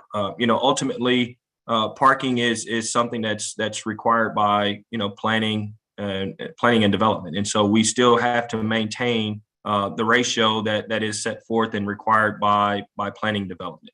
Once we get to that, whatever that minimum number of parks are that is required, we're glad to take a look at that and do whatever we can to reduce. We hear what you're saying, just an overall reduction of parking, and that's ultimately where we can get to that goal, but we still have to maintain whatever's required by planning and development. Anna, would you mind speaking to that, what the parking requirements are and maybe what they are currently? Yes, one moment. And to reiterate that, you know, the text amendment is all that's being discussed right now. The development plan will have to be reviewed later. And that since drive-through facilities for restaurants aren't permitted in the Main Street Corridor Overlay Districts, there are no specific use standards for said drive-through. So some things we'll be able to hold them to, and some standards we won't. And Unicode is taking a long time to load, so bear with me. Oh, this is Doug. Doug, do you have it readily available? Thank you, Doug. Yeah, I can speak to that. So the building's 4,200 square feet. The code requires 10 per 1,000 square feet. So currently for a restaurant, you have to, for this size, you have to have 42 stalls. The site right now has 47. So we've got 5 additional stalls. And I think that's where we kind of talk about where we could add some more area for outdoor seating, you know, take up those 5 stalls. And then if there was any reduction from the 42 required, that, you know, if there was any compromise with the city that wanted to be discussed as far as a variance or reduction, that those discussions could be had at the next step. I would happily support that. I'm curious if you have a parking count on your side that is a minimum that you think is viable for parking. It's probably on Antoine or someone from McDonald's side to answer that. Yeah, I think let us, you know, not to be put on a spot here. I mean, we would have to evaluate and look at the metrics of the existing. That's we at least have the existing metrics that we can determine, you know, the in-dine-in customer versus the drive-through customer. Again, I think you hit on it. Ultimately, you know, we want to serve and support our customers however best it's convenient for them, whether that's walk-up, pedestrian, app users, delivery, whatever it might be. So we would have to see exactly what the metric was to determine what is the appropriate minimum number of parks. And then ultimately, once we got to the next step, we would have to work through, you know, planning and development, because it would likely be below the 1 to 100, which would require some type of special use permit. Yeah. And we're willing to look at it and work with you guys on that. Definitely. I mean, I think in an ideal world, I would love to see a south portion of that parcel dedicated to another kind of development that could give more density along that street.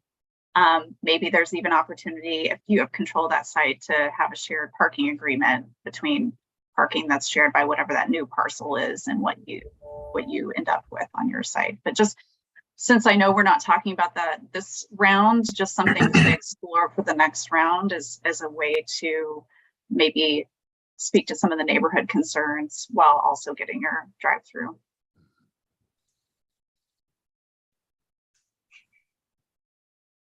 So might I ask Anna, give me a brief reminder of why staff has recommended denial? Based I know on you gave us different highlights that you had done. Yeah, it's mainly But I've heard so based much. on- Yeah, I've heard so much now. Remind me. Yeah, no worries. It's mainly based on the adopted policies that we have in place. So the Midtown Plaza area plan and the transportation oriented development policy. These are adopted policies that we have in place, and city staff believe that it's important to support and uphold the adoption of these items. And I can just add a little bit of color to that, that those two policies foresaw the potential streetcar extension down Main Street and identified the corridor as a transit-oriented corridor. And so when Main Street overlay was being developed, that was part of the thought, was auto-oriented uses be limited or prohibited in some form.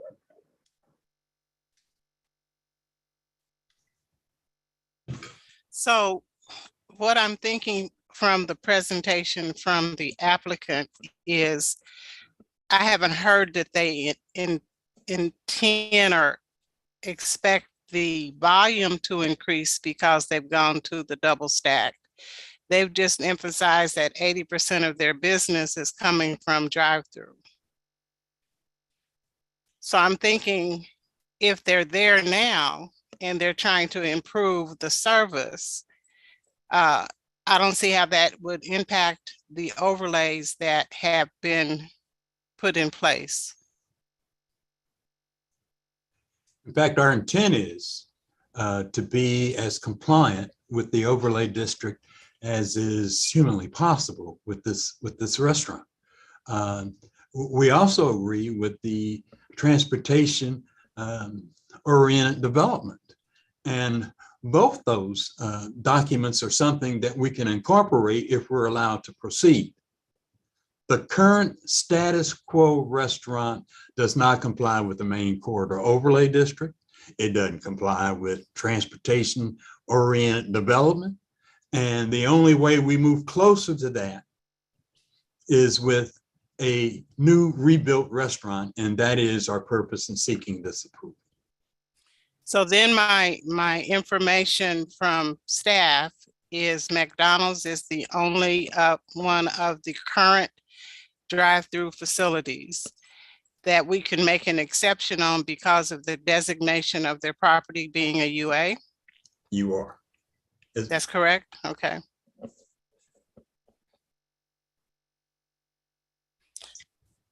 That being said, Mr. Chair, I'm in favor of approving this exception. Okay. I'm gonna be a no on this. I agree with Ms. Burkholter. I think she said it beautifully on what we should be doing. I think one of the challenges on the list of all those other drive-throughs is most of those drive-throughs are going to be developed or are in the process of being developed into much denser buildings, and so those are going to go away. And I think maintaining a drive-through along the Main Street corridor, where there's going to be hundreds and hundreds of millions of dollars of denser transit-oriented development, is a mistake, and we should uphold the TOD planning, the area plan, and look for more creative solutions. I think we're constantly given these kind of cookie cutter solutions that are better suited for Metcalf or other places throughout the area. Quick Trip comes through and does the same thing, and I don't think that we're served by that kind of lack of creativity. So I'm gonna be a no on this one. Okay. Anna, can you just, one question for finishing up here. If the denial is upheld, what's the option here? They can still redo their store at some point, right? They just can't have a dual. No, Commissioner, that is our dilemma. We are not permitted to rebuild the store. Okay. And have any drive-through facility. And so the choice that you're confronted with is the status quo or the new restaurant, which is substantially compliant with the main corridor overlay. Okay. Mr. Chair, there is a threshold that the building permits division has. It's like 55% of reconstruction. They are allowed to rehabilitate up to Right. that standard and upgrade their property that way. But as previously stated, a complete demolition and rebuild of the site that is not permitted due to the Main Street Overlay District prohibiting drive-through restaurants within the corridor. And this case still goes to City Council after this point. It would just go forward with whatever recommendation this body deems. Okay, thank you. So it doesn't stop here. Yeah. Any other comments? Yeah, I'm supportive of this. I'm concerned about how difficult it is sometimes to develop in Kansas City. I understand that we want to have really good plans going forward, but to see that someone wants to invest $3 million in a building that I think all of us would agree is outdated, and they're not going to change the footprint, but they're going to improve the experience for everyone, not only people who attend the space, but people who pass by. I think it's just, it's a simple decision for me. The corridor is so long that I really want us to be realistic about what we can do with that corridor. I want it to be as dense as possible, as walkable as possible. As someone who is opening a coffee shop at Main Street downtown in the Lightwell building, who has one block off of it, I understand what foot traffic does. And I'll also tell you, it doesn't do as much as you think. And if you want to go, I've worked in Midtown or Crossroads for the last 8 years. And we need variety. We need different options for different people. That's a corridor that a lot of people move through. That's why I was supportive of the other drive-through that we had saw where I think it was a Dunkin' Donuts that proposed it at the time. It's next to Costco. It's next to Home Depot. It fits the site. It's already there. I think it's really problematic if we can't use opportunities such as this to allow sensible development, understanding what our long-term plans are as a city, but then also making sensible accommodations for businesses that are already a part of the fabric of the community. If you look a little bit east, a little bit west at the other options of where to develop, there aren't good ones. And that's why there aren't other fast food drive-through options in that area, in that corridor, in that entire section. That's why we don't want it downtown. That's why we don't have it downtown. And so it just limits our options of where we can go. And I think this is reasonably well thought out, and I like that we'll have another opportunity to see the final plan, but I'm very supportive of this. Okay, thank you. So I am supportive as well. I'd like to see you all move forward on this, and I would love to see you look at the opportunity to make the south part of your site more productive, potentially replatting that as an option for additional sale. I think the goal is to get as much density and as much productive use along this corridor. And I think that would be to benefit to your restaurant as well. So I know that's something that needs further exploration, but I would like to see that be at least conceptually conceived before we come back again to see if that's an opportunity to make the environment surrounding you a lot more productive too. Yeah. So this whole project to me is, I agree, they're in a dilemma with this particular project. It's, they're fighting against the overlay and fighting to want to improve their store to make it more presentable and fit the fabric of the streetcar. But because of this, the way the streetcar is in the overlay, it just makes it very hard to be able to do that. So I don't like to change the actual overlay. I'd like to support that, but I think in this particular case, it's you know, to get the right thing, the right fit, we need to allow this be able to happen on this particular site. And I agree with Commissioner Sadowski that other things need to be done to this particular site, that it may not be a traditional McDonald's by the time you get done. That ways to improve the pedestrian feel, access, do some things to reduce the amount of parking. Because you're so close to the streetcar, you do get a reduction in the amount of parking that you need. So I take advantage of that. So with that, I'm in support of the project. So Can I get a motion from somebody so we can move on? Sure. And how would you like me to state it, since I'm supportive of the project, but the recommendation was for denial? Yeah, that you're actually in support of the project and would like to see it move forward and with the conditions stated. All right. I move to approve docket item number 7 with the conditions provided by staff, despite the staff recommendation of denial. Second. Okay, so I've got a motion and a second for the actual approval of the project versus denial as recommended by staff with conditions stated. So Lisa, can you take roll call on that motion, please?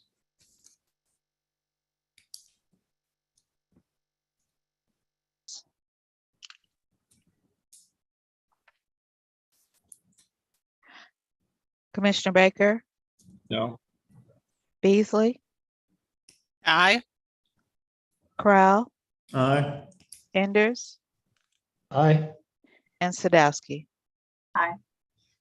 Okay, so it looks like the motion passes for approval of the project versus denial. And so good luck going forward, and we look forward to seeing your site plan when you come back. All right, let's move on Thank you. into docket. Yep. Thank you. Docket item number 8, and please note that Commissioner Allender is back with us, and Mr. Rojas, are you back with us as well?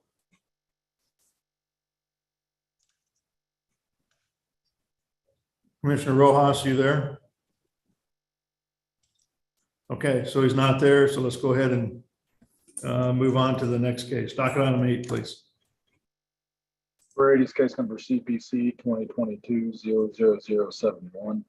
Request to approve a 2,000 square foot addition for vehicle leasing in District M1-5 on about 5 acres located at Stadium Drive and Interstate 435. Andrew Clark is the staff member. Good afternoon, everyone. So before you is docket number 8, case number 71. This is at 7501 Stadium Drive. This is a non-residential development plan. The site is very close to the stadiums. As you can see, it is just to the west of 435 and south of I-70. Here's an aerial. The area that it's in is primarily industrial. And as I said, it is located right off of the 435 southbound ramp. Just a few photos. If you're not familiar with the site, you should be familiar with the site if you've ever been to the Truman Sports Complex. So here we are looking southwest, southeast. Here's another shot from the on-ramp. This project is before you. It triggers a major amendment to an approved development plan because the proposed addition exceeds more than 10% of the existing building coverage area. So the applicant is proposing a 2,000 square foot addition to the existing building, maintaining the same use. They're also going to be moving their fuel tank pad to the south here.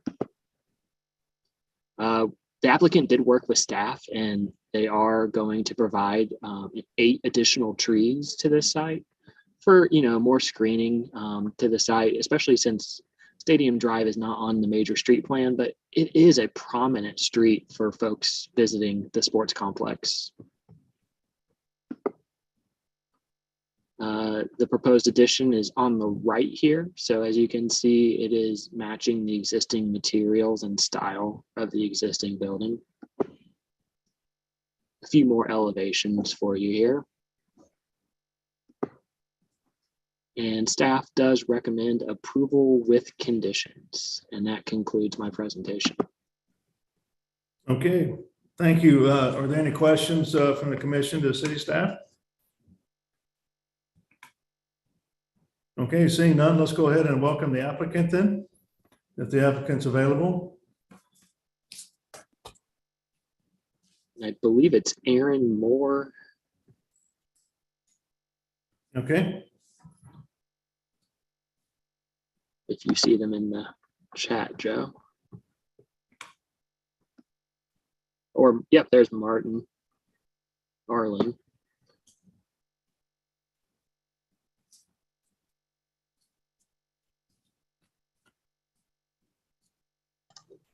Hello, this is actually I'm Martin Arling with Caw Valley Engineering, 8040 North Oak Traffic Way, and I'm sitting in for Aaron Moore because he's sitting for his PE exam, so we let him off for the day. So basically what Andrew said, we have no issues with the all the conditions, and it's pretty straightforward. So I really don't have anything to add unless you have questions. Any questions from the commission to the applicant regarding this docket, item number 8? Okay. Seeing none, let's go ahead and open it up for any public testimony then.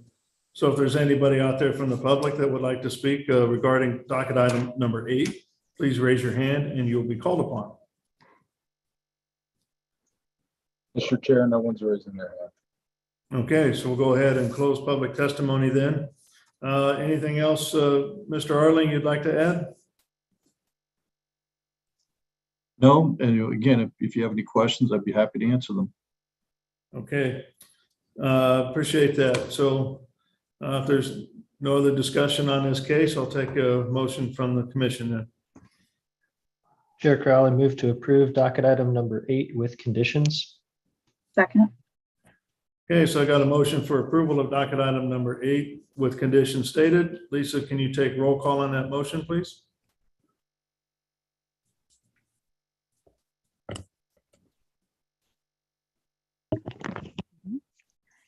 Commissioner Allender, Aye. Beasley, Aye. Crowell, Aye. Enders, Aye. and Sadowski. Aye. Okay, it looks like the motion passes 5-0. Thank you, Mr. Arling. Good luck as you move forward. Thank you. Yep. Okay, so with that, so we've got a lot of continuances. So now we're on to docket item number 14. All right, docket item 14.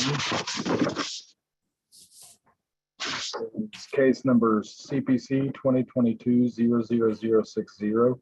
Request to approve the development plan, which also acts as a preliminary plat for Holly Place, located on both sides of Holly, south of West 21st Street, to create 8 residential lots. Matthew Barnes is our staff planner. Okay, yeah, we have docket number item 14, Holly Place residential development.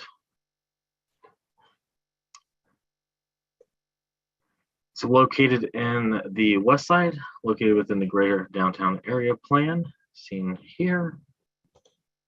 Further zoomed in, the subject property is outlined in yellow and also in blue. It is along both sides of Holly Street, just south of Observation Park. And here's just a closer view of the subject property.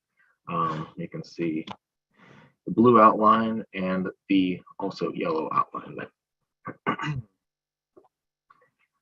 Here's the proposed development plan. The developer is proposing 8 lots on both sides of Holly. The lots are similar in size, ranging from about 33 feet to about 39 feet wide.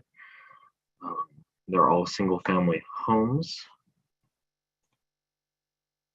On the screen is the development plan for the east side of Holly. The lot is currently zoned R6, which requires 6,000 square feet per lot. This is not consistent with the existing historic lots within the neighborhood, which on average are about 3,000 to 3,500 square feet. The developer is asking for deviations for the required lot size and setbacks in order to create infill development that is in context with the surrounding neighborhood. These homes on the east side, as seen on this photo here, will have rear-loaded garage access from the alley. Homes on the west side of Holly are seen here on the screen. They do not have any alley access. but they are proposing front driveways along Holly Street. Each house will also have a rain garden on site, as seen in that darker kind of gray patch on all 8 lots in the rear yard. Here's just a kind of a close-up of the rain garden. It will retain and slowly release rainwater through the filtration system. Also has an overflow pipe shown in the middle there. That when needed, will release water into the city storm system. With that, staff recommends approval with conditions for docket item number 14. I'll take any questions.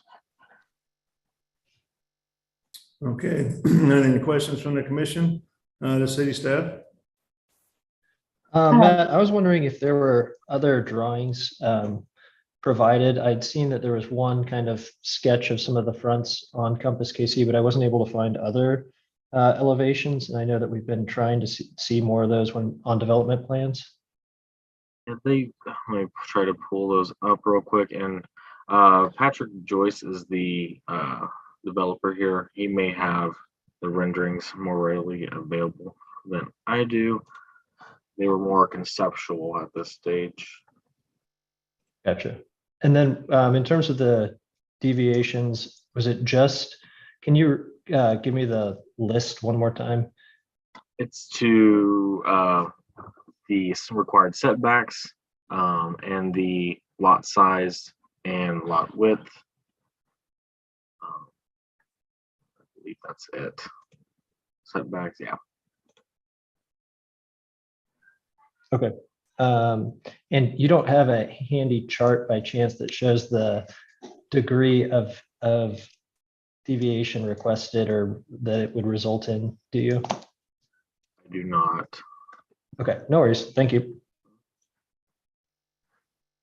Any other questions? It mentioned in the report that the staff has not reviewed the stormwater. I'm trying to find where I saw that. Yes, that's been kind of throughout our department. We've had a turnover in stormwater reviewers, and there was not any reviewer available to review this project. Is that something that could be addressed later, at a later date? Joe, do you know if the Water Services Division, once they catch up with all of their reviews, they can present needed conditions or corrections to the city council when ordinance is reviewed by NPD. Okay.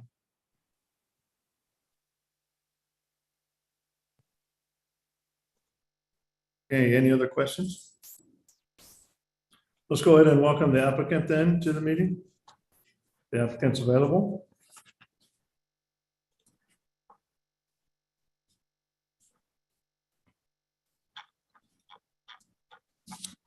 Who do you have joining us, Matthew? Should be Patrick Joyce.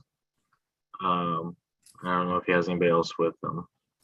Patrick Joyce, we have he's being connected now. And there's a Grant Baumgartner. I'm not sure if he's public or with Patrick. Okay, Patrick has been connected in the meantime.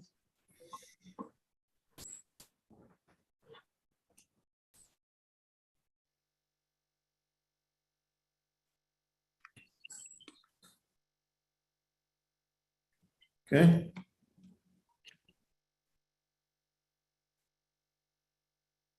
So Grant, are you available to speak? Yes. Okay, fire away. All right, my name is Grant Baumgartner. I'm with Edward Franklin Building Company. We're the builder developer on this project. In regards to what the homes will look like, if you wanted to go to the website westsidecollectionkc.com, there's a rendering of the row homes. We've done a similar one off of 21st and Bellevue, just 2 streets down. And those are 22-foot wide row homes. The goal is kind of to make them look similar the historical houses in the neighborhood, especially with the way that they are on more of the historical size lots. A couple of changes that have been made since our meetings with the neighborhood, and we've had 3 meetings, 2 at the Geary Center and 1 on site to look at the properties. There's concern about, with it being a dead end up there, the amount of parking. There also is continued housing beyond the end of the street down kind of a pathway and trail where there is additional housing. And with the alley use not being accessible at this point on the west side of Holly, there's concerns about the density of parking there. There's also some concerns about the alleyway on the east side of the road there, with people being concerned and a couple of specific people being concerned about movement back and forth down the alley with it being a dead end. We feel that, just to start off on that point, we feel that's a very traditional alley to downtown Kansas City, and we don't necessarily see a need. What was suggested was for a 2-way road there, but we do feel that we'd be willing to look at increasing the width of that alley to make it more movable if 2 people were trying to get, one was trying to get in and one was trying to get out at the same time. In regards to the west side of Holly, on the inaccessible alley there, we've decided to put that side on hold and address that at a future date while we do look for answers to maybe re-access and make that alley reusable, and also understanding that there could be issues with the density of parking at the end of that street. So we would like to move forward with the plan for the east side of Holly and that development. Thank you, Grant. Sorry, this is Patrick Joyce. I had a little trouble when we did the switch over. I hope I didn't miss anything, but I am on the call. I am civil engineer for the project. So if there's any specific questions to anything like that, let me know. Okay, thank you.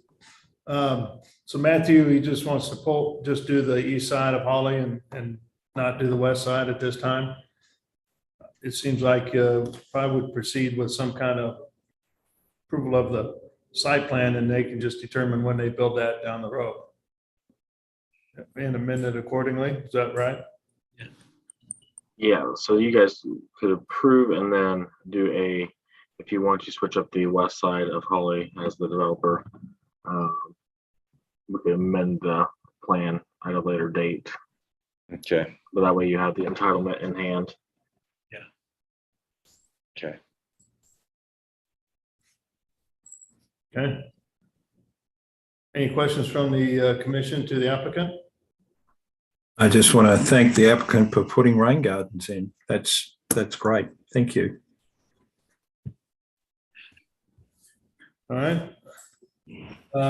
Being no other questions, let's go ahead and open this up for any public testimony.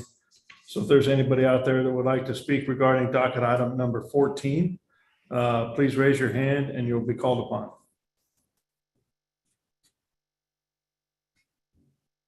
No one is raising their hand.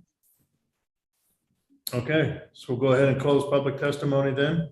Anything else to add, applicants, regarding this case? I don't have anything. All right. All right, so we'll go ahead and close public testimony, or all testimony. If there's nothing to discuss amongst the commission, I'll take a motion, please.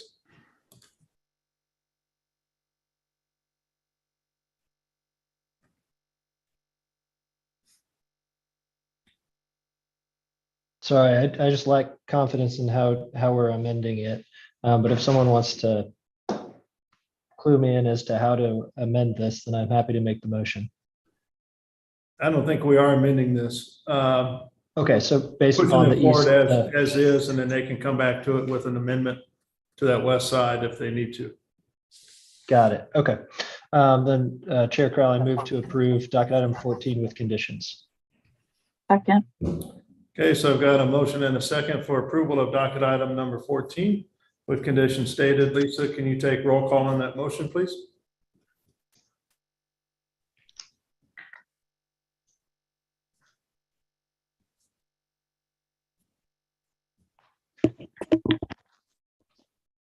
Mhm.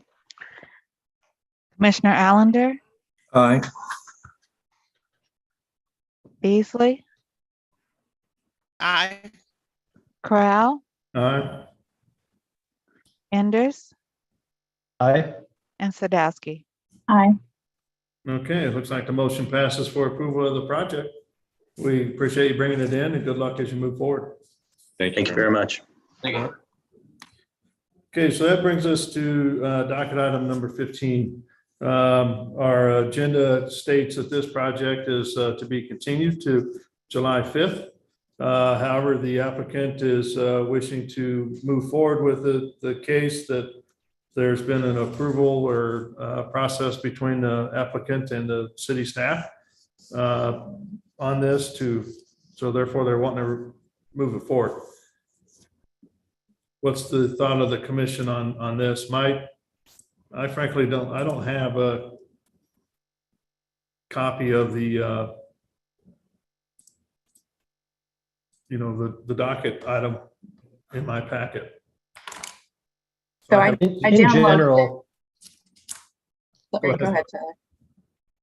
I was just gonna say, in general, I prefer to feel like, I feel as though on many of the cases, I feel as though, we might spend more time reviewing it privately, going through the staff report than we spend discussing here. And so I guess I would just want to know the complexity of this. I mean, I got pretty distracted on the last case trying to look at renderings of the building just because those hadn't been supplied previously. So I guess I would kind of defer to what staff thinks in terms of the complexity of it and whether it's something that we can feel confident in reviewing in after a 20-minute presentation. I was just going to add that it's 47 pages as the staff report, so it's pretty robust. And the proposal in question is quite a large, unique project.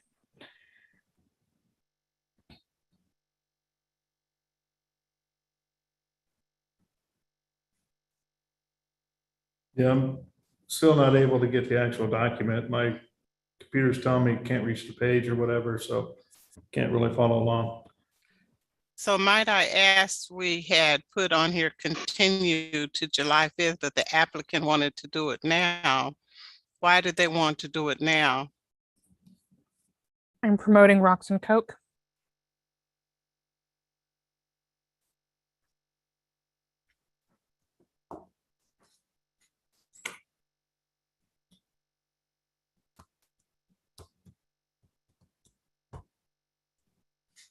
And she has been connected. Yep. Here we go. I'm here.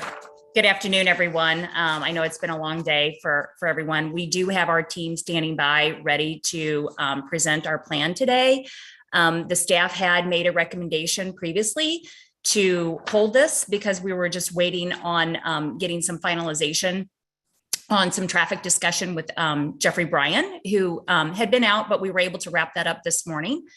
And while it does cover a large area, I don't think that this is overly complicated.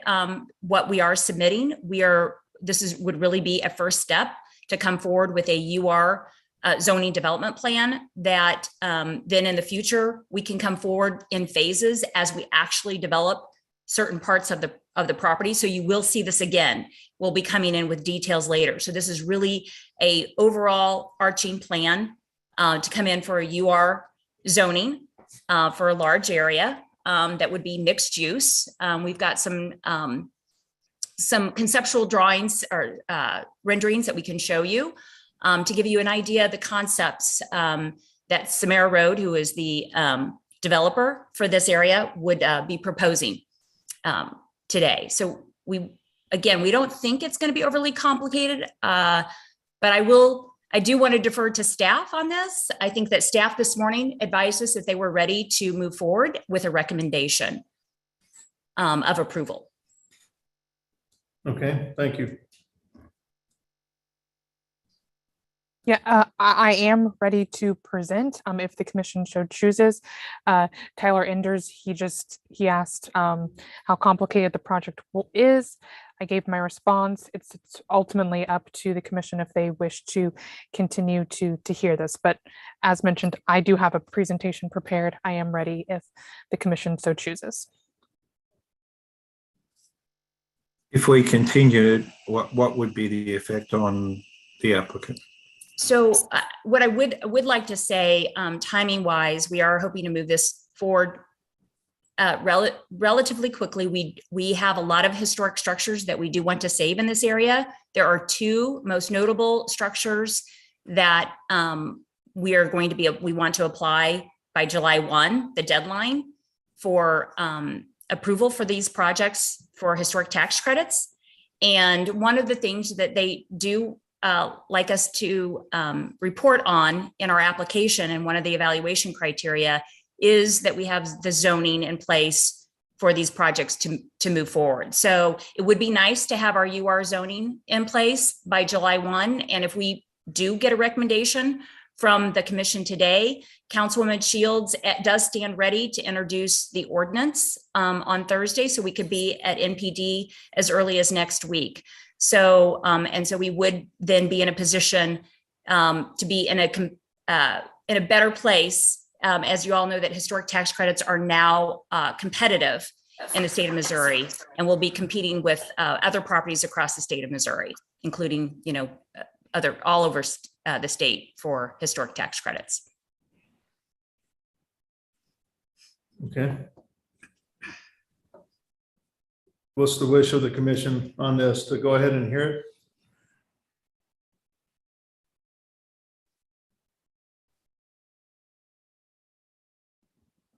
My feeling is to go ahead and hear it, knowing how fickle historic tax credits are.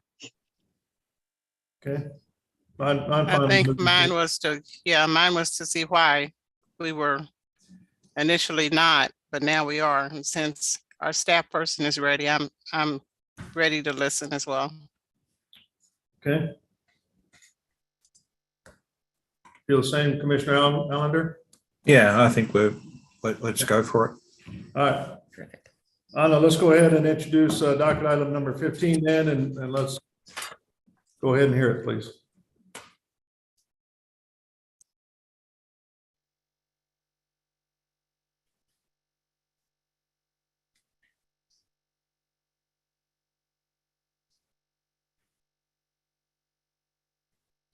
Okay.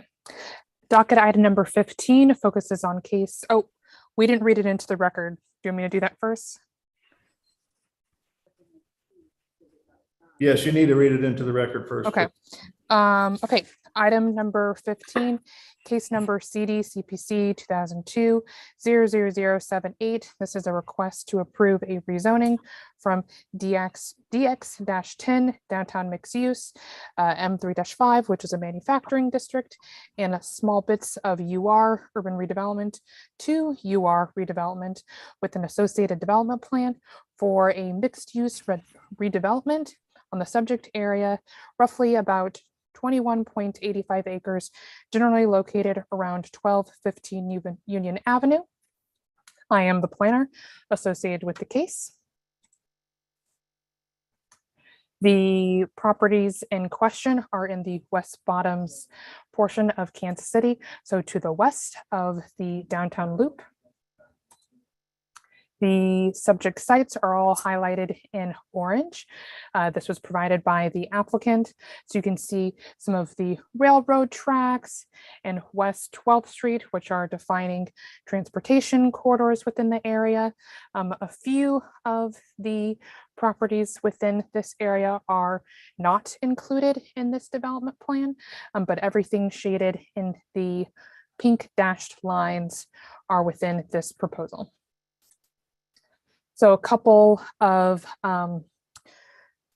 images from Google Street View just to help you get you oriented with how this area looks. I didn't grab all of the streets, but just a few so you can get a general idea. So if you are standing on Union Avenue looking east, this is your view. You can see some of the residential development over across the highway. to the east, but this is an industrial looking brick type of an area. Another view, you are standing on Mulberry Street looking south.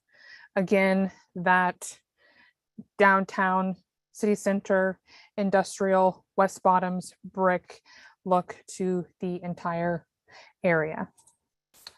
And one last image from Google Street View. If you're standing on Hickory Street looking north, again, the same feeling. There are lots of parking lots in the area, but again, with a lot of these industrial looking structures covered in brick, cited there a significant time ago. This is the site plan associated with the proposed development. You can see on the site plan that there are some existing buildings that the applicant is going to rehabilitate, in addition to some new structures that will be going on. Everything within this development plan is proposed to be residential. There's a hotel use with around 50 rooms proposed, mixed uses. So anything that is in relation to the DX zoning district. There are prohibited uses identified in the site plans attached to the staff report as well, and then some parking areas. The review criteria for this type of approval is listed on the screen. Lots of words here, but I'm just going to go over a few of the criteria in question. First being A, does this comply with standards of the zoning and development code or other policies that we have in place? And it does. We've got the Greater Downtown Area Plan associated with this project. It recommends this downtown mixed use, which is good for office, commercial, light industrial, public and civic and residential development. Some of those items proposed within this plan, and it corresponds with anything related to the DX district, which, as previously mentioned, is related to the mixed uses proposed by the applicant, as well as the West Bottoms District streetscape and wayfinding plan. We really want to see those design elements adopted from this plan placed into this to this proposal, and they have incorporated some of those designs in their plan sheets for further review in the staff report. In regards to items number G, is there an appropriate or desirable amount of landscaping within the subject site? So as shown in some of the photographs from Street View, this is a very industrial type area. There's not a lot of green, but the applicant has proposed to cite several like street trees and courtyard type areas, though not completely compliable with the landscaping ordinance. We have agreed to give that administrative adjustment for the landscaping that they have proposed, because it appears to be quite adequate considering existing conditions. And for an FYI for everyone online, the solid waste facilities associated with the site. So we're talking about screenings of dumpsters, recycling areas, etc. That review will occur later on in the building permit phase. So city staff, we recommend approval subject to conditions. Those can be reviewed in the staff report associated with the case. A few corrections. I believe I listed June 7th was the public engagement meeting. That actually took place on June 1st. The documents associated with the public engagement meeting do support the June 1st meeting date. That was just a typo on my part. And then the applicant has suggested that they want condition number 6 to be revised. That needs additional input from Luke Casper, so I don't have that language right now. Condition number 5, there was a technical error with the long-range planner who put this condition into the system. It was just in a different section, so when I ran the report, the condition didn't appear, but this condition needs to be within the staff report as well. And they're also looking to add an additional condition, condition number 25, and this resolves concerns from the Public Works Department, which triggered the request for continuance to July 25th, or excuse me, July 5th. And that condition is listed on the screen. That concludes my staff report. I'll be happy to take any questions. Yeah, thank you. Any questions from the commission to the city staff? Yeah, I've got, Hannah, is this in the CSO area, this development? Is the West Bottoms? Can you remind me? Sorry, can you rephrase the question? Is the development in the CSO area of the city? CSO, I don't think I'm familiar with Combined that sewer acronym. overflow Oh. area. Yes, it is. It is. I thought it was. Okay. I just didn't know. Thanks for the confirmation, Mr. Chair. So what's the plan with regards to capturing the first 1.5 inches of runoff as required in the CSO plan would be the first question I've got. And I've got a couple more. That probably won't come up until we actually see building plans. The next phase after this. And then because I haven't read the staff report, what was the community meeting? How did that go? What was the input from the community on the development?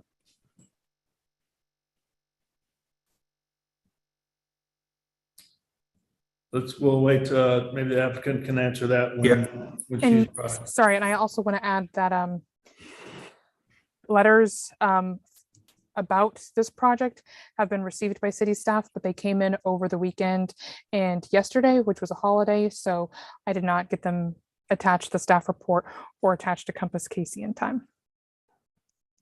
Okay, great, thanks. In reading those, I mean, did you kind of glance through them? What was the general? The ones that have been sent to me recently have been in opposition. Okay. All right. If there's no more questions for city staff, let's go ahead and welcome the applicant then to the meeting. I just had a quick question. The prohibited uses, those come straight from the code, or was that determined based on some other?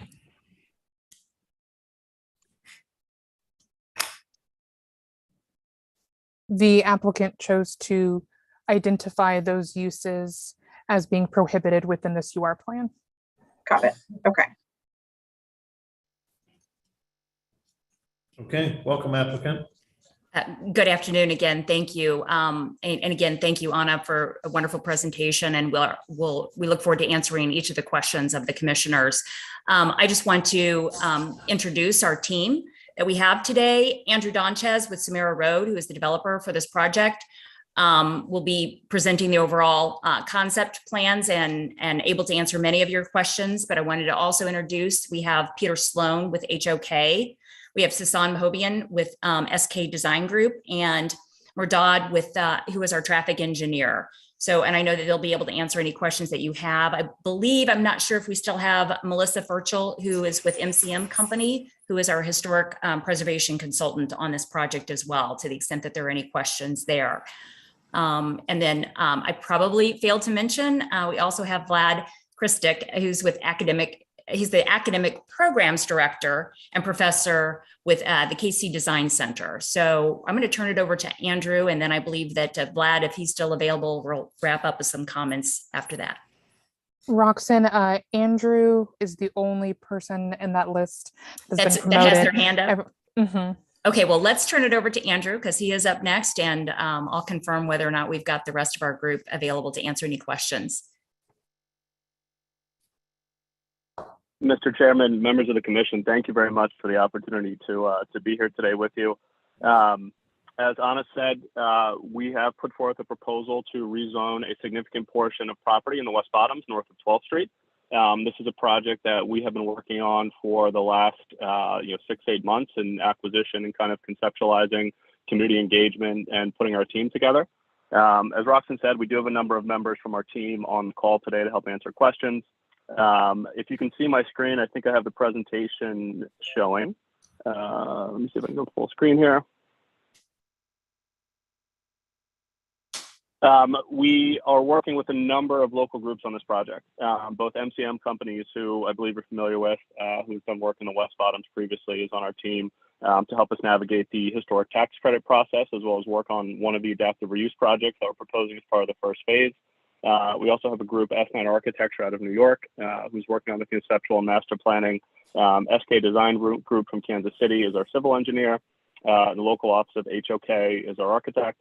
Area Real Estate, KCDC, and obviously Roxton and Polsinelli are working on this project with us as well. So as Anna said, what we put forth is really the first step in what will be a long process of both project designs, reviews, and community engagement. What we would love to do is help further the city's goals for the West Bottoms.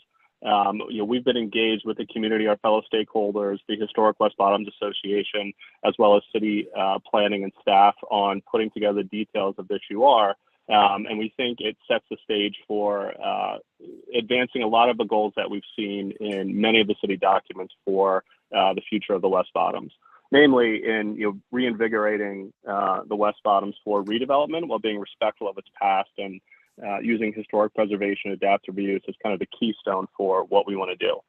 Our goals as we set out to design this project, we gave ourselves a few guiding principles. We want to celebrate the rich history and unique character of the West Bottoms, being respectful of the community that's there, as well as the rich industrial and commercial history and past. We wanted to leverage the existing fabric and the incredible amount of assets that are down there through public art creation and articulating this in public spaces. We want to integrate vibrant mixed-use programming into the existing urban fabric, advancing many of the goals from the Downtown 2030 Vision Plan as well as others.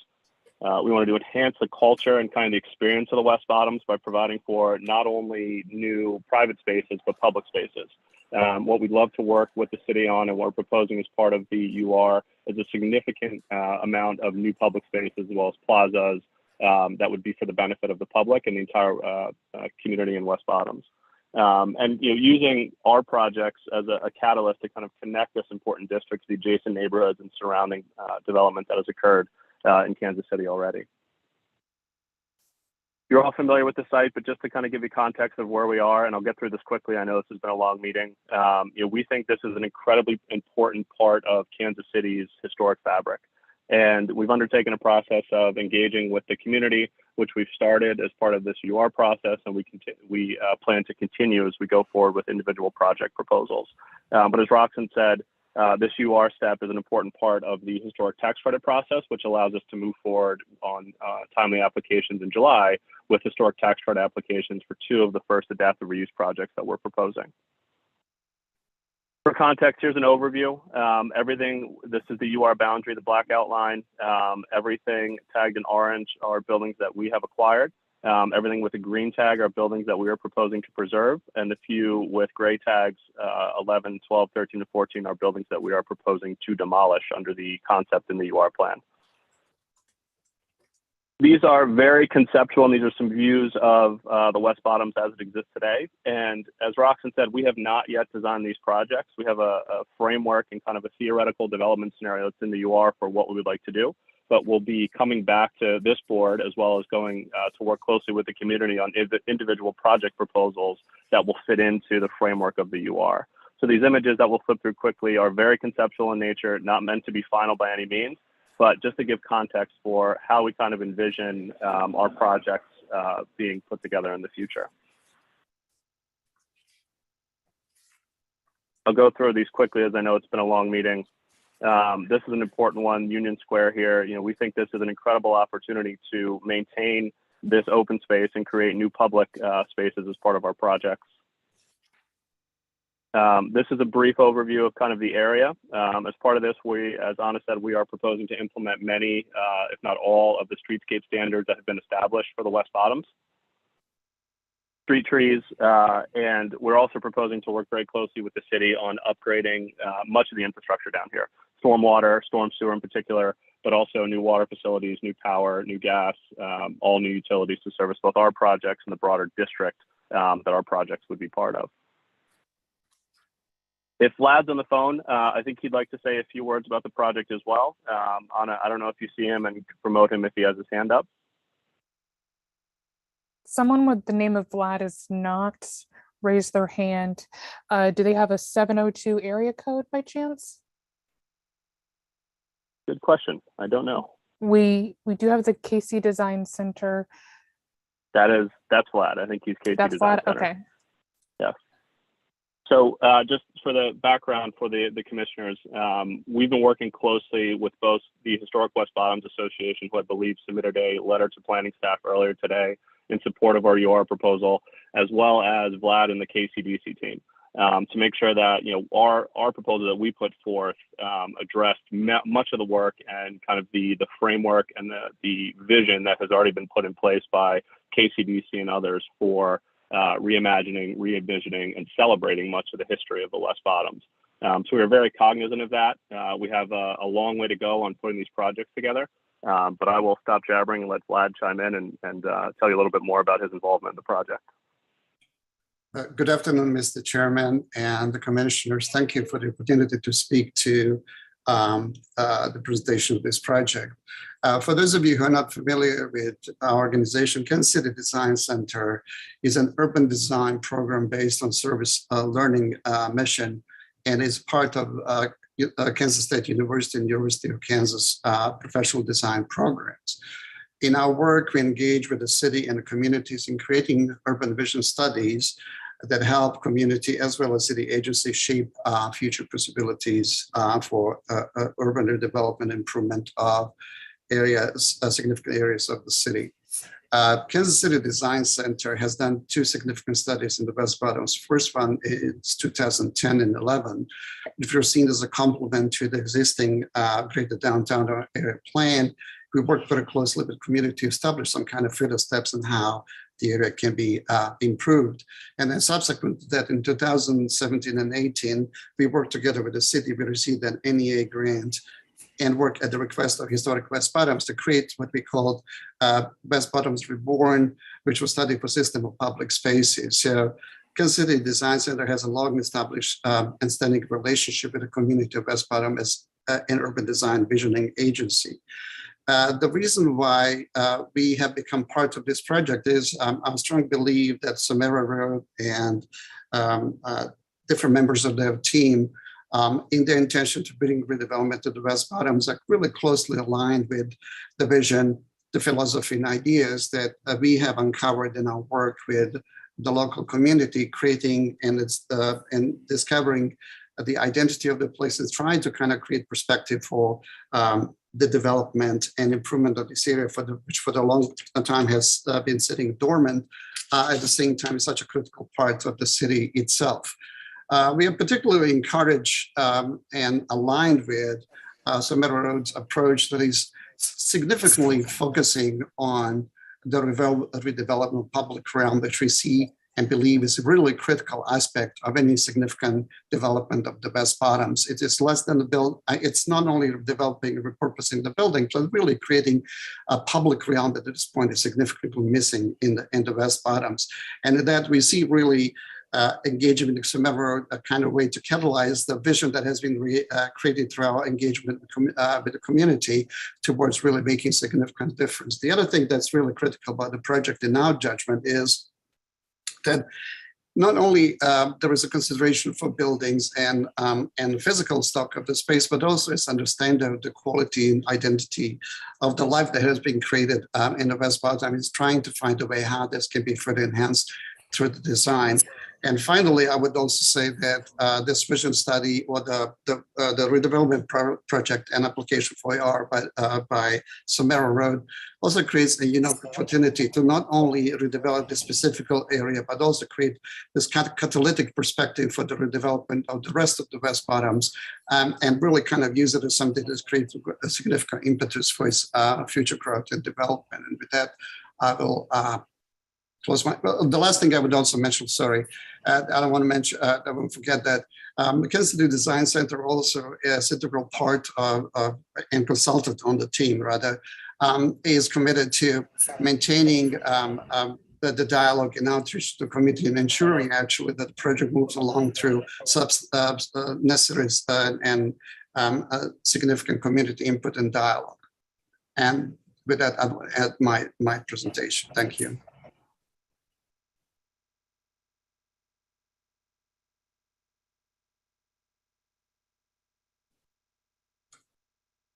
Okay, is that conclude your presentation then? That does Okay. conclude our formal presentation. We're happy to answer any questions. We're happy to bring some of those slides back up if we ran through any of them too quickly for you, to provide, again, to provide any more context that you'd like to have as to the vision that we're trying to get this first step in place so we can proceed.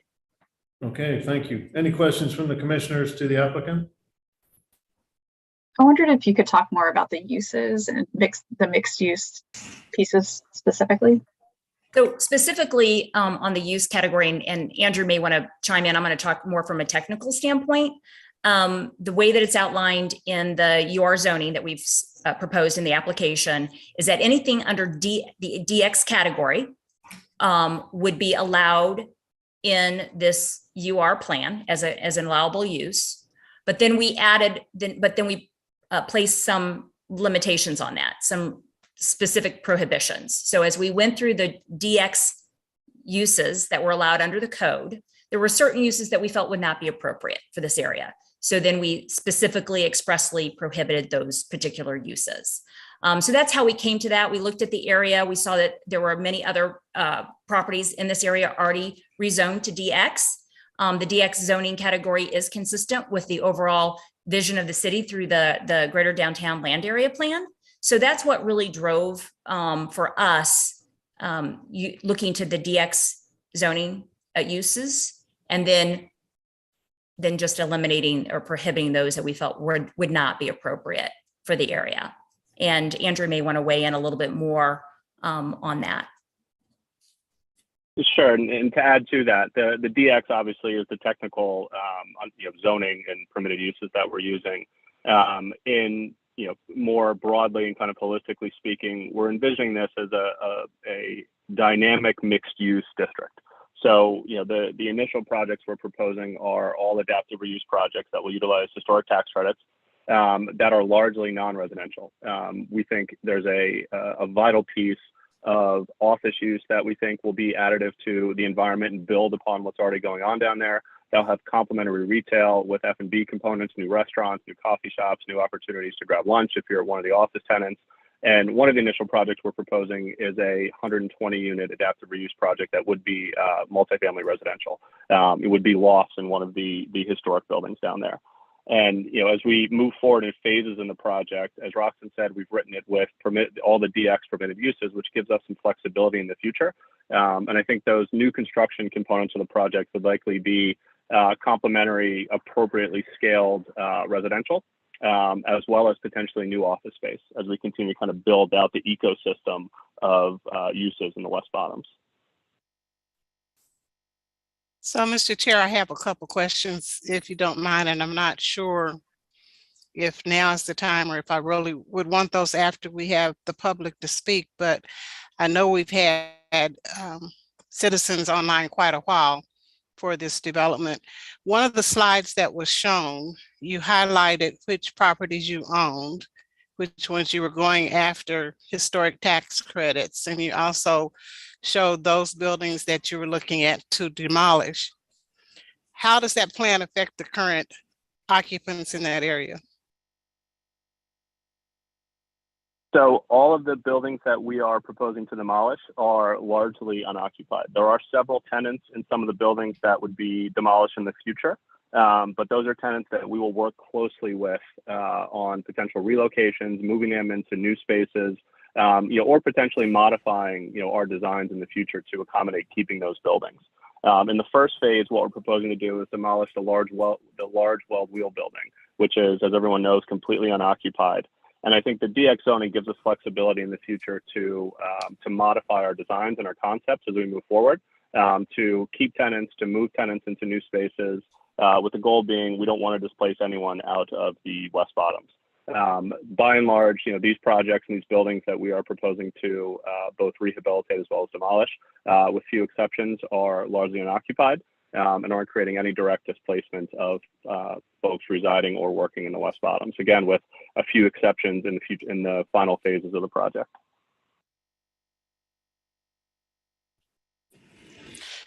Then one more follow-up. there are no other landowners in that area? Y'all basically own the whole site? Correct. The UR zone only includes properties that we either already own, are under contract to acquire, or have a purchase agreement to acquire, an agreement with the owners to include.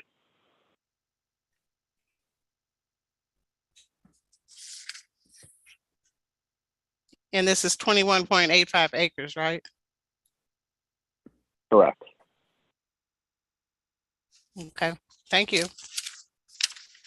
Absolutely.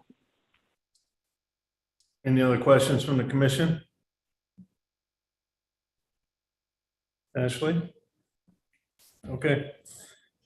All right, so at this time, let's go ahead and open it up for any public testimony. So if there's anybody out there from the public that would like to speak regarding docket item number 15, please raise your hand and you'll be called upon. Looks like we got a few. I've seen several, and I believe Anna has started admitting them. Is that right, Anna? Sasan is a part of the applicant team. So is Mark Horn, I believe.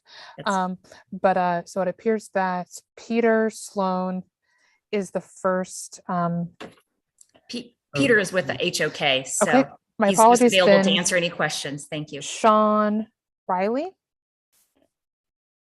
you are being promoted. Everyone for public testimony needs to accept the promotion, and they'll be able to speak. There's also a Nick Allen, a Laverne Jackson, Bruce Okay. Holloway, Let's just start with the first one is who again? Sean Riley? Sean. Mhm. Okay. So Sean, if you can take yourself off mute and then state your name and address for the record. My name is Sean Riley. Can you guys hear me? Yes. I'm a third generation small business owner and building owner at 1404 West 12th. Our building is just north of the 12th Street Viaduct between Hickory and Liberty. I and other members of the West Bottoms community are frustrated by the very short notice we have received so far from the developer. I only received a written memo notifying me of this CPC hearing last Wednesday, giving me less than a week's time to prepare for a hearing of enormous consequence. I request a continuance of this hearing due to very short notice provided to the building owners, business owners, and residents. I, along with other small business owners and building owners, are very concerned by Samara Road's high-density residential development plan for the historic core of the West Bottoms. I believe that an overabundance of residential development in the Bottoms would negatively impact the industrial and commercial businesses currently operating, while having the potential to erase the historic context and sense of identity of the historic West Bottoms. Our concerns, and I've spoken with many of my fellow West Bottoms business owners, many of who were not even aware of this meeting since they didn't get the letter from the city, since they're not property owners, but they're the ones that make the West Bottoms go. Small business is what makes the West Bottoms go. We have a very, I would posit, carrying on with some of the thoughts in Vlad Christick's West Bottoms Reborn, that the West Bottoms is the most unique and fascinating district of Kansas City. It's the birthplace of Kansas City industry. It has a potential to continue to be an e-commerce hub, but critical components of that are the unique blend of commercial, industrial, and residential that we have. That's a big part of it. It's not just preserving the buildings themselves, it's preserving the historic context, the grit, the feel. The industrial trucking activity is a major component of this. Parking, taxes, would more gentrification, or an overabundance of gentrification, I should say, would that result in secondary displacement due to higher taxes, higher rents? I would also posit that reinvigoration of the West Bottoms is a little bit of an unfair term, considering we rank right up there with a lot of the attractions of Kansas City in terms of the hundreds of thousands of people that come down to our shops. We attract over 500,000 people annually to the West Bottoms. It is truly a unique destination, and I would argue that it's already a very vibrant community. I speak for myself. I'm opposed to the rezone until we have more time to provide community input. I spoke with Andrew on the phone for an hour yesterday. I've spoken with Bruce Holloway. Not everyone agrees with me, but I'd like to have more community input. I'd like to meet with Samara Road again. I'd like to have another public meeting so that Samara Road can truly, as they've said they want to do, collaborate with the built community. Thank you very much. Thank you. Who do you have next? Nick Allen. Hi, my name is Nick Allen. I live at 3542 Tracy Avenue, but I'm also a part owner in a retail business that's located at 1320 West 12th Street. So just north of the 12th Street Viaduct, down the road from where Sean is at. I am not a property owner. I'm a renter in the property, but we've had our business here for over 11 years. We are part of this kind of antique vintage district that has grown up in the West Bottoms over the past decade or so. We obviously love and are invested in the area. We've heard this phrase pretty regularly from Samara Road about stakeholders in the neighborhood. Obviously, property owners are stakeholders, but as Sean has mentioned, so are the dozens of small businesses that exist in the neighborhood. So I'm also requesting a continuation on this request for the zoning change, specifically because this residential density is going to drastically impact the commerce that happens in our neighborhood. As Sean mentioned as well, we see thousands of people come down to the West Bottoms every month to participate in our markets. That's tons of vehicles, loads of foot traffic, people that come in from not just the Kansas City Metro, but from all over the country specifically to visit this particular experience. So I understand that there are definitely buildings and properties in the West Bottoms that are vacant, that are definitely beyond repair, that need to either be completely demolished and new properties put in. But it's not dormant. It's not uninvigorated. Yeah, sure, you come down during the week, you might just see a lot of truck traffic because those commercial businesses are operating, but there's a lot of vibrant public use happening in the neighborhood. And so I just wanted to make sure that the voices of the business owners were also heard as a part of this, because as Sean mentioned, as this kind of density comes into the area, there's a high possibility, a high probability that business owners like myself would not be able to maintain staying in a neighborhood that is so heavily populated, especially as rents and taxes and things like that increase. It would be unsustainable to keep the type of market that we've created happening in the area. We love the West Bottoms. We're committed to the West Bottoms. We want to stay and see it continue to thrive. And so that's why we're asking for this continuation. Okay, thank you. Who's next, Anna? Last name Bedina.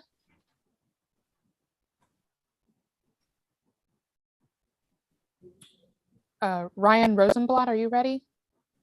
Yes, I am. Okay. I also partially own a business in the West Bottoms. And like Nick before me, I do not own property. But we are a part of the community. We help bring business to the community, taxes to the community. We help make the West Bottoms what it is. And similar to the two speakers before me, we've been really frustrated by the lack of community engagement here, the lack of information, and frankly, what we've experienced is misleading by some of the stakeholders involved.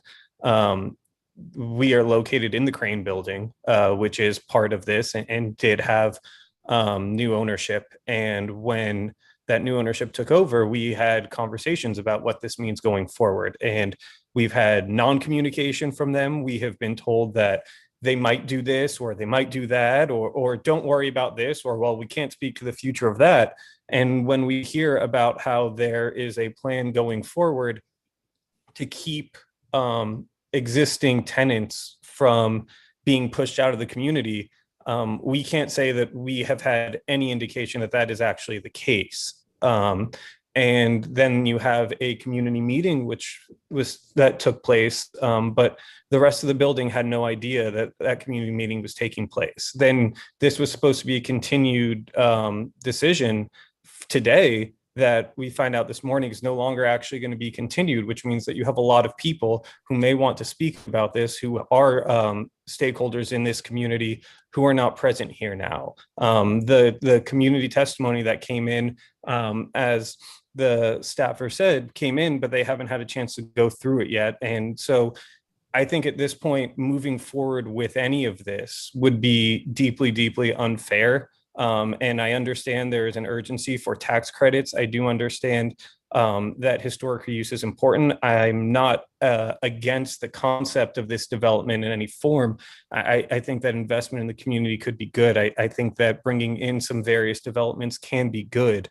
And that might be this project, but to this point, the way it's been carried out, I think we would be putting, to go forward with it now, we would be putting the ability to get tax credits above the actual community that exists there right now. And that feels deeply unfair to me. This has not been a very well carried out process. And I think that the process exists for a reason. The process exists so that way everybody can have their say, so that way these commissioners can make a decision with all of the information available to them and the impacts of not just taxes, not just development, not just reuse, but also the people there. And I don't think that this can go forward today, at least, and the commissioners have all the information they need to have, because if that were the case, we are going to be leaving out a ton of the people who actually make the West Bottoms where they are. So I'm pushing for a continuance so that way this process can take place the way that it is intended to. Thank you very much. Thank you. Okay, last name Medina. Yes, this is Patricia Medina. I am a property owner at 1106 Santa Fe. I believe on your map that you showed earlier for the development, we are right next door to one of the purchased buildings, the old haunted house that I believe is building number 5 on your map. And I would suggest, or just at least ask a couple of questions, since that is right next door to us, what does that do to our parking that it is allotted there currently? We are right across the street from the railroad tracks. We have a dock.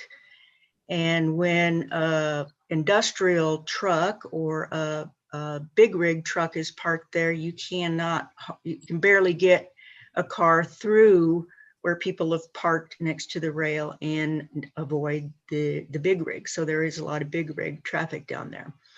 I don't want my dock blocked with parking from the hotel. So I would really question, where is everybody going to park? We haven't heard that. And if there is a proposal for them to buy parking, I'd like the current residents and business owners to be able to purchase that parking in advance. And the reality is, why should we have to purchase it when it's already existing and has been allotted to our buildings? So that's a code I think you need to consider. One of the other things is we're not necessarily opposed to the development down there. However, the other side of the Riverside Market, the West Bottoms, well, where the marketplace used to be, is full of residential housing there. So I would really like to understand what the DX uses that the proposed owner requested to have removed, or categories with limitations. My primary concern is we are an industrial use building. We have artisans as well as cabinet makers, industrial parking there with about 10 people. So I need to keep my parking space, need to keep my dock clear. And since we are going to be adjacent, or we will share a common wall, that's my next question. Will there be a different wall? Will that building next door be demolished and rebuilt? Will we have an adjoining wall? There's a proposed pedestrian walkway alley proposed. I'm not sure how that affects traffic, human traffic down there. And you need to realize that because of the industrial use down there, you have a lot of graffiti artists and drug users and needles down there. So you need to be aware of that. My main questions for the proposed development is what does that do to current business owners' parking? If the hotel, this development is offered tax breaks, then why aren't the current residents, building owners offered those same tax breaks? Again, we did not have much advance notice of the hearing. So there are a lot of other legal questions. And then I would ask if the development has decided that there will be certain buildings in the future to be demolished or others to be purchased. What are those proposed plans? I have tenants who are worried about having to move out. And unfortunately, in the city of Kansas City, Missouri, in that area, there is very little industrial space for them to go to without paying over $20 a square foot for rental. The prices down there in the West Market are not as exorbitant, so you would have a secondary exodus of folks if this continues to go through. So I would just like a little more time as well as having my direct questions answered. Okay, thank you. Who's next, Anna? Bruce Holloway. Okay. Thank you, Mr. Chairman and Commission. First, let me offer my kudos for your perseverance today. This has been quite a meeting. My name is Bruce Holloway. I live in Columbus Park. I'm a member of the board of directors for Historic West Bottoms Association. We're a business and neighborhood association, been in the West Bottoms since the 1930s. And we were originally incorporated, and our mission has been to support and advocate for infrastructure in the West Bottoms. We continue that mission today, and as the neighborhood has started to change, we've also been supportive of redevelopment, also been supportive of holding up our culture and history in the West Bottoms. We're here today to express our support for this first step in this process of getting the UR zoning in place. We understand that this is going to be a long process. Like everyone else, we do have some concerns around access for existing businesses and around the idea that existing businesses are going to be able to continue to do business as they always have. However, that said, we think that the developers have started engaging the public and engaging the owners and the tenants in the bottoms. And we feel like it's just time to roll up our sleeves and get to work on this project that'll make the West Bottoms even more vibrant than it ever has been. We've had the opportunity to work with KCDC in the past on the West Bottoms Reborn project. And like, as Vlad mentioned a while ago, we very much value looking at the public realm in the West Bottoms. Right now, we don't have much public space down there that's been activated, and that's something that we're very interested in. But to finish up, again, our main concerns are that existing businesses can continue to do business as they've been doing it, and we'll be happy to continue to engage with the developer and the rest of the community. Thank you. Okay, thank you. Anybody else on? Carrie Lodel.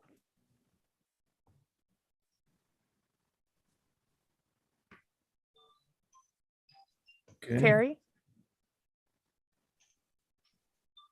Okay. He might be on mute. Hello, can you hear me? Yes. Okay, so our building is full of tenants, and they've been doing woodworking here for about 11 years. Kitchen cabinets and furniture. Where are we supposed to go? I mean, are we going to get any questions answered today? And can this be continued, because we really didn't get enough time or notice to get this all figured out?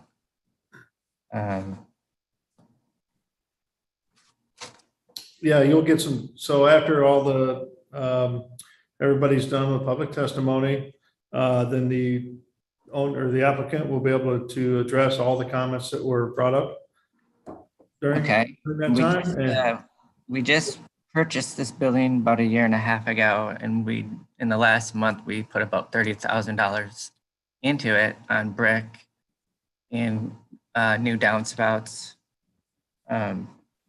So, and with the hotel proposal of the old haunted house or the new rezoning, would we still get to stay here and continue to manufacture cabinets?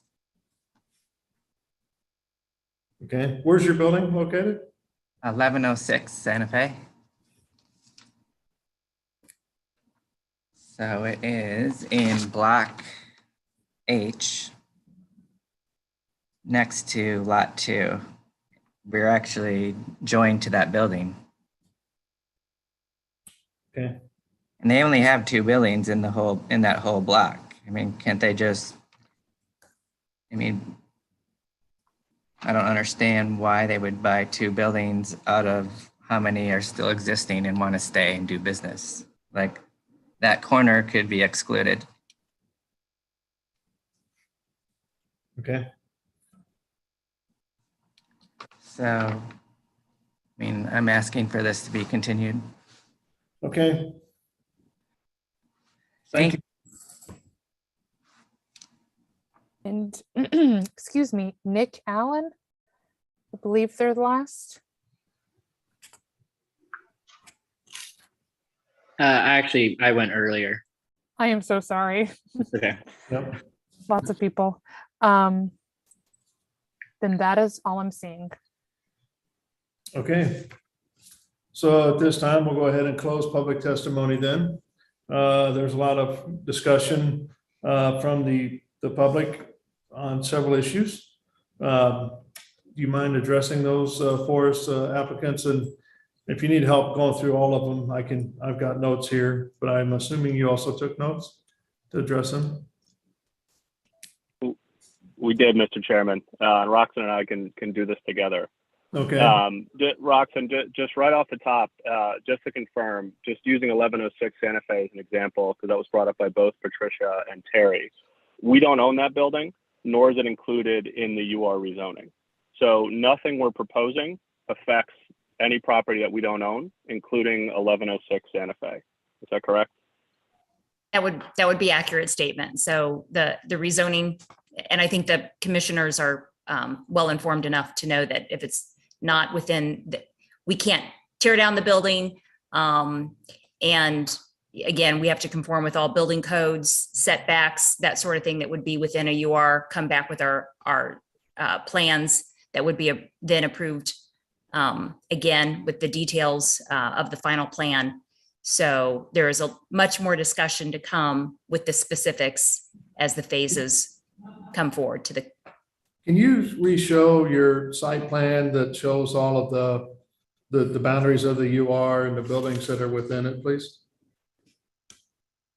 Sure, give me 1 second.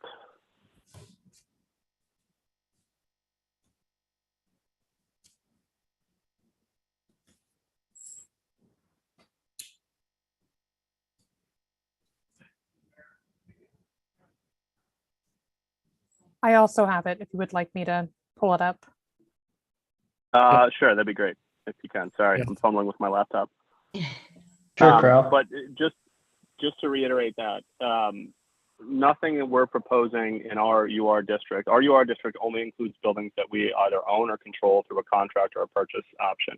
The UR, what we're proposing as permitted and prohibited uses, does not affect any property that is not included in the UR or we don't own. So any existing uses, any existing businesses, leases are not affected use-wise, zoning-wise, or ownership-wise by anything that is not within the UR district.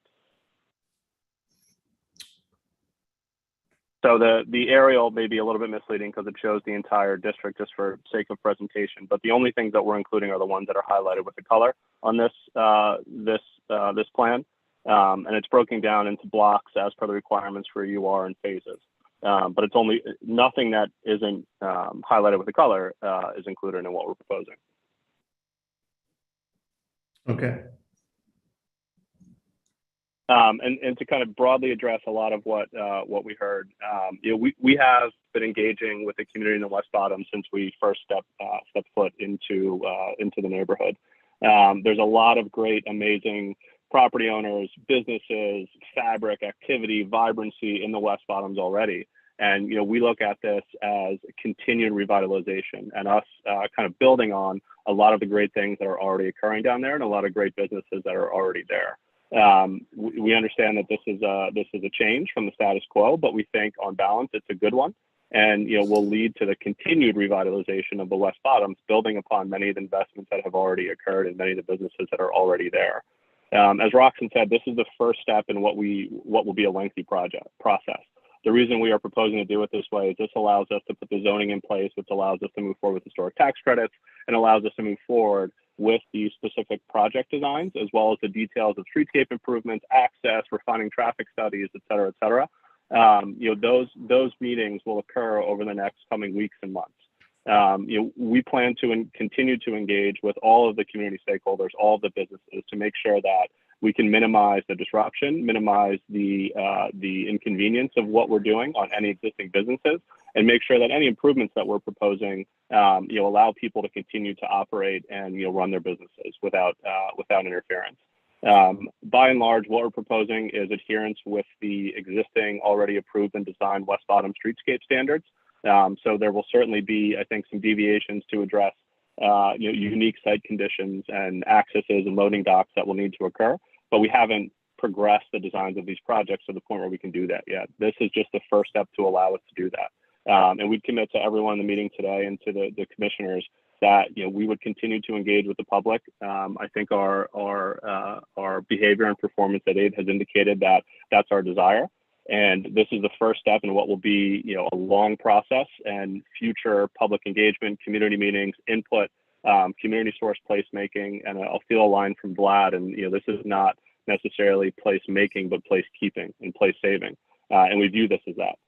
But we think this is a worthwhile endeavor, and we look forward to undertaking it with the support of our fellow community stakeholders of the West Bottoms Historic Association, and hopefully with the support of the Planning Commission and staff.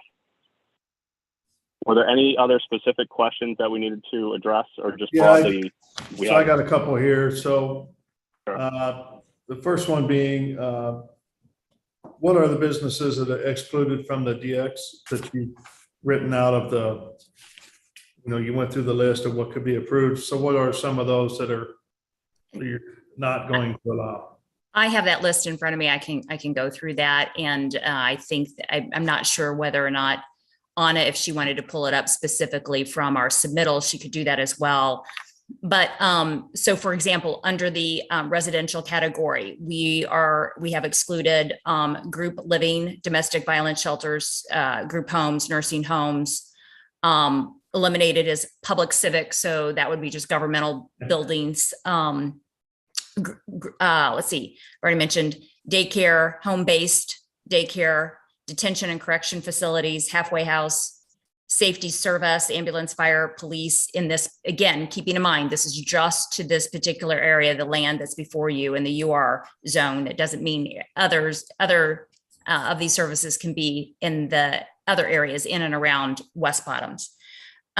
Commercial, under the commercial categories, adult, animal stables, building equipment, sales, service, and that's, again, that is just within, and it's specific to, with fueling station, offering the sale of materials and equipment to be used, consuming and preparing illegal substances. Those are specifically the ones that are eliminated there. Day labor employment agency, funeral and internment services, gasoline and fuel sales, hookah bar, hospital, full service, lodging, manufactured homes, recreational vehicle, specifically excluded. Motion, and when we say lodging, again, just those two, the manufactured home parks and recreational vehicle park. Motion picture arcade booth, office, medical, being specifically the blood and plasma centers, pawn shops excluded, retail, under retail and wholesale sales, specifically just automotive and firearms and weapons sales are excluded. Shelter, all shelters excluded. Short-term loan establishment, all are excluded. Transportation, under transportation, just the maintenance facilities are excluded. And again, we're just talking within our UR land area. Vehicle sales and service, specifically car wash, cleaning service, freestanding, that's excluded. Heavy equipment sales, rental, motor vehicle repair, general vehicle storage, towing. And again, keeping in mind, as I'm reading these are just within our UR zone. This is not, does not affect other areas outside of our UR zone that are in the West Bottoms area. In industrial auto wrecking, junk salvage yard, mining, quarrying, recycling service, waste related use, agriculture, animal, wireless communication facilities, specifically under wireless being the freestanding facilities. And that concludes the list of prohibited uses. Happy to clarify any of those if anybody has any questions. I do. Go ahead. How is putting a hotel that's hooked to manufacturing cabinet manufacturing building not affect us? Yeah, I'm sorry. We're closed with our public testimony at this time, so it's just a commission talking here on the rebuttal of comments that were made during the public piece. Okay, sorry. Okay. So, Roxanne, what is meant by freestanding wireless? It was the very last thing you had mentioned. You said freestanding wireless. So my understanding of that are towers, communication towers. It could be broader than that, but that is my understanding of what that means under the code. Anna might be able to. Correct. There are multiple types of cell phone towers that people can cite. They can cite them on buildings. They can cite them on other poles. The wireless communication facility, the freestanding one, is in relation to a cell phone tower that is just on its own, no co-location. Okay, thank you. What's your time frame on this development? What kind of length of time do you see this? I will defer to Andrew on that, but go ahead, Andrew. Sorry. Sure. So the first critical step, obviously, is getting the zoning in place to allow us to move forward with historic tax credits. We have 2 applications that we anticipate filing in July, pending UR zoning approval, and then 2 second applications we anticipate filing in the December round of funding. Is this a 20-year project, a 30-year project, or a 50-year project? So this overall, the initial phase of this is adaptive reuse. And we think this is a 7 to 10 year long project for us as we kind of start the projects, work with the city on infrastructure improvements, build those infrastructure improvements, and obviously build new construction projects in future phases as we go.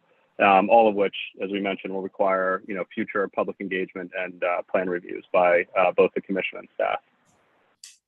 Okay, thank you. I have a question, Mr. Chair. Go ahead. So am I under the right assumption that the UR that you're getting for the properties that you own would not be a benefit to the other property owners if they're looking to make improvements to their site to get incentives? So let me answer that. So that would be accurate. So the UR, as many of you know, UR in most instances is required if you're going to proceed to request at any later date the incentives for a particular piece of property.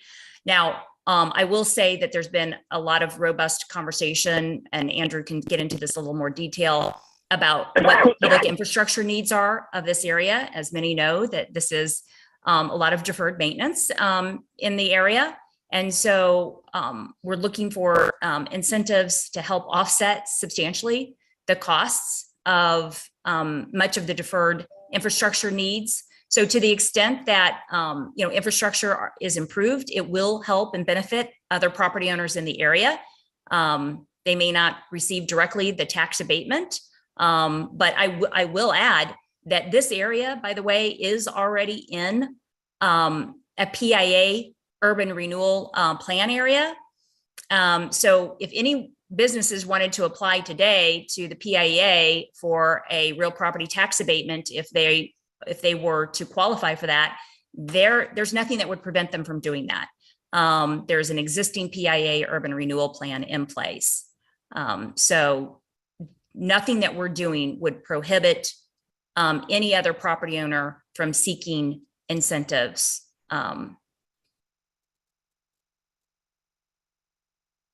Okay. Does that answer your question, Commissioner? It did, because one of the citizens had made the comment about if the anticipated hotel would be able to get things for their building, how could they do something for theirs? And I wasn't quite sure if anyone really heard that comment. So that's why I brought that up. How can you help educate then those property owners that are within your overall footprint, help to get things to help improve their building so that the whole area can be maintained and not have different areas where maintenance is needed, and you put all of this investment into yours. So to me, I'm looking for a collaboration, a partnership to help those other property owners to help improve the entire area, is what my thought process is. Often, I think thank you that for clarifying that. Yeah, I would just add, Commissioner Beasley, we totally agree. We think our investments in the West Bottoms can be a catalyst for allowing all of those things to happen, for broader business improvement districts, and allowing the community there to coalesce and put in place maintenance programs, and using the improvements that we'll build as a catalyst to improve infrastructure that will benefit not just the properties that we own and control, but the larger West Bottoms community. So we totally agree with that approach. So I think that's what I'm hearing, is the fear element of the current property owners, of how you're affecting them. And I don't think you've really addressed how there's things you can help them in a positive manner as well. so. If I can just So add to thanks that. for bringing that up. And I think only, but as y'all work together to make an improvement. I'm done. Okay, thank you. Any other questions from the commission? I just wondered if you could talk about green infrastructure just in a broad sense. I think there was a major project that was done in the West Bottoms for flood mitigation. Vlad, I think you might have been involved in that. So I just wanted to kind of get a sense of like what you guys are thinking long-term in terms of stormwater management in that area. Yeah, I'd be happy to comment on that a little bit at a high level, and take this for what it's worth. I'm not an engineer, so I will speak in general terms. Sasan, our civil engineer from SKD, is on the phone as well. But generally, what we're proposing is a program of regional detention to deal with stormwater, and that will include things like rain gardens, many of the things that have already occurred down there. As part of the public space improvements, the streetscape improvements, and reserving, parking areas, that we're going to create, doing them with pervious pavement, doing them with underground detention that will allow for a broader district-wide program we put in place that benefits, the entirety of this part of the West Bottoms, not just our projects. Thank you.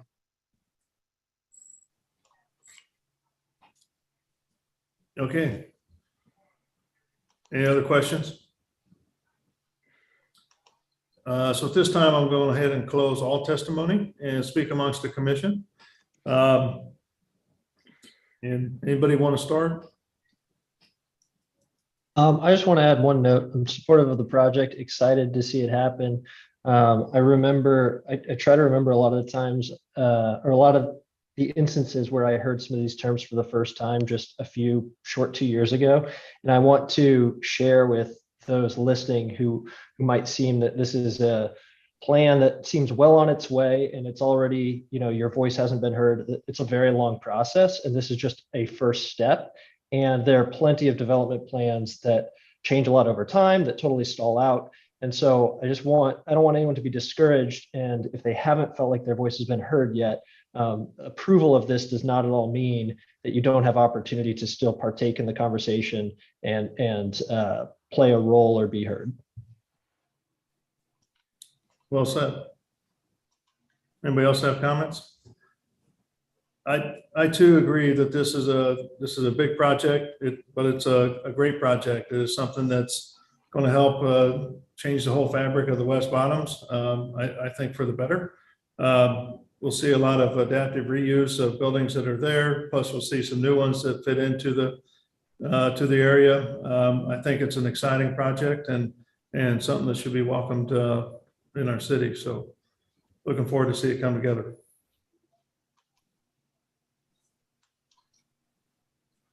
I just have one. Am I frozen? I just have one additional ask. Kobe, you asked them the length and they said 7 to 10 years. What do you think you can get done in the next 3 to 4 years? So I think the first phase is largely adaptive reuse and historic preservation, as well as the infrastructure improvements and the public spaces. So I think 4 years from now, if we've accomplished the first 4 adaptive reuse projects, which are 2 office, 1 residential, and 1 small boutique hotel, as well as building the plaza and completing much or all of the infrastructure improvements, as well as the streetscape improvements, I think that's what the next 3 to 4 years will hopefully look like for this project.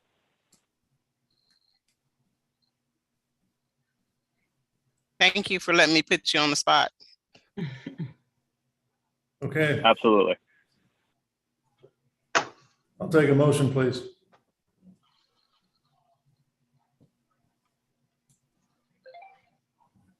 Mr. Chair, I'd like to recommend that we approve case number 15-00078 as presented. I don't see any conditions. Yes, that's presented. Second. Okay, so I've got a motion and a second for approval of docket item number 15. Lisa, can you take roll call on that motion? Did we want to note, sorry to interrupt, did we want to note the addition of condition number 25? And oh, yeah, sorry. That's a couple pages back in my notes here.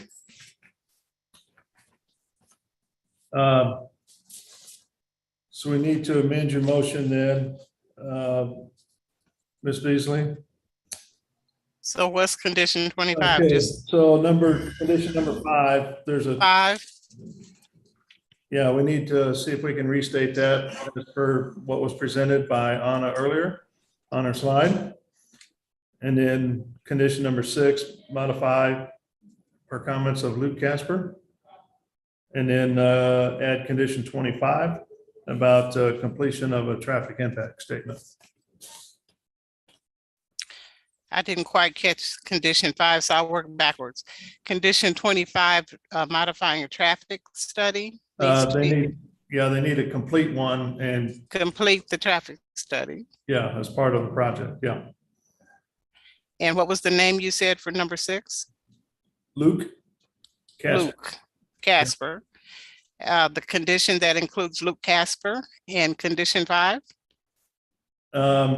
To modify that as stated by Anna earlier in the presentation. And to modify condition 5 as stated by our staff planner, Anna? Correct. Second. Okay. Is that good now? Yeah. Okay. All right. So with the modified motion and the accepted second, Lisa, can you take roll call on the motion, please? Commissioner Allender, Aye. Beasley, Aye. Corral, Aye. Enders, Aye. and Sadowski. Aye. Okay, it looks like the motion passes for approval of the docket item 15 with the changes to the conditions as stated. So we appreciate you bringing that forward to us and good luck as you move forward. And we look forward to seeing the other pieces as presented down the road. Thank you. We appreciate your time today. Thank you.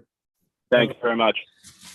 So at this point in time, it is 3:45 and we've got case 16, 17, 18, and 20 left to go. So we've got 4 cases left. And I've had a request for a quick break to grab something to drink and use the facilities. Is everybody okay with that? And we'll come back here in about 10 minutes. Works for me. I have to leave at 4:30. No. Okay, I'll work on it then. 4:45. I have to leave by 6, but hopefully that's not an issue. Yeah, I want to be out by 6 as well. So, okay. All right, 10-minute break.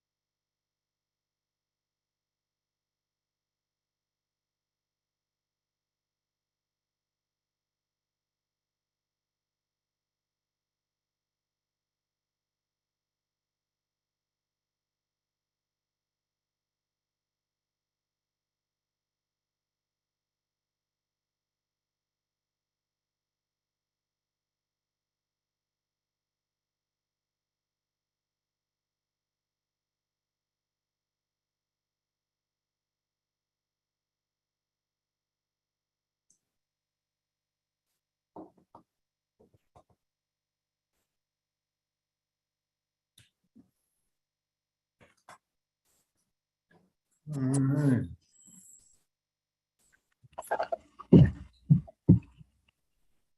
Get everybody back here.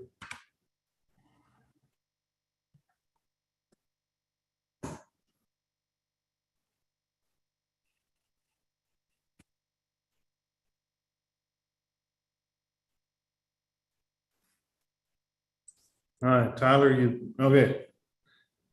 Is the applicant available for docket item 16? Just making sure they're back as well. Yeah, Anna, this is Doug Stone.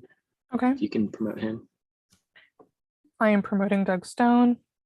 He has been connected. Okay.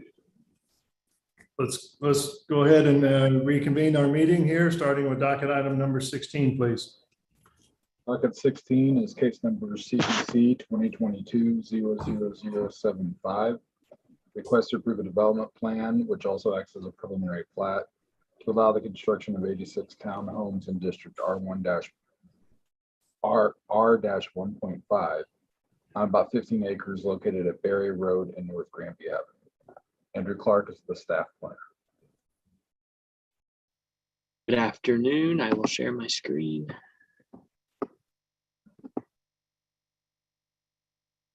So before you is docket number 16, case number 75. This is at 8400 North Granby Avenue, and it is a development plan and preliminary plat. This site is also located within the northwest quadrant of the city. It's just south of Highway 152 and just north of Berry Road, and it is east of Green Hills Road.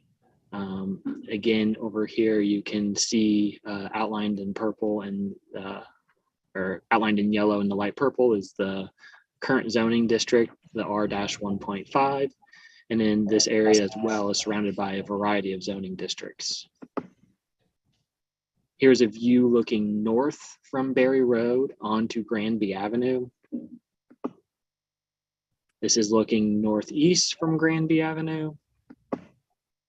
This is looking northwest. This is an important photo. Just remember the sidewalk here. Here's the site plan, and the applicant is proposing quite a few sixplexes, fourplexes, and a duplex for a total of 86 units over here. North is oriented to the right, so Berry Road is here on the left. These will all be private streets, and the design of these buildings is resemblant to a townhouse design.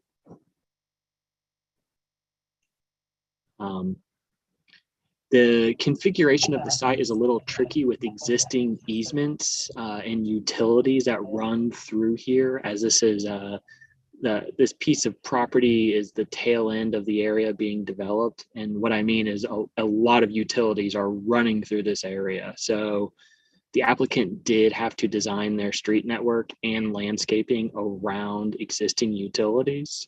But I did want to highlight the amount of trees that the applicant is proposing to make it more walkable in here and enhance the experience of the pedestrian, and providing additional shade.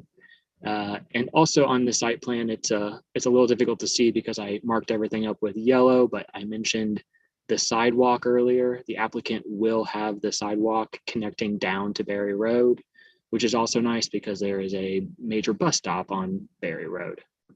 The applicant is proposing a total of 132 trees.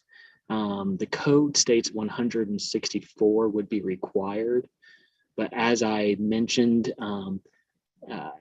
because of existing easements and the constricted street layout that the applicant was limited to, they came up with a total of 132 trees, and staff does support the reduced amount of trees provided. I wanted to provide a few elevations. So this is the clubhouse that is it's the building nearest to Berry Road, which will be visible from most passerbys. Here is an elevation of the duplex. Staff was really happy with the amount of windows that are provided in the rear of these buildings. According to code, there is one duplex proposed, and staff does support the deviation that will need to be granted by the city council. But we do have a stipulation in our code. If it's a attached house, that the front of it can only be a maximum of 40% garage wall area. Right now, this design is at 50.7. So staff does support the deviation request of 10.7% for this one and only duplex. Here is what the fourplex looks like. And here is what the sixplex elevations look like. And staff does recommend approval with conditions for case number 75. And that concludes my presentation. Okay, any questions from the commissioners to the city staff on this?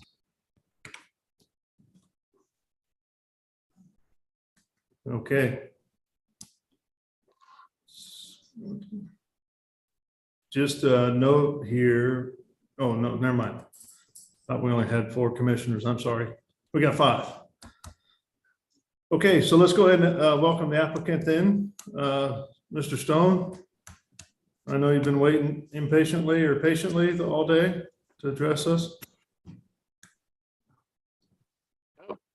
You're on mute, Doug. Okay, thank you, Mr. Chairman. It's been an interesting morning. I don't have 37,000 square blocks of city to talk to you about today. I have a small little project with 86 units up in the Northland. Andrew did a fine job of explaining our project. There's a couple of things I'd like to mention to you, and I won't take too much of your time. Andrew, do you think I need to talk about the meeting, the waiver of the posting of the notice? No, I mean, you reached out to NNI and worked with them since there's no registered neighborhood. You can bring up, the City Plan Commission does have the authority, yes, that stipulation, just to cover your bases. Sure, thanks. So, Mr. Chair, we had some confusion with the, after the Development Review Committee, where Andrew, who was a wonderful planner, prematurely posted on CPs on Compass that we were going to be continued. And that got worked out in a day. But because of that, there was some confusion with our professional team, and nobody picked up the placard to post at the property until it was within the 15-day window. We did have a fairly robust neighborhood meeting, and the notice was posted on the site. It just was only there for 10 days instead of 15 days. And so technically, I think that we should request from you a waiver, which is permitted under 88 515.05 specifically, and just, to dot the i's and cross the t's. If we're going to hopefully get your approval today, I think we should have a waiver of that sign posting requirement or reduced for the reduced period. So that's one item I have for you. The other item, Andrew, could you put back up that tree diagram, please? Thank you.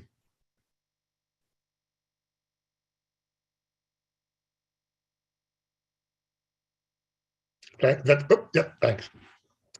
So, Mr. Chair, members of the commission, so one of the conditions in the staff report that's being requested is that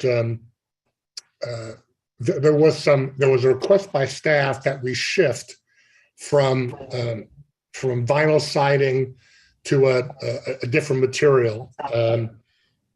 This is a project, sorry, and then ultimately in the staff report where the condition was that if we're not going to use hardy siding, that at least the areas that are visible from Barry Road should have that little upgraded siding. So our issue is Number one, this is a workforce priced housing project. And so these are rents at about $1.20 on average per square foot. You know, the more significant projects these days, the bigger, newer ones, you're seeing $1.60, $1.80. And the big ones you're seeing at $2 a square foot. This is not that project. These are rental houses that are available to normal families who are going to, you know, hopefully have an affordable rent for a reasonable townhouse.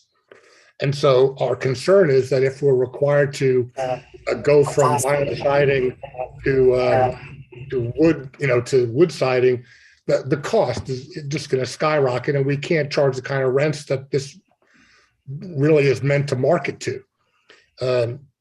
Secondly, I think you can see that with the significant amount of trees, there really isn't that much visible from Barry Road.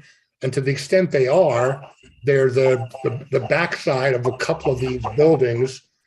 And I guess, although I think Andy's great to work with, I think this is one where we would have to say to you, I don't think that's a condition that's going to lead to a positive result.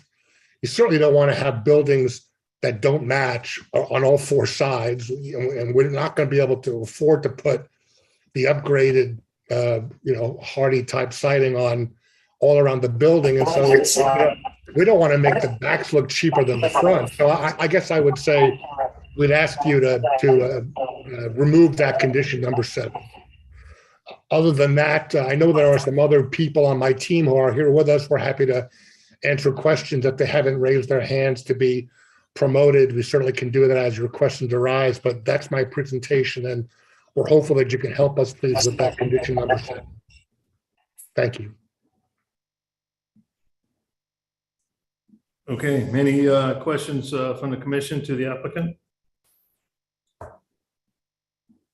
And any comments on the change of removing condition number 7? I've just got a comment, Doug. Did your team look at, instead of just detention ponds, putting some other type of green infrastructure in from a livability perspective and so forth?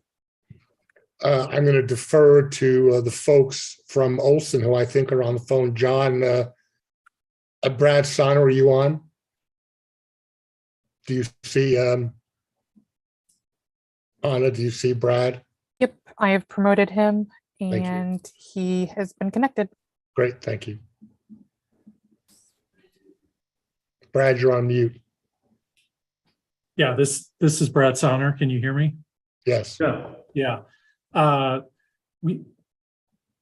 We did not look at other alternatives. We're simply proposing that to be, green infrastructure, some sort of BMP to address water quality. So that's really all we considered.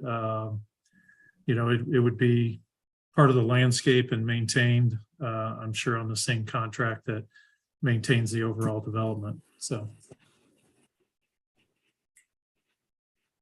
Is it possible, just as I'm just always concerned if this is a preliminary plat and we're stuck, if we're just stuck with it, is there a way that you can look at it and just give us an analysis of, is there other better green infrastructure to use from a livability, healthy neighborhood perspective than just detention ponds?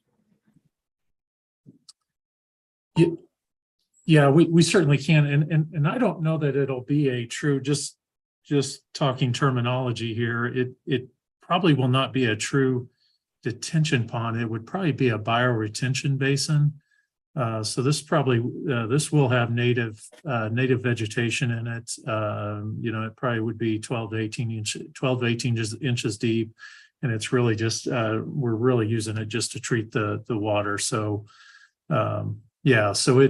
I think maybe we're saying the same thing. It will utilize, native vegetation, and so it won't just be your typical detention basin.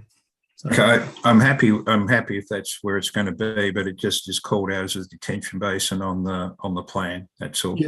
Yep. And that's a preliminary placeholder. We'll see if we can combine, make that the use of, well, again, I go back to use of native vegetation and it that it'll be a water quality element as well. Right. Thank you. Chair Corral, in response to your question, I'm fine with removing condition number 7. I think what the applicant said makes sense to me. And then the only other thought that I have would be double checking with Sarah on our ability to waive the number of days that notice was posted.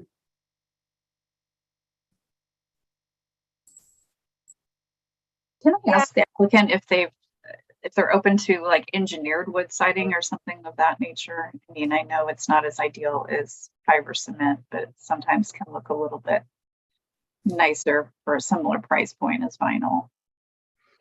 Well, I we'll certainly talk on our end, but I can tell you that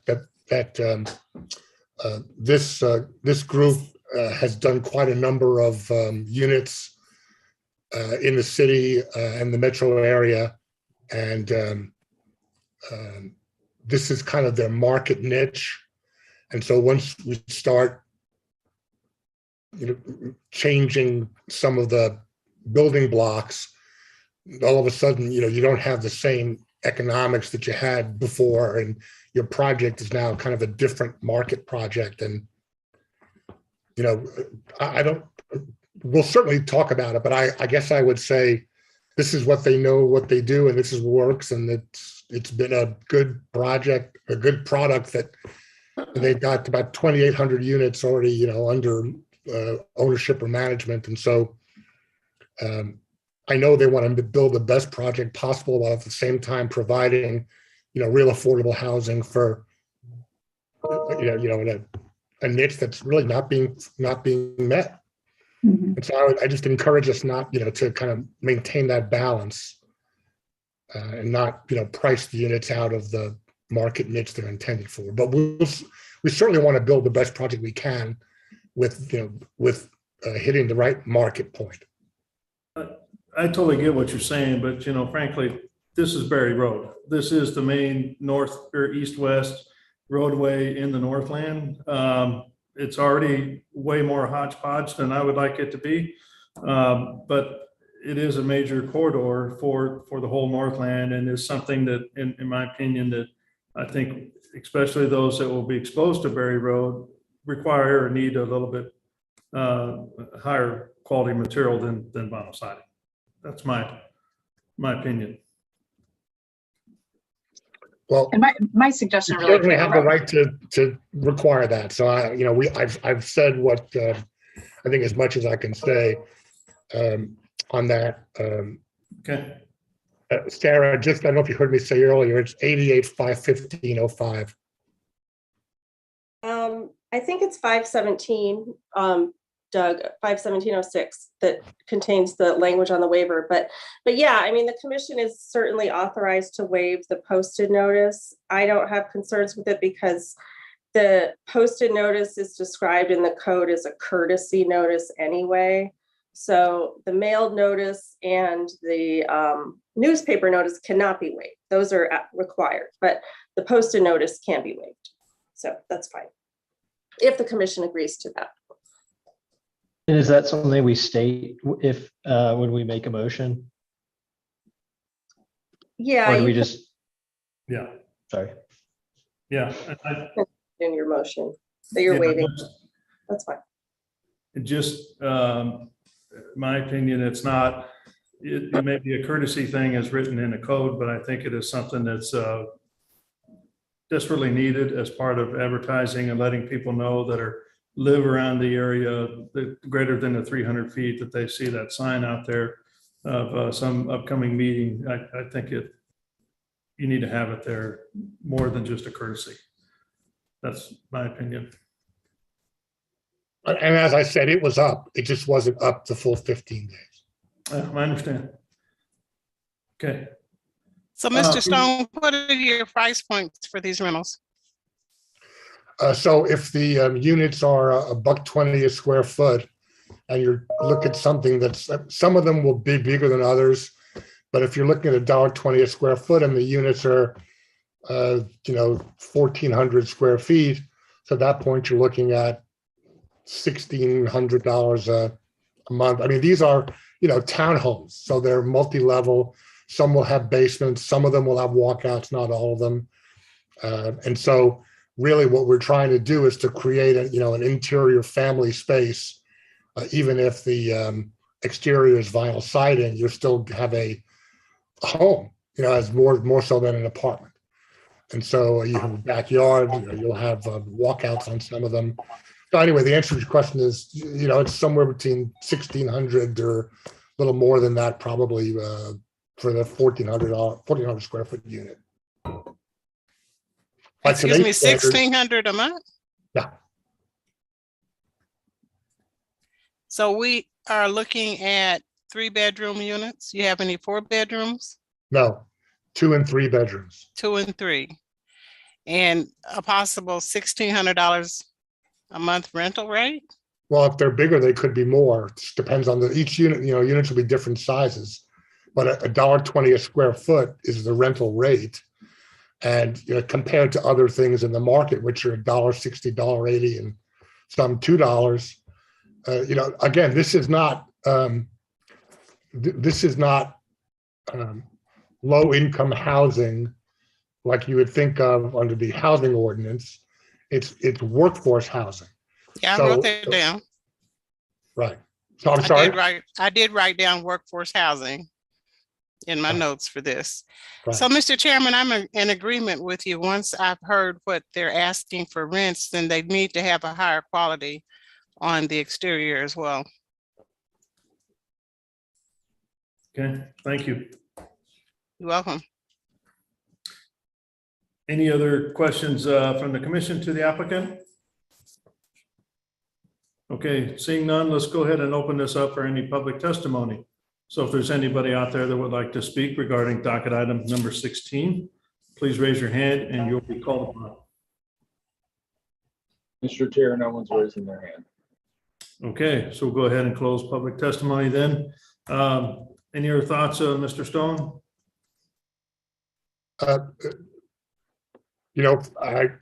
I'm still concerned about this condition number 7, although I obviously respect the comments that you're making.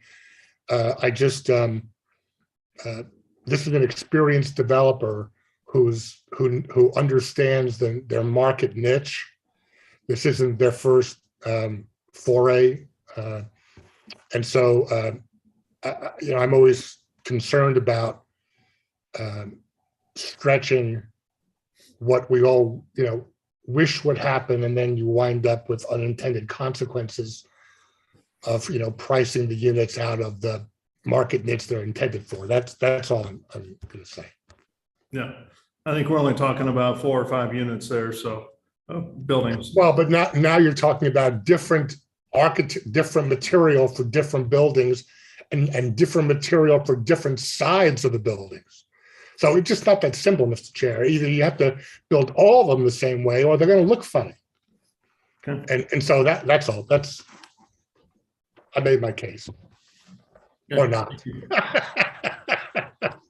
On that note, Chair Crowell, do you have any language you'd want to add to clarify condition number 7? Because right now it says visible from Berry Road, and is that sufficient for staff then to decide? Because looking at it, it does seem somewhat tough to determine, or I can see how 2 people might interpret it differently as to the number of units which are visible from Berry Road. Well, I think the language is fine. It's just something that the applicant needs to work with the staff planner on, and they can coordinate that out together, how that comes together. They're both pretty smart people. Well, Andrew is. Yeah. Okay. Doug, we'll work together. I know some very high quality I'm sure. vinyl, so we'll look at samples and go to the store together. Oh, nice, very nice. Yeah, There's Costco right near here, so we could go to Costco. There's Menards, Home Depot, Lowe's, everything's right there. So There's actually a brand new Sherwin-Williams right on the south side of the street. We can buy our paint together too. you're bringing up a sore subject. Oops. I'd rather use Tnemec. Anyways, I'll take a I motion. would just say to echo Doug's concern, just, I would rather see all of these units be the same material, or, as opposed to just sort of piecemeal. I think the condition as it's stated is fine and you guys can work through it, but I agree. It's not great to try to do something on the back that you're not doing on the front, or you have one townhome that doesn't have it, the next one doesn't. It just gets kind of wonky as you're driving around. So I think you can find something at a similar price point. At least that's been my experience. We'll work with staff. We're always happy to work with staff. Yeah. Except Stone will be even better. Chair Crowell, I move to approve docket item 16 with conditions noting our ability to waive the 15-day posted notice, noting that it was only posted for 10 days as outlined in 88-5-1706. I just want to add, do we need to add anything with regards to bioretention versus a detention pond? Just a question. It's up to you, but it sounds like the applicant, they're going to look at that type of stormwater management and water quality, especially the water quality piece as part of the project. This is not in a combined sewer area, so they do have to do some level of service improvements as part of their stormwater management. Yeah, that's fine. I as long as they're going to look at it, I'm fine with it. But I just want to make sure. I mean, it goes beyond. I know it's not a combined sewer, but having a bioretention is probably, I think, is better from a livable perspective if you've got residents and so forth. So that's my opinion. But okay, we'll leave it as it is. Is this your second? That's my second. Okay, all right, thank you. All right, so I've got a motion and a second for approval of docket item number 16 with conditions stated and with the note of the waiver on the posting of the sign. Lisa, can you take roll call on that motion, please?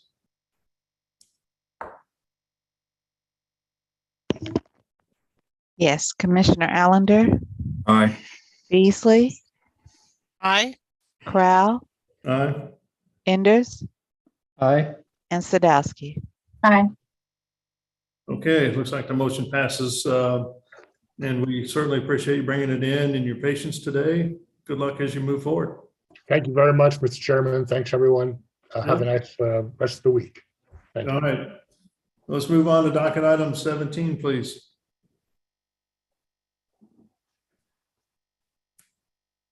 All right, docket item 17 is case number SUP 2022-00017.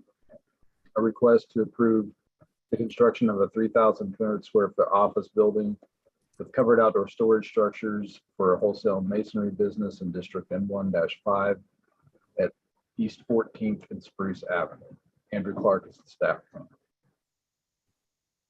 Okay.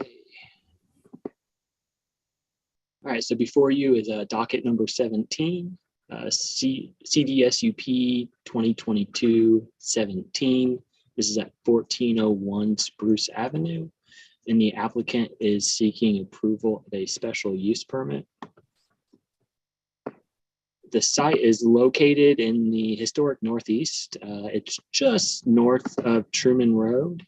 You can see it outlined here in yellow. It is a total of 3 parcels, and the entire surrounding area is industrial in nature and zoned M1-5. The applicant here is the site they purchased where the 3 lots are located. This is looking southeast. As you can see, it's very vacant, not much activity over here. This is looking to the north. This is looking to the west.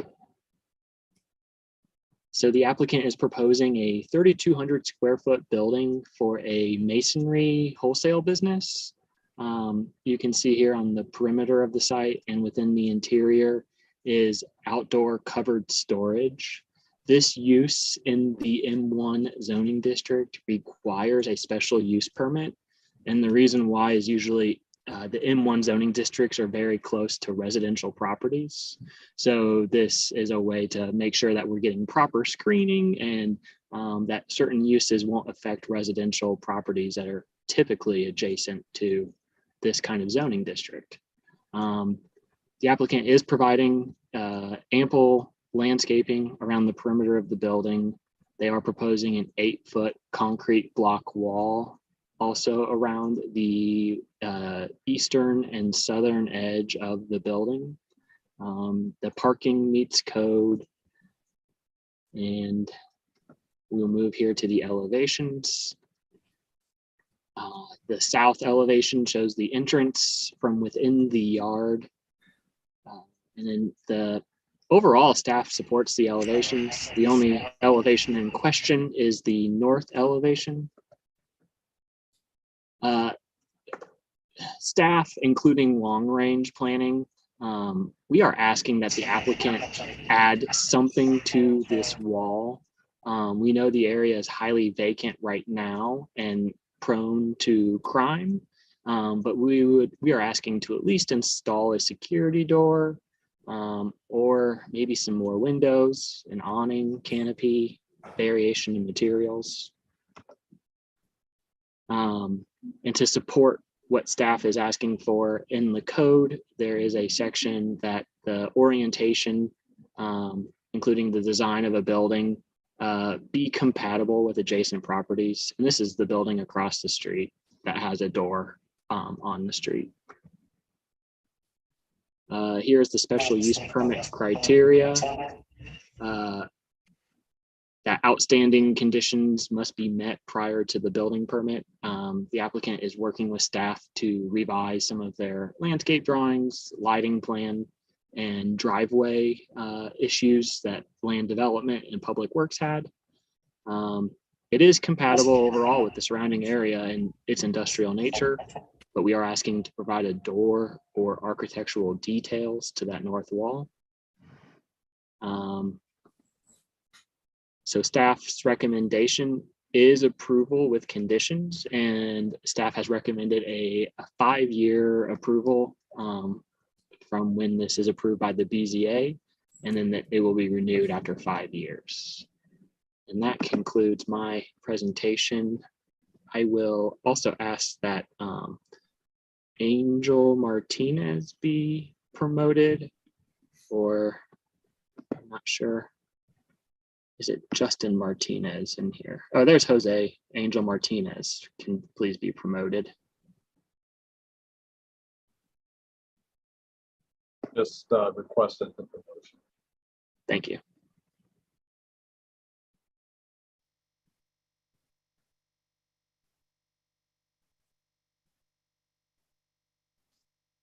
Okay, any questions from the commission to city staff? Okay, seeing none, let's go ahead and welcome the applicant then to the case. So applicant, Jose, you're on mute there, sir. If you don't mind unmuting yourself.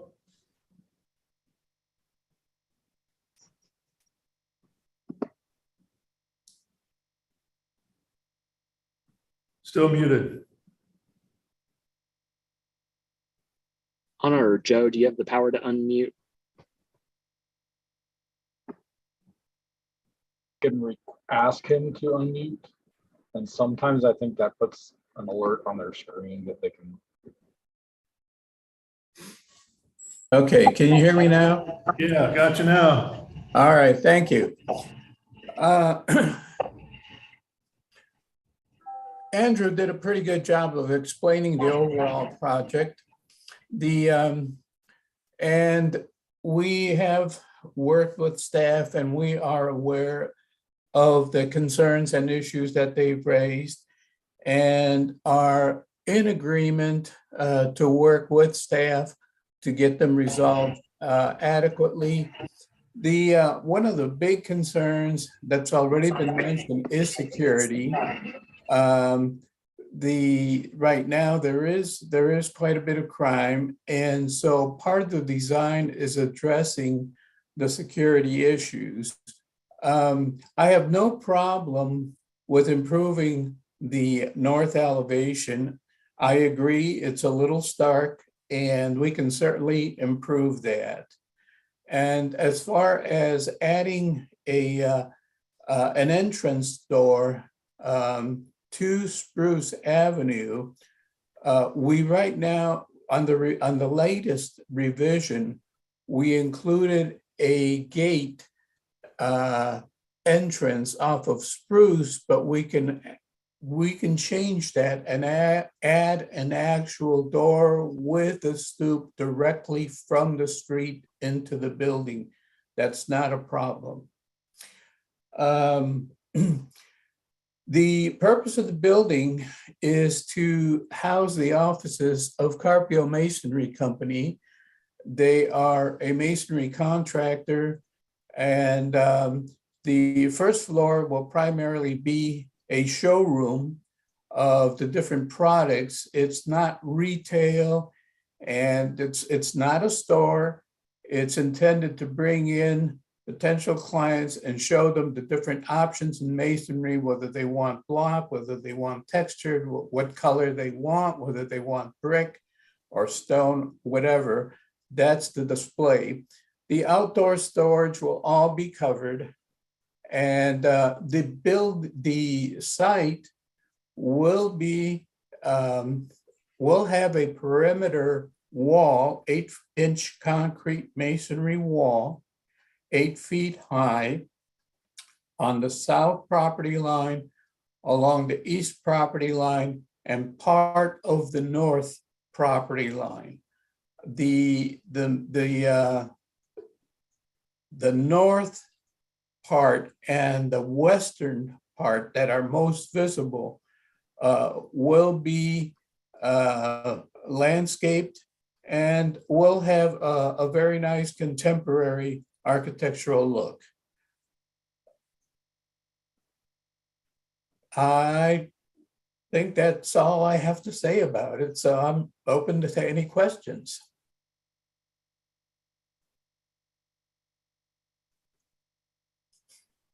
I actually have a question here on this.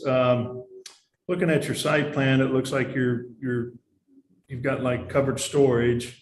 Yes. And they drain directly to the property line. Are you capturing that water and doing some kind of stormwater management on the site? Yes.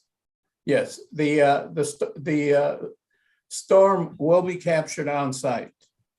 And we probably will need to we will be doing a storm drainage analysis, because this is a combination storm sewer that we're dealing with. And if we're required to do some stormwater detention, we're prepared to do that. Okay. Okay, and is your parking area, what material is the parking area? All of Asphalt. That? It's asphalt? Okay. Asphalt. Okay. All right. That's all the questions I had. Did I understand you correctly when you were talking, Mr. Martinez, about the masonry wall around the perimeter? How tall is that, you said? 8 feet. 8 feet. And that goes around the entire perimeter where there isn't a building? Along the south perimeter and along the east perimeter and part of the north property line on the east side. Okay. Is there any, spaces where you can see through that, or is it completely opaque? No. Okay. No, part of it is to act as a screen, and part of it is security. And are you using like decorative masonry? I just imagine that folks in that area would find that to be a big change to have these 8-foot walls? Most of the masonry wall that will be visible will be along the south property line. Because on the east property line, we have a grade differential between the south side and the north side. And so the wall will be following the grades. And so most of it will not be visible. On the south side, we have not yet determined the block to use, but I suspect that probably what will not be visible will be standard 8-inch concrete masonry block. And we may do a few rows of the split face block in some probably neutral tones. Okay. I figure that's what you do, so you'd want it to look nice. We do.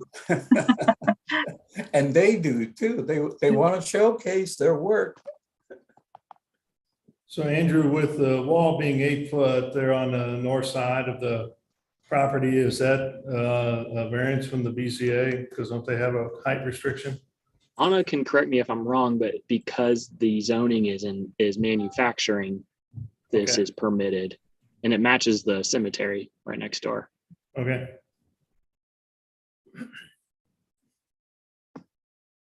I guess I'm not wrong, Anna. That is correct. Okay.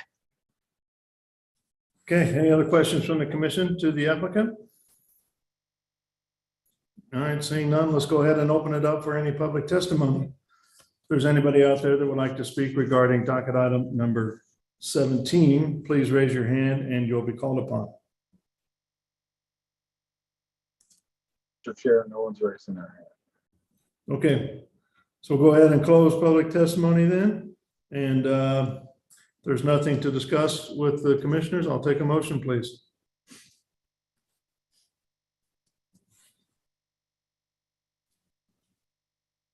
Motion to approve docket item 17 with conditions. Second.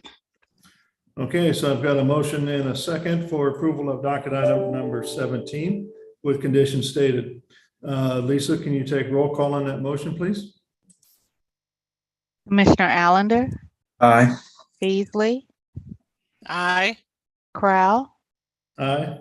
Enders, Aye. and Sadowski. Aye. Okay, it looks like the motion passes 5-0. We appreciate you bringing that in and good luck as you move forward on this project. Thank you so much. All right. Appreciate it. So we're down to our last two cases. Let's go ahead and call docket item number 18, please. Docket 18, case number CPC 2022-00034. Request to approve a rezoning from District R-5 to District NPD Master Plan Development to redevelop an existing school or former school into a mixed-use project on about 3 acres located at 1300 East 75th Street. Anna Naniski is the staff planner. Okay, just as we get started here, Anna, I just want to note that we've got 4 commissioners left on the call to finish this out and making sure that we've got a quorum and can do that. But I just want to point that out to the applicant. Do you want to get their consent before we move on? I think we better. Okay. The Marlboro Community Coalition, Jennifer, I'm trying to promote you, and Abby Kenny. Hi, this is Becca McQuillan with the Marlboro Community Land Trust. I consent. That's what you need to know. Okay, then I'll move forward. Okay. All right. Docket item number 18, CDCPC 2022-0034, focuses on 1300 East 75th Street. The property is currently zoned R-5. The applicant is seeking to rezone the property to NPD, Master Plan Development, to redevelop the existing school on the site of the Marlboro School. So the existing site is in the southern portion of Kansas City, kind of towards Swope Park near 75th Street. This is a close-up of the subject site. You can see the parcel highlighted in yellow with the existing school building, with the northern boundary being East 75th Street. It is located very much within an established neighborhood. This is a close-up of the site plan provided by the applicant.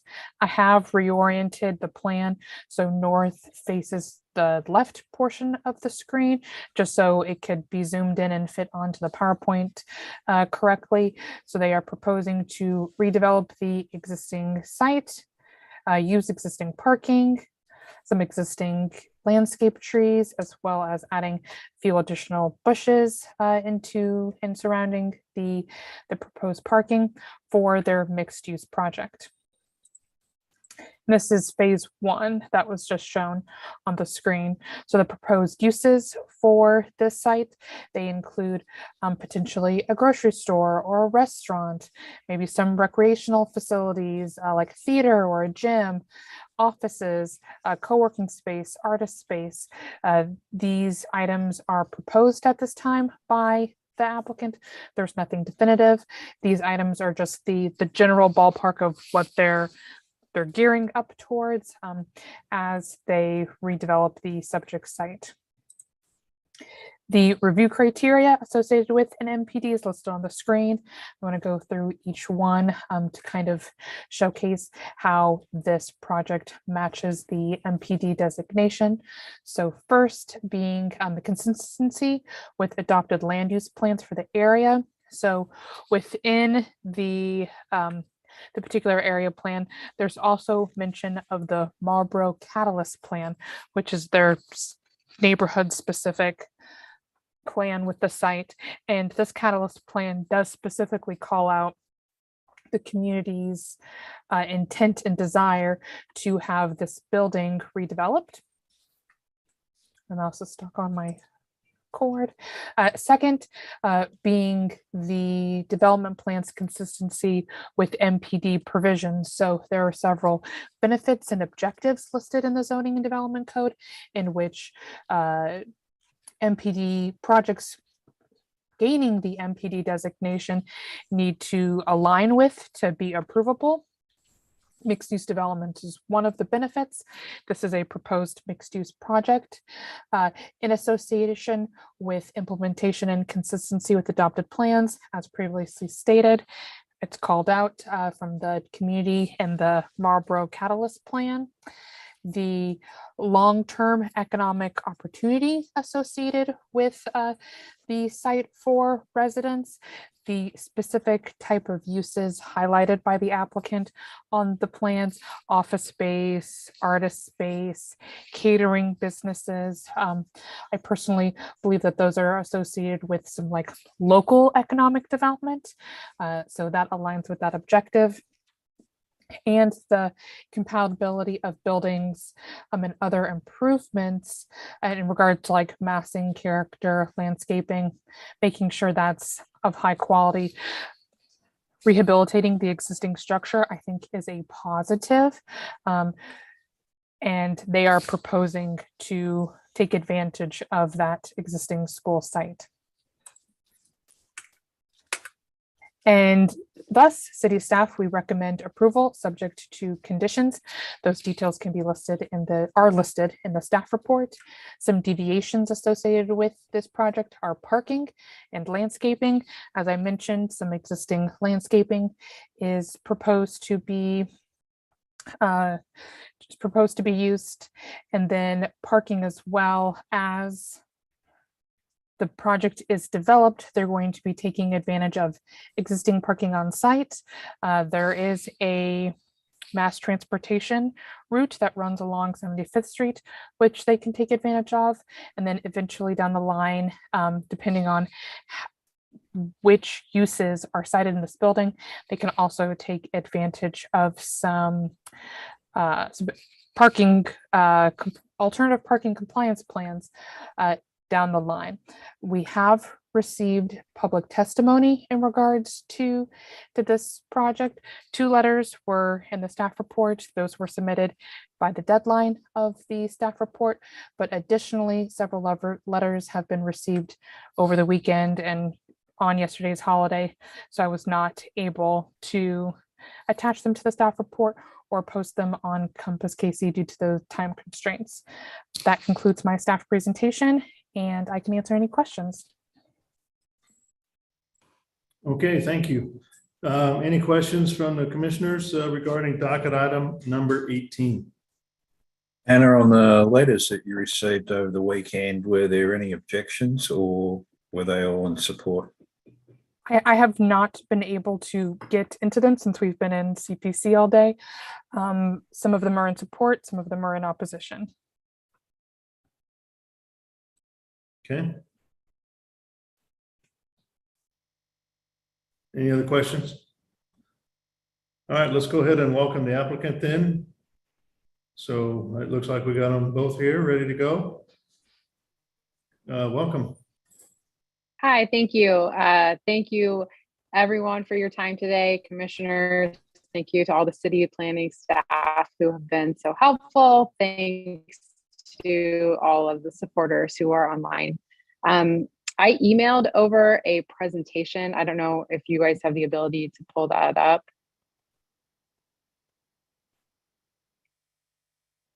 Maybe because of the holiday yesterday, maybe no one was able to get to that. Rebecca, I can just. Did it come to me? It went to the email address on the thing, which was the public engagement. Okay. That's what it says on the CPC. I can just, I mean, if you have it, I can just I'll do a brief overview. I don't need to do a full presentation.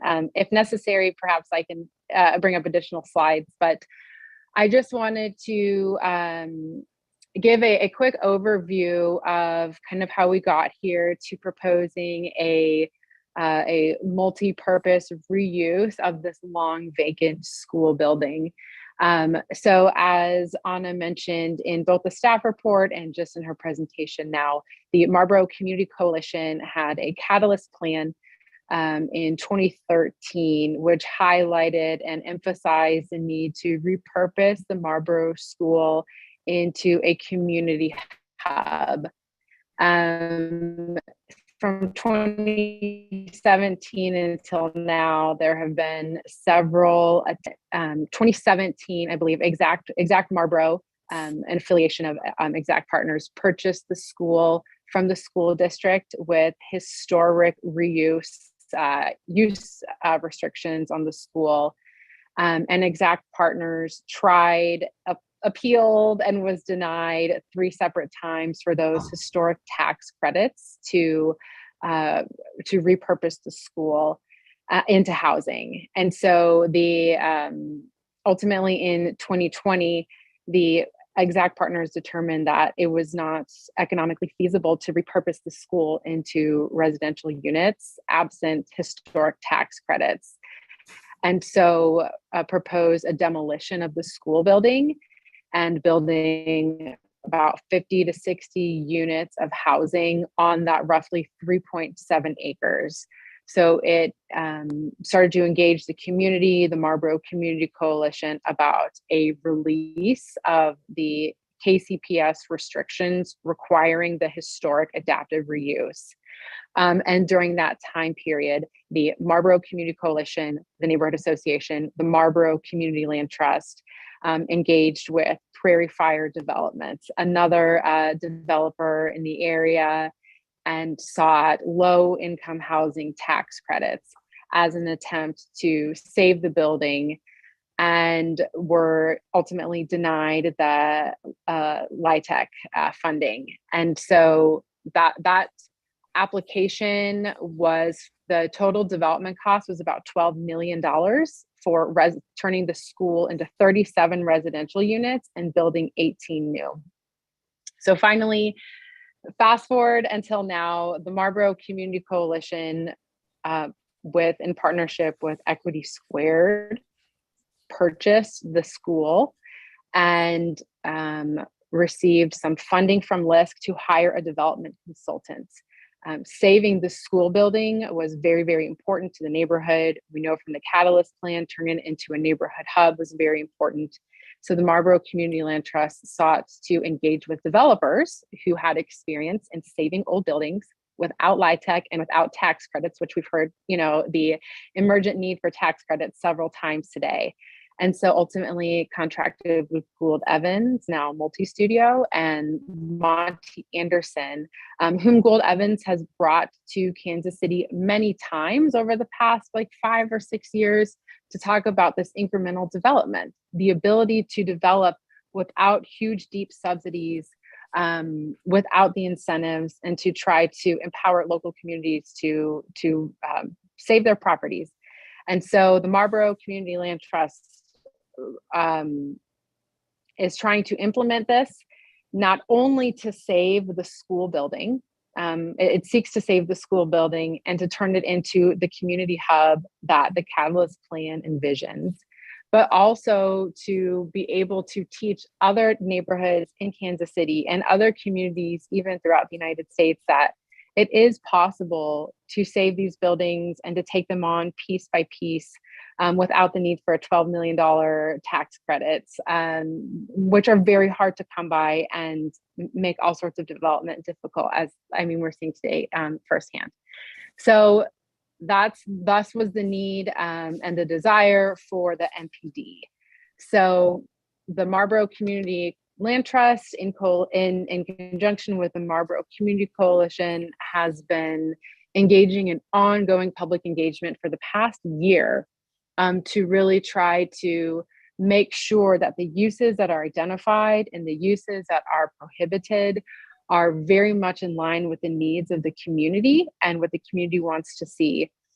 So when you do look at the Catalyst plan, if the commissioners do, I think you'll find it interesting. What was proposed back in 2013 was a modest reuse of the building. That's what the neighborhood said it wanted at that time, with the classrooms being used for different businesses, for art classes, for adult education.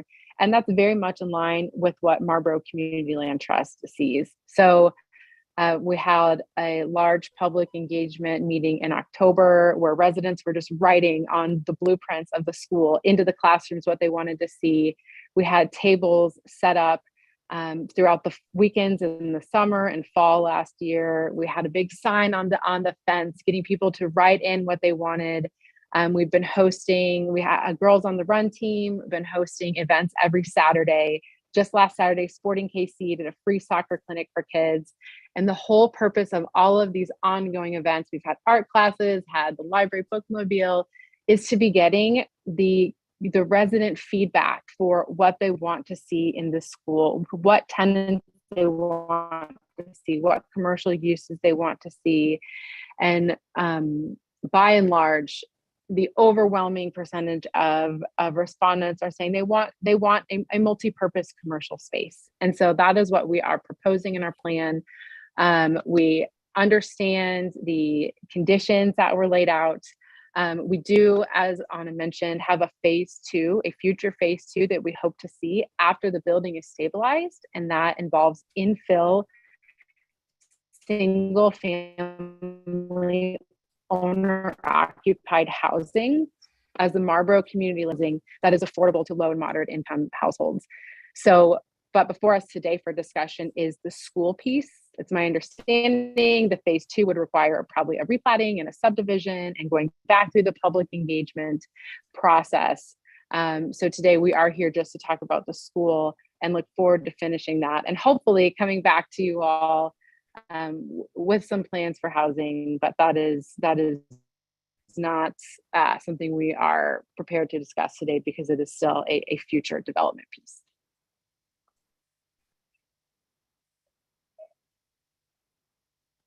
Okay, thank you.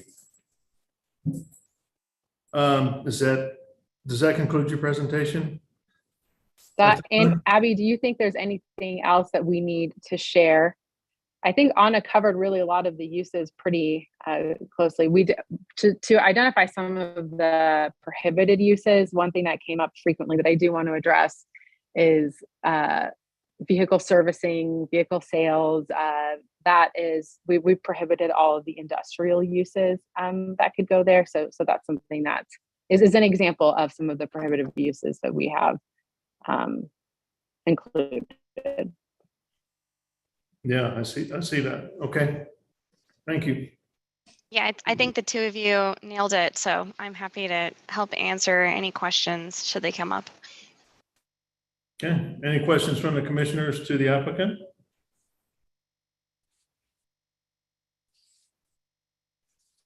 All right, I'm not seeing any. Looks like it's a great presentation. And by the way, I appreciate your patience working through the Planning Commission meeting today. And I think it parallels the persistence that you have on this particular project as well. But by going through, 3 different historical tax credits plus another taxing thing that didn't make it. So you've got the persistence to be a good city planning commissioner. If that's in your future. I don't think anybody would sign up for that job after today. No, I'm just kidding. You're probably right.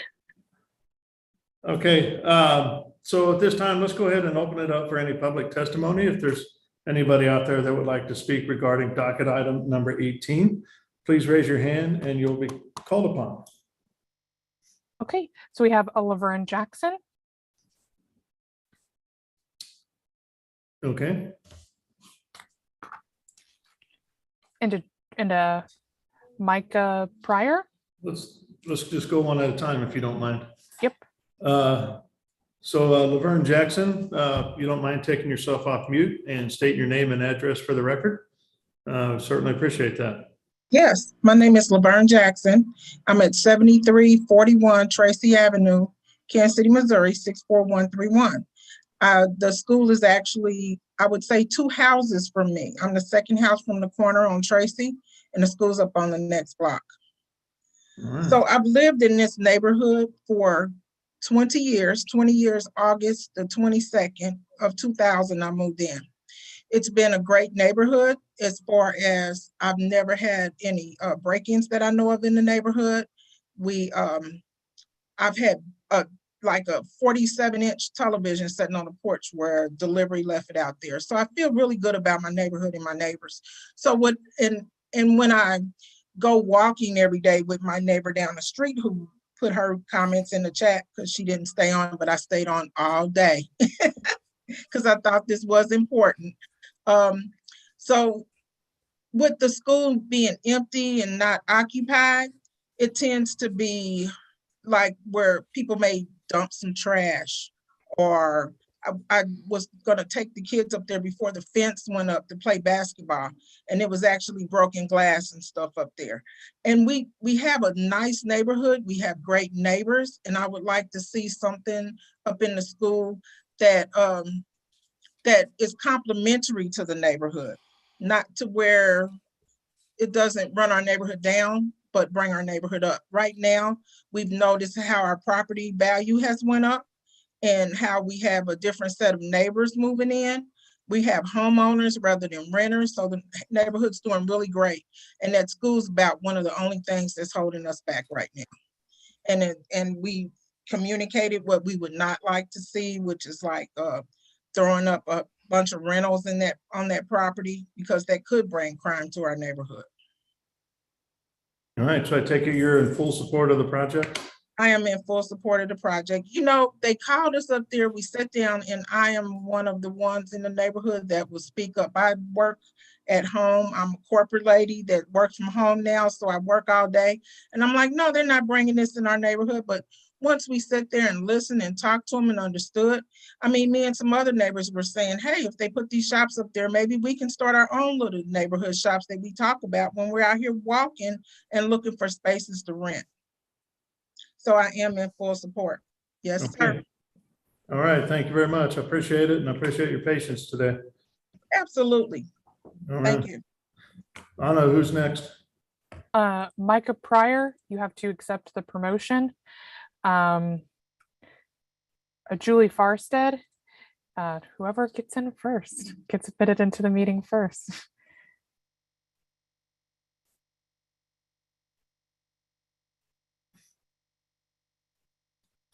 Julie has been connected. Okay. Am I unmuted? No, you're fine. Okay, good. My name is Julie Farstead Martinez, and I live at 1130 East 77th Terrace. And I am a member of the Marlboro Arts and Culture Task Force and have been doing native plant and painting workshops at Marlboro Elementary this summer, and previously did a series of plant paintings across the front of the building. I'm hoping to be a tenant in the building and have a studio and have public engagement activities and educational gardening workshops and things like that with the community in that space. Something that I think that I've noticed that people have really enjoyed just being able to walk to the school for events. We've had the same families returning each time for the painting events, and really talking about how they're, after COVID, feeling a sense of community and having a space to get together. And again, just something that's walkable, and that it was making people optimistic. And something that I noticed, similar to what Laverne was saying, is while I was working on putting up the murals, there are some people who are unhoused and sleeping there in the back, and it makes neighbors feel unsafe. Now, I'm totally an advocate for the unhoused, but I understand that neighbors want to see some stability there. They want to see optimism, and they want the opportunity to start their own businesses, have a small shop there, or just to have something that makes the community feel, exciting. So basically, I am really in support of this project, and am very excited about it. Okay, thank you very much. Micah, you available? As you take yourself off of mute, please state your name and address for the record.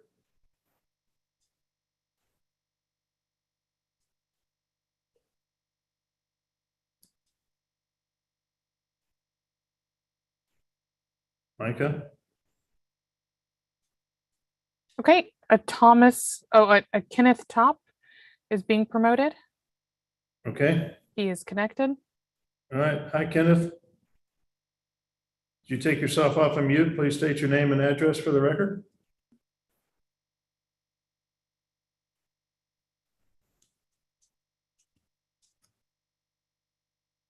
Sorry about that. I wasn't able to find the unmute. My name is Kenneth Top.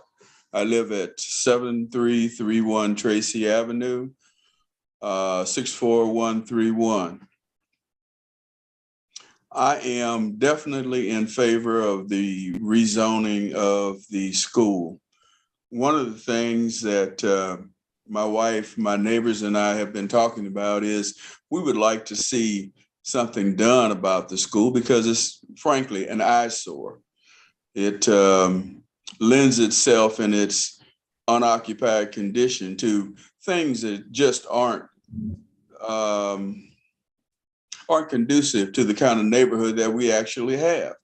As Laverne was saying, we have a very, very good neighborhood with a very neighborly atmosphere. I would frankly just like to be able to walk. Instead of getting in my car, I'd like to be able to walk to the corner and do some participation in a neighborhood thing, a store, a craft store. It doesn't make any difference, just so long as it's something positive. But I'm definitely in favor of the,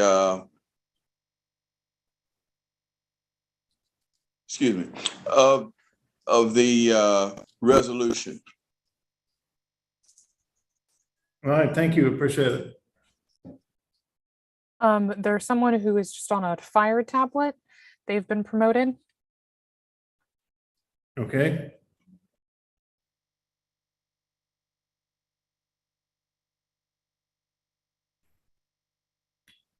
Yeah, whoever's on the fire tablet, if you can take yourself off of mute and state your name and address for the record, please.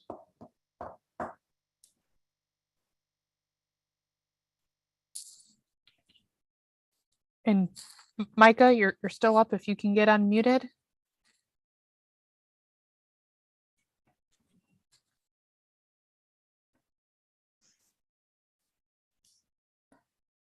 I'm also promoting a Raquel Adams. Okay, let's see if Raquel's available. Raquel has been connected. Okay. Hi, Raquel, as you take yourself off mute, please state your name and address for the record. My name is Raquel Adams. I am my Council, copy me now. Yes, can you hear me, sir? Oh, there he is. I just Sorry, we've kind of moved over to Raquel right now, so just hold on a second, please. hello. I just saw the guy. Where he at? Yeah, whoever's on the fire Sir. tablet, if you don't mind just holding on, we want somebody else. Touch on your picture. Okay, go ahead, Raquel, I'm sorry.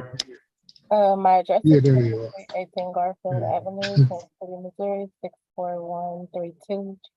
I also represent the property interest at 1338 East 78. Unmute. Hello? In Marlboro. Hello? Oh, can they hear me, man? Hello? I'm Yeah. trying to let him not know. Mr. Tablet, we hear you. Hello? Hold on. Yeah, We I hear can you. Hold on. Okay, so hold on. Lord, he put himself back on mute. Yeah, he moved on. Yeah.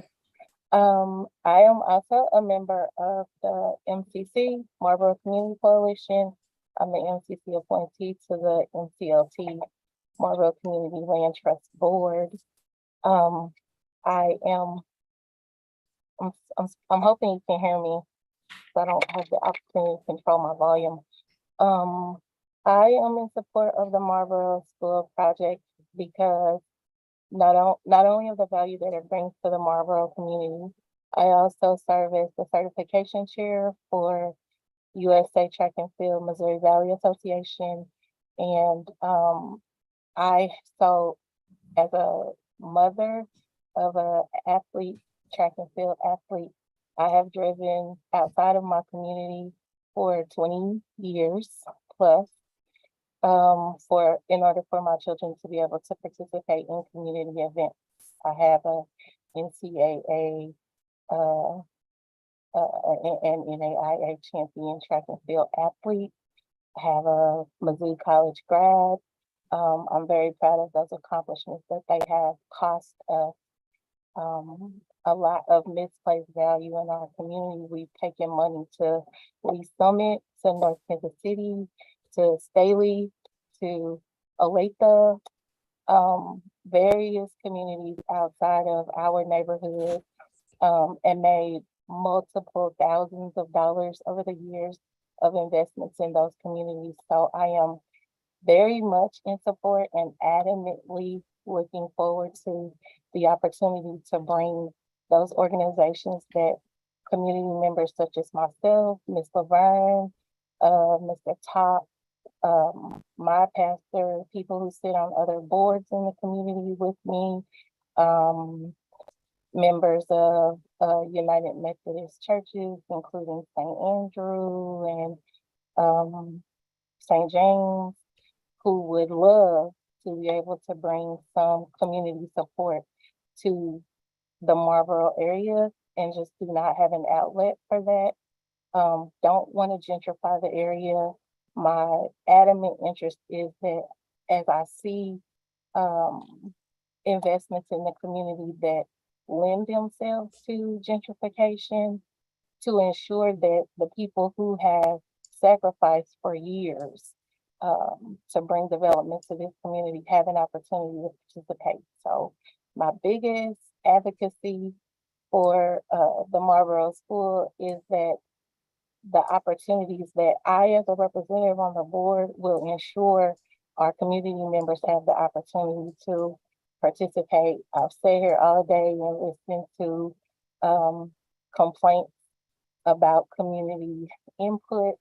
So I just wanted to get on. I sent a letter, but I also wanted to get on and say I commit to ensuring that my neighbors, my neighborhood, my fellow community members will be fully participative, fully engaged. I send text messages, I ask for donations, I send meeting information. I nag, I beg, I borrow. So I ensure that we don't miss out on this opportunity to be able to involve in not only the planning and the development, but the growth and the opportunities financially and for the benefit of our community to be able to make some investment through this project. So I solicit your support for that opportunity. Okay, thank you. Appreciate it. Okay, whoever's got the fire tablet, can you take yourself off mute and brief comments, please? Yes, can you hear me now? Yeah, state your name and address for the record, if you don't mind. Name is Daryl Cushan. I'm at 7429 Virginia Avenue. Been there about 40 years. Everyone in our neighborhood, we didn't get a chance to really get on this meeting. That's why it's not a lot of more people here. It was some people, they told us this meeting was at 9 o'clock this morning, and I've been on here since, and I didn't want to get off here, but the other people, they got to go. Some people got to go to work, and they didn't get their letter until like I got mine last Thursday about this, you know? So I'm like the other gentlemen before, I want to know, can we get a continuous? Because it is people talking about this, and we thought that they got us under the impression that they was going to open the school up and put some apartments in there or something for senior citizens or something like they've been doing all the other schools around the city. But they talking about building townhomes over here. The school's still going to be there. Then you got a green space and another parking lot in the back. I mean, you don't have enough room for all that. And then on top of that, all the traffic that is going to bring through our neighborhood, that on top of what we already got, you know. And I just didn't want to see nothing like that. It's gonna just mess the whole view up. They're gonna not. She already said they weren't gonna have anything for like medium or low income or nothing like that. So really, it's nothing for us over there. That's something for somebody else. It's not for our neighborhood. You know what I'm saying? I mean, we would love to see something done with Marlboro. It's been empty now. My daughter went to Marlboro. You know, so I mean, we've been around there a long time, so I would like to see something done with the building itself instead of building, talking about you getting hooked into our plumbing system and our drainage. We just got our streets tore up with the water company with all that, so they talking about they get ready to tie into that in future, like she was saying, parking. Where are you going to park all these cars at on top of that 4-block square radius? You know, we barely get cars on our block. We probably can put a couple of cars in front of our house, but if we got company or something like that, usually we probably park on the other side of the street or something, so we don't inconvenience the neighbor next door in case they have someone that comes over. You know, they could pull in front of their house, you know. But we got all this, 36 units, 30 units across the street, and that's what, 30 units is just with one person. Now, if they couples, they're gonna bring 60. They got a kid, they're gonna bring 90. That's another 90 cars riding up and down our block. It's tight enough around there. They trying to do too much with that small space right there. It's ready for the apartments. That's how they've been doing all the schools around here. And she told me one time it will be too much for them to, we're just gonna put something on the first floor. We don't know what we're gonna do on the second and third. We're just gonna put something on the first floor just to get in there. I said, yeah, that's what you're gonna, because once we sign up for this, that's like we signed up for phase 2 and all that. We don't need no more house. We need more housing around there in the existing building that we already got. Ain't nobody gonna be able to afford them over there. Not in our neighborhood probably. Or in like I said, it's just a whole view. In R1 down here talking about that apartment's gonna be $1,600. I'm like, where you gonna get that over here? That ain't what the going rent is around here. So Yep. I just think it's just too much that's going over in that small space. You got 30 townhome built. They said 30 townhome buildings. So I mean, no, it's 6 townhome buildings because 2 will face 75th Street, East 75th, 2 will face Tracy, and 2 will face Virginia. You know, when I come out my house, it's a big apartment building, townhome building right here. You know, I mean, we don't need that. We need that existing school, Marlboro. We want that done. We want to see the lights on. We tired of looking at it dead. We need the fencing done, redone around there. She told me that it would be too much for her to do redo the school. Or can you imagine the plumbing? And they don't put copper in plumbing no more. You know, even the new house, they don't put copper in. It's plastic in the holes. You know what I'm saying? They don't do that no more. So you mean to tell me it's cheaper for you to tear up the whole playground, because they're gonna have to put gas lines down there, water lines to all them, electricity to all them, then concreted back over, then build townhomes on top of it. You know, I mean, it's too much. You got a perfect building right there. There's nothing wrong with the structural of the building. It just needs a good owner. Okay, thank you. So I don't know if I said enough. I got somebody else here. I don't know. And like I said, we wasn't prepared for this. You know what I'm saying? It's just, I made sure I stayed on here all day long. So a lot of my neighbors, they left. You know, like I said, some of them had to go to work. I wish we could talk more, because then they saying that, because when they saying that, when you ask them, is anyone objecting to this? And they talking about, no, the community, this and that. Yes, it is people objecting to it. And I'm quite sure they done heard of me by now. You know what I'm saying? So they knew I was objecting to it. I forgot something else I wanted to say. It's hard talking. I'm trying to remember everything. But yeah, and a lot of times when they say they have all paintings and stuff like that over there, it don't be nobody from the neighborhood over there. It be them over there. Painting. Yeah, it don't be none of us just over there sitting painting and doing that. So that's not, you know, that's not true. None of the neighborhood, and I'm like I said, I've been over there 40 years, and everybody knows me over there. So excuse me. Thank you. They had something last week. Thank you, Daryl. Appreciate your time. I got you loud and clear. You don't support the project at all. You're afraid of the extra development as part of phase 2. So I got you. I appreciate your persistence and hanging in with us today. Yeah. Next thing you know, they be trying to snatch our house. Yep. You know, okay, I need to move on here, sir. enough. Thank you. Okay, we've got last name Dickerson. Yep. Hi, my name is Rhiannon Dickerson. I am a resident of Marlboro Community. I live at 8121 Lydia Avenue. I am also a board member of the Marlboro Community Land Trust. I am one of the members of the land trust who resides in the area. And I have enjoyed the native painting that Julie has led. I have been a big proponent of this project.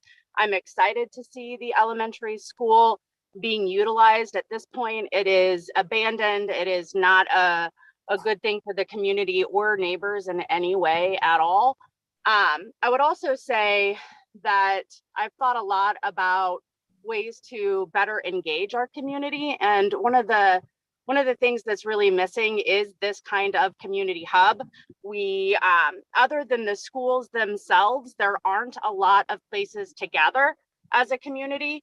And I think renovating this space will provide that, and it will increase access for a whole lot of folks who live nearby.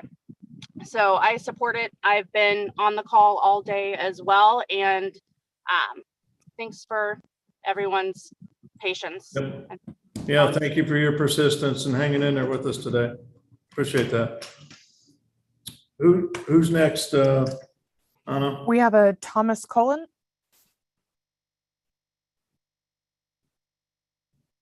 Okay, I don't see Thomas yet. He's been Okay. connected. Hi, Thomas. Hello. I'm here. Can y'all hear me all right? Yes. Okay. Yeah, if you can state your name and address for the record, that'd be great. Yes. Thomas Colton, 1434 East 78th Street, Kansas City, Missouri, 64131. My wife and I have lived in Marlboro for 7+ years. We rented a house right by the school at 75th and Lydia for 3 years. Fell in love with the neighborhood. We told our realtor that he wasn't allowed to look anywhere outside of Marlboro. We love being here. We got 4 kids. We would love to do more stuff in the neighborhood. We had my son's 9th birthday party at Arleta Park on Saturday. It was cut short due to gunfire. So we're kind of in this kind of weird place where we love the neighborhood so much. We're aware of the things that that could still be improved upon. And we think that what MCLT's vision is a positive step forward for the neighborhood. We're excited for the opportunity to do more as a family and gather as a community.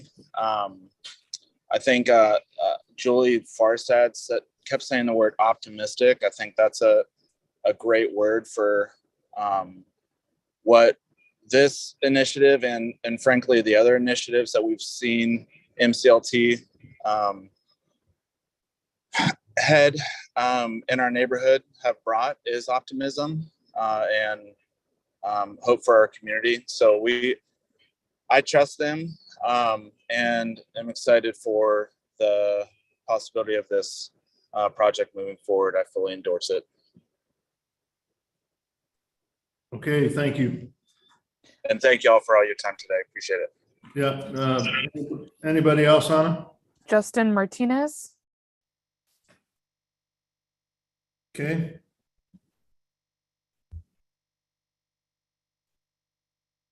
And Leanne Hollis will be next. Hi, Justin has been connected. As you take yourself off of mute, please state your name and address for the record. Yep. My name is Justin Martinez. I'm at 1130 East 77th Terrace, 64131. Lived in the neighborhood for 5 years now. My wife and I lived very close to the neighborhood and kind of did similar to Thomas and his family. Lived just off of 72nd Terrace, just off of Troost prior, and basically told our landlord, our realtor, that we wanted to stay in the neighborhood, and we found a place there.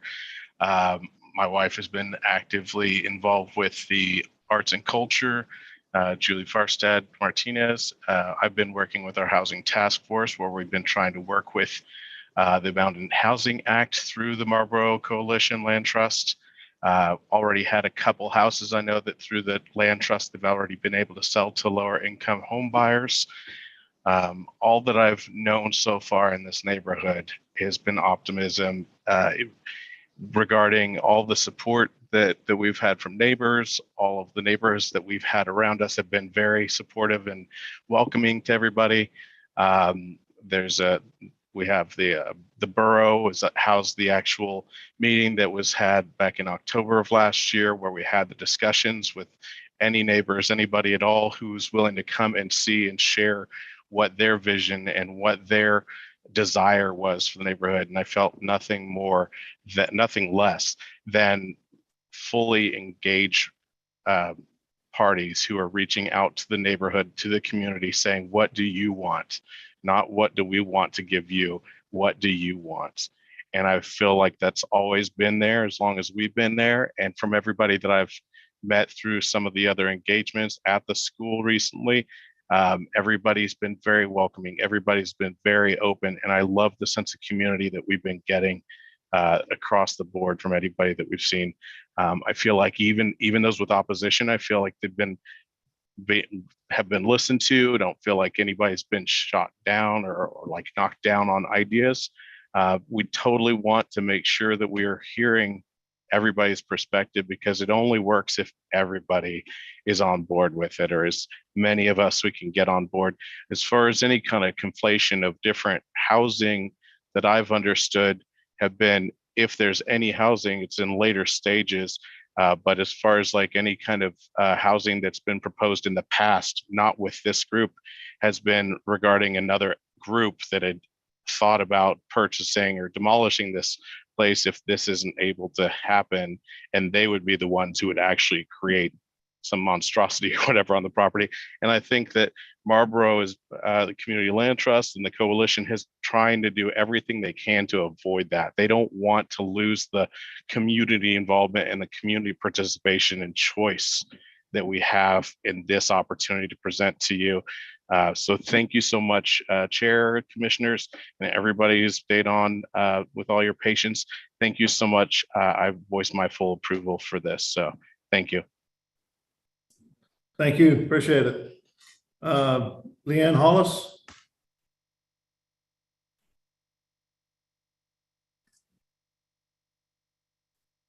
Yes, can you state your name and address for the record, please?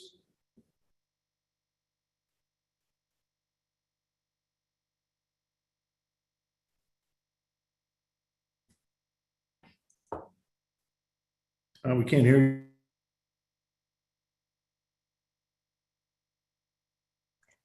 Patrick Binder is next. Okay, how many more do we have, Anna? 2. Okay.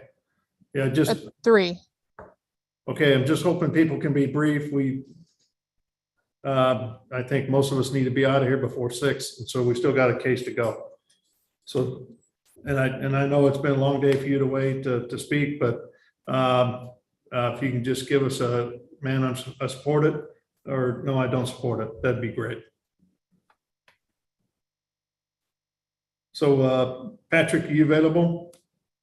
Patrick Binder, address is 2505 East 79th Street. I've lived in the neighborhood for 41 years. Half the time was at 76 and Paseo. I went to school at Marlboro. To keep it brief, I am in full support of Marlboro Community Land Trust. Perfect, thank you. Holly Harris. And then Sarah will be next. Okay.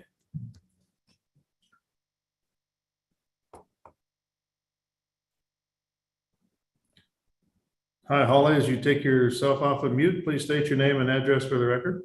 Hi, my name is Holly Harris. I live at 2505 East 79th Street. I have lived here for 44 years and am also a former student of Marlboro Elementary. I would like to voice my full support of rezoning and transforming the Marlboro Elementary School into a community asset. Please vote in favor of this docket. Thank you. Okay, thank you.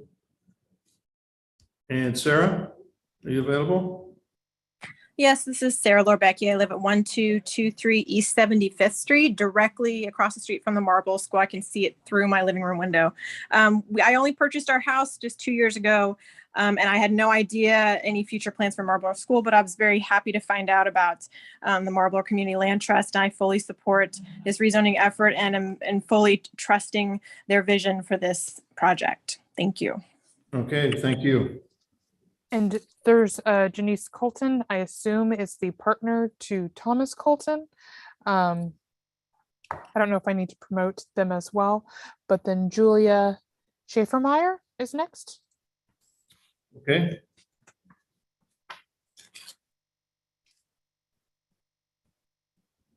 And then Keenan Brown.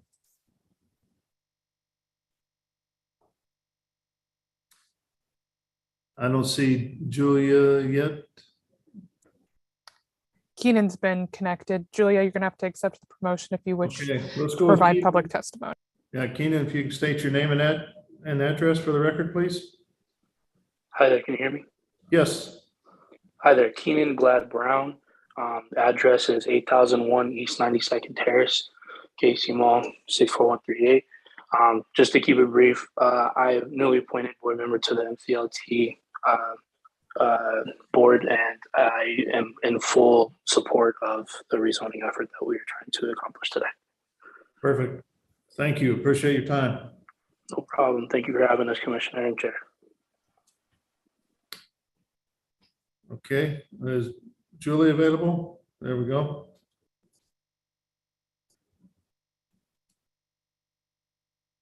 Hi, Julia, if you can state your name and address for the record as you come off of mute, please. Yes, thank you. I'm Julia Schaefer-Meyer. I'm at 1815 East 75th Street, 64132, and I'm in full support. To keep it short and sweet, I'd like to see residents within a certain distance, like maybe half a mile, have preferential treatment on commercial tenants. Regardless, I'd like it to see it rezoned, and I want the closest neighbors to have the most say on the tenants. Thank you. Okay.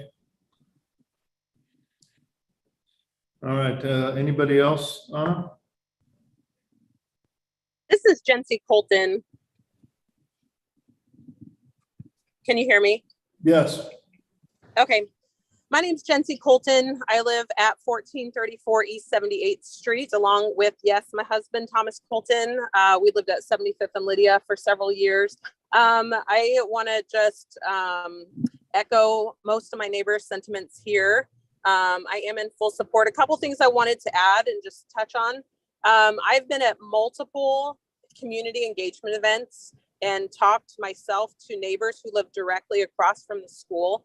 And one thing that they said is they do not want affordable housing there. They did not want low income housing.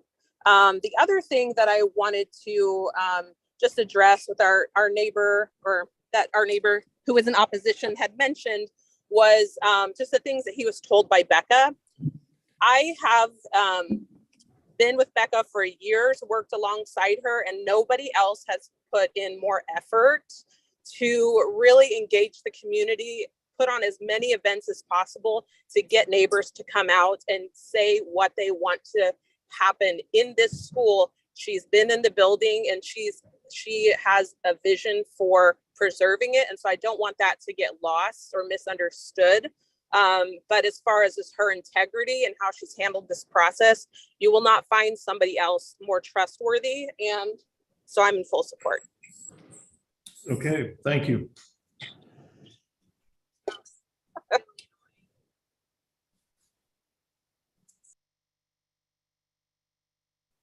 Anybody else, Anna? Are we getting close to the end here?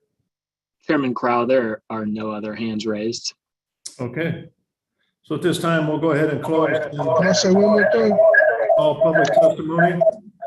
Can I say one more thing? So we're going to go back to amongst the rebuttal by the applicant, if they've got something to say. Yeah, I want to say one more thing. I hear. Sir, I've already closed public testimony. We need to move on, okay? Okay.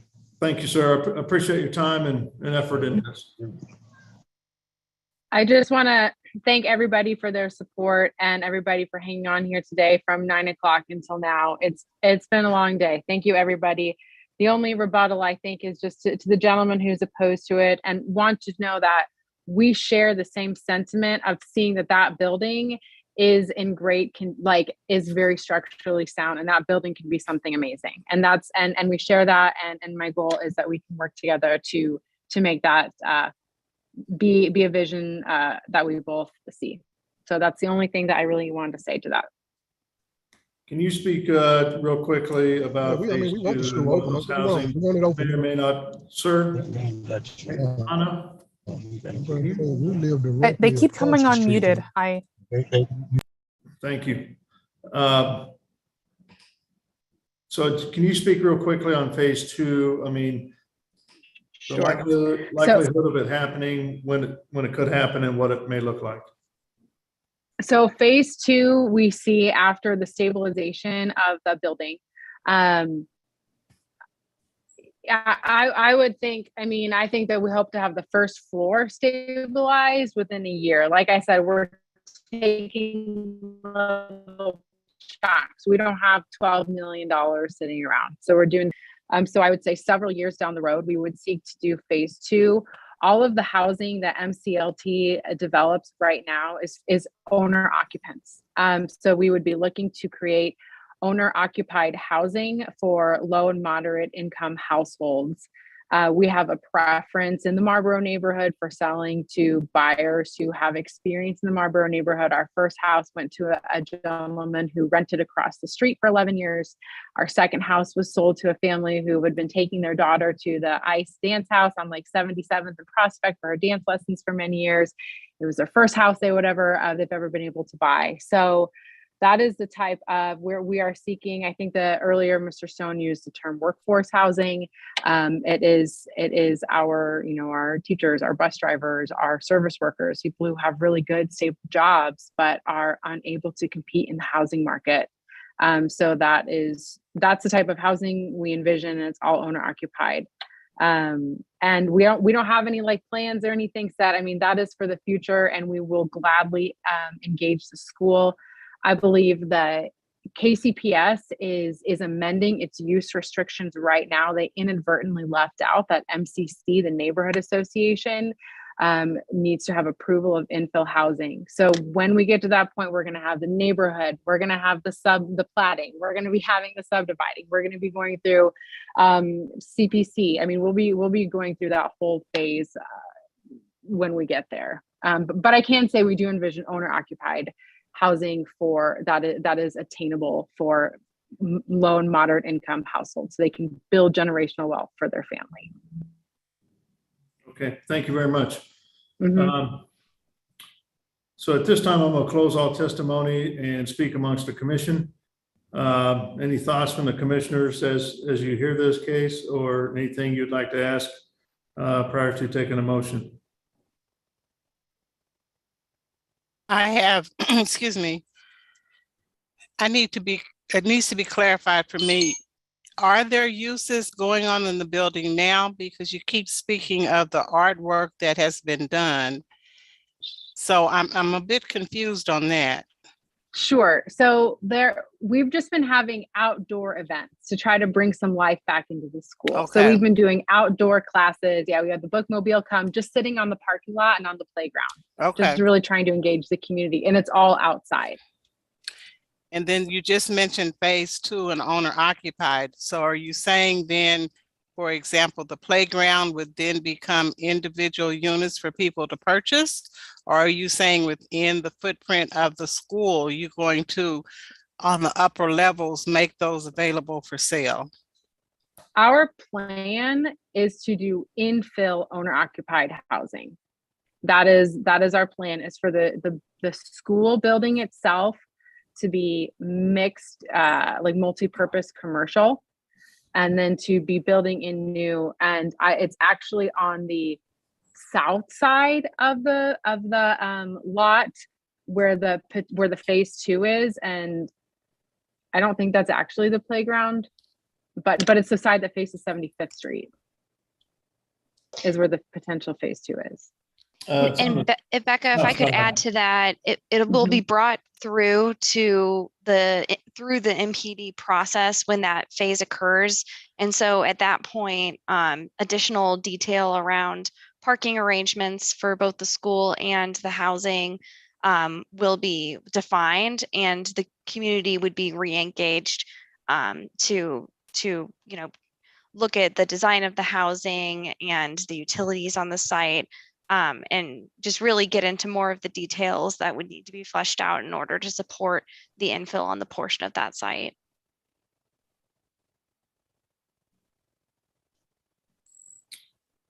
Okay, does that answer your question, Commissioner?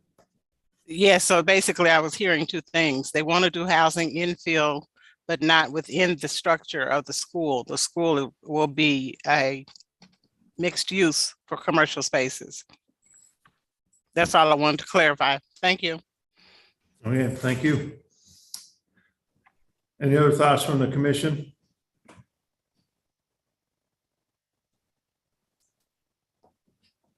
Okay, Ashley, you still there? Okay, with that, I'll look for a motion then from the commission, please.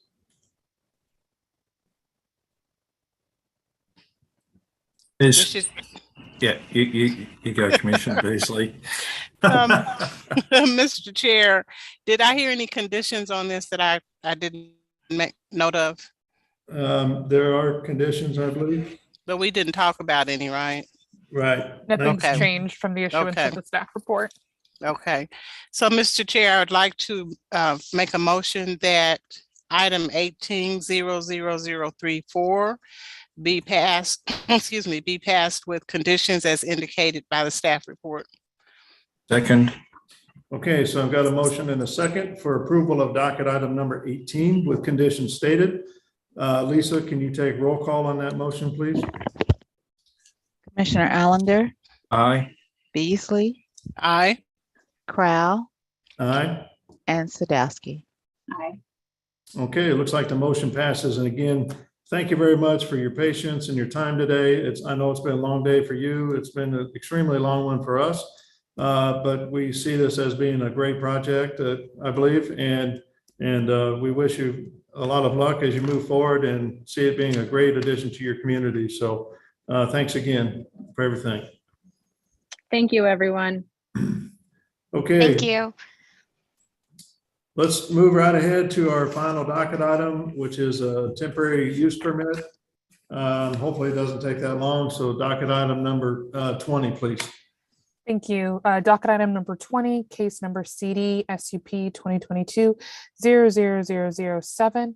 This is a request to approve a special use permit for a temporary land preparation site in an R7.5, which is a residential zoning district on about 106.7 acres, generally located at 9500 East 47th Street.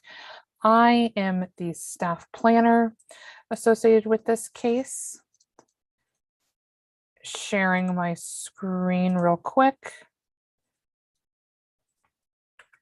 So the site is located in a very eastern portion of the city, kind of north of Raytown. The site in question is highlighted in yellow.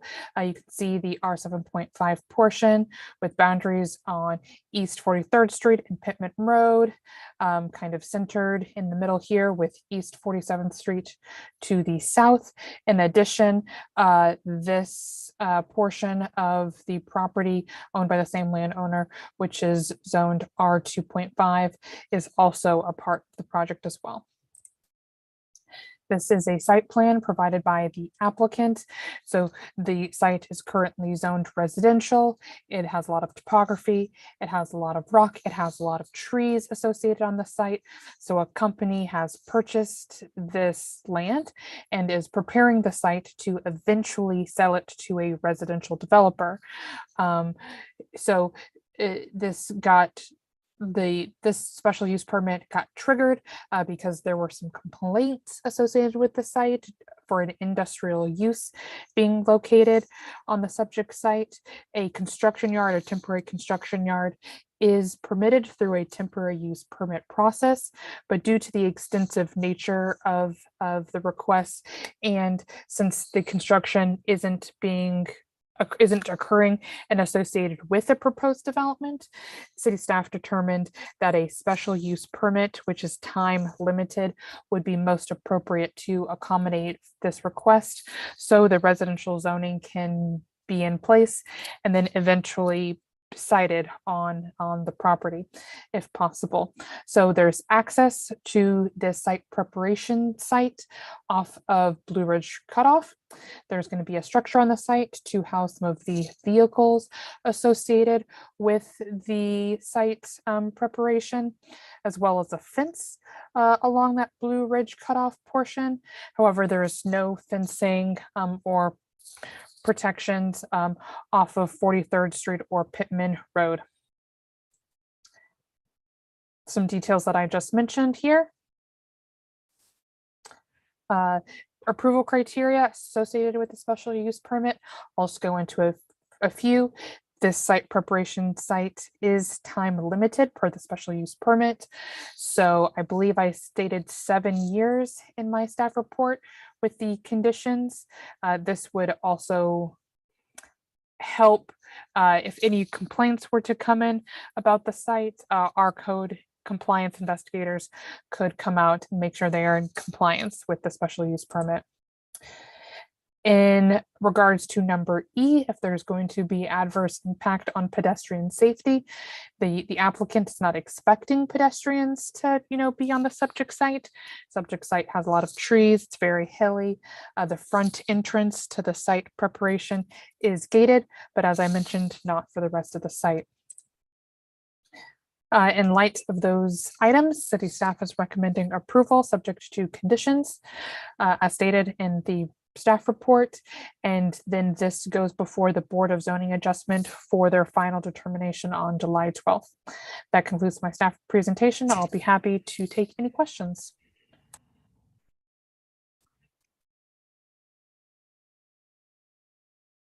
Mr. Chair, I think you're on. Oh, here we go. Yeah, it sure was. I don't have any questions on this one other than how far is this from their existing facility that they own?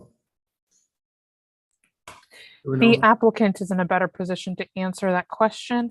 I'm going to promote Amy Grant.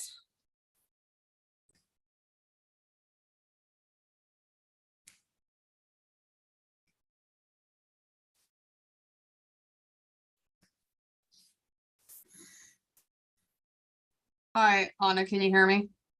Yes, we can. So as much as I love to be a part of the team and enjoy being a paralegal, would you also please promote Kurt Peterson as the actual attorney for the matter? Yes, I have sent that request and Kurt is connected.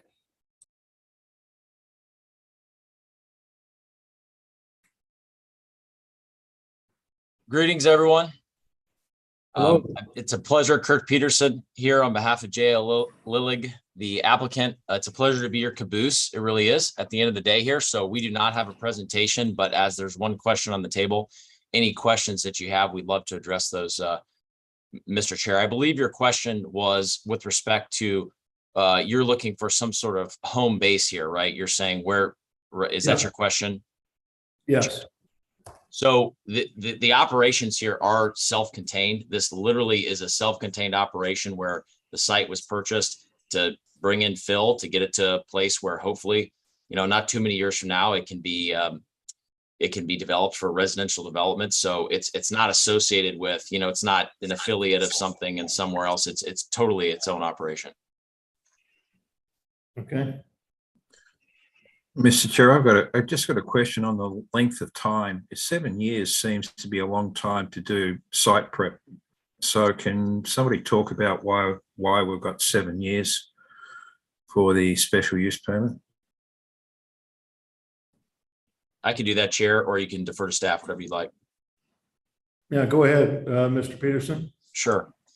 Commissioner, this is a long and this is such a weirdly located site, if you know what I mean. I mean, you go to the Chiefs game or the Royals game and you're right there, but you're not walking back into here. This terrain is unbelievable.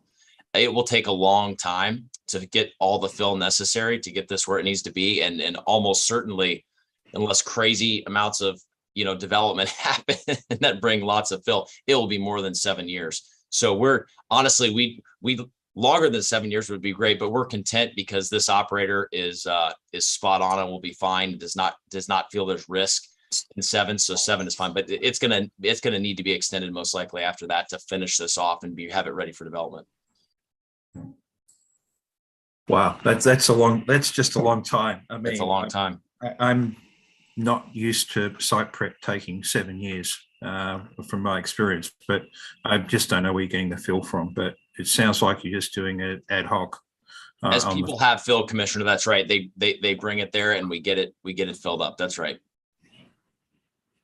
Okay. Staff are happy with it. I'm fine. I just was shocked by 7 years, especially if you want to redevelop it and so forth. I have a question. So as you're filling that, are you having geotechnical engineers sort of, I'm just thinking at some point you have to make sure that whatever you're filling it is structurally sound for whatever you're eventually going to develop on. Is that, I've never heard of this before, so I'm curious how that works. No, you're exactly right. They have to be very smart about what goes in, which is a mixture of dirt and rock. And so that has to be evaluated. You have to get the rock down to a certain size. So yes, it's not haphazard. You're exactly right.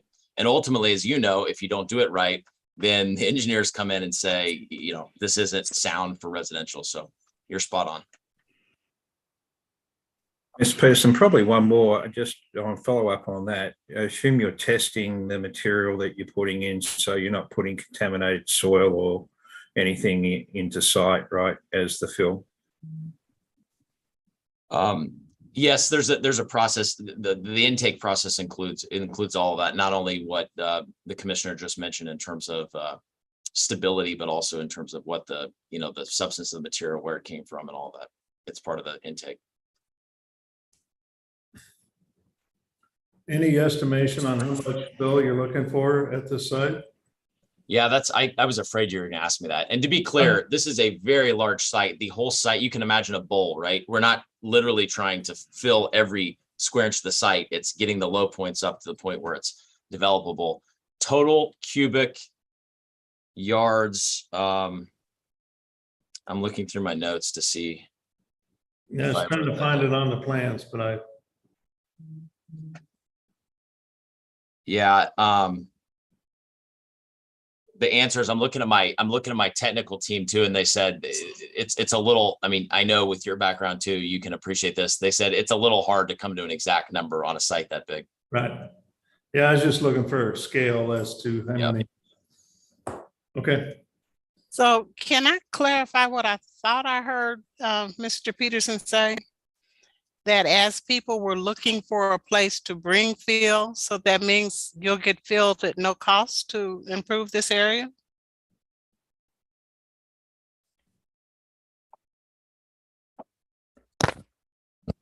Can y'all hear me? Yeah, so you're asking if it's no cost to actually bring the material and dump it there? Yeah, because I thought that's what I heard him say, as people needed a place to bring fill.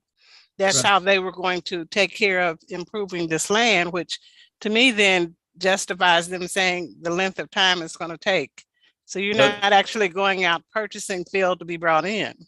They actually, Commissioner, it's a good question. Again, I'm going fast. Again, in many questions like this that you have, there are great. There is a charge because, as you heard from the previous couple of questions, there's labor and there's expertise that goes into doing this, right? So there's an expense to the operator as well. So it's $55 a load when you bring it in. So it's not a free service, which is not unusual, right? When you have some place where you're bringing in fill, because it's a service to the developments around that have excess. Thank you. Yes, ma'am. Okay, any other questions for the applicant? Okay, seeing none, let's go ahead and open it up for any public testimony. If there's anybody out there that would like to speak regarding docket item 19 or 20, I'm sorry, please raise your hand and you'll be called upon. And God bless you that you made it this long. There is one person who has raised their hand, someone with the username of Show Me. Okay. You mind promoting them up? Yep, they have been connected. Okay. I'm not sure your name there. If you can state your name and address. Yeah. Sorry, it took me a while. My name is Ron Dake. I own the property just north of this fill situation, 4501 Blue Ridge Cutoff, 64133. Couple of things from the discussion here was it's a 7-year permit, but they've been here for 6 years so far. They've been operating on this property for 6 years, so they only have 1 year to go. That'd be great if that's what it was. That's a question I did have. The other thing is the temporary building. Where's that going to be? And anyway, can I share my screen here? Yeah, you should be able to.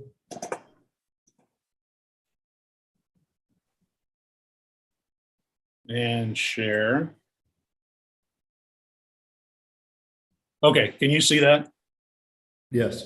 Okay, that's our property. We built this in 2000 for our own use. We're owner occupied, and been here ever since. The next slide is, we've got a sound studio inside that we record videos, promotions for corporate clients, for nonprofits, just a little bit of everything. And the noise generated from over there is incredible.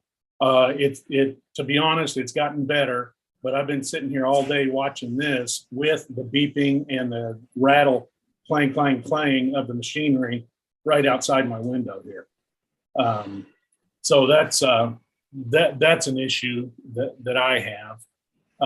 And the bigger issue is the dust that is just everywhere, all over the place, constantly. This is a car that's been in the parking lot. It looks abandoned, but it's been there for maybe 5 or 6 hours. This is one of the vans that we use. It was in the bay. The door was open, but it was in the bay. And that's the dust that collected on it. And the dust has gotten into our warehouse and has just coated all the equipment. We're a live event. We have the sound studio, but we're also a live event production company. So we have a lot of electronic equipment, speakers, video, screens, lighting, decor, all that stuff that we take out and set up. And it's just coated with, it has been just coated with dust over the past 6 years because of all the mushroom clouds that we come into sometimes. There's, I'll just skip through these. Several cars there. You can see the dust cloud that is created over there. And that's, I don't know, that's probably just one truck that went through there. You can see that. And these pictures don't do justice here at all. That's our entrance down there. There's another picture. This is the entrance into their property right off of Blue Ridge Cutoff, and the dump trucks can't stay on the road and everything. So this is a curb damage that happened like probably 5 years ago with the dump trucks coming in and out constantly. And then that's what it looks like now, the curb there.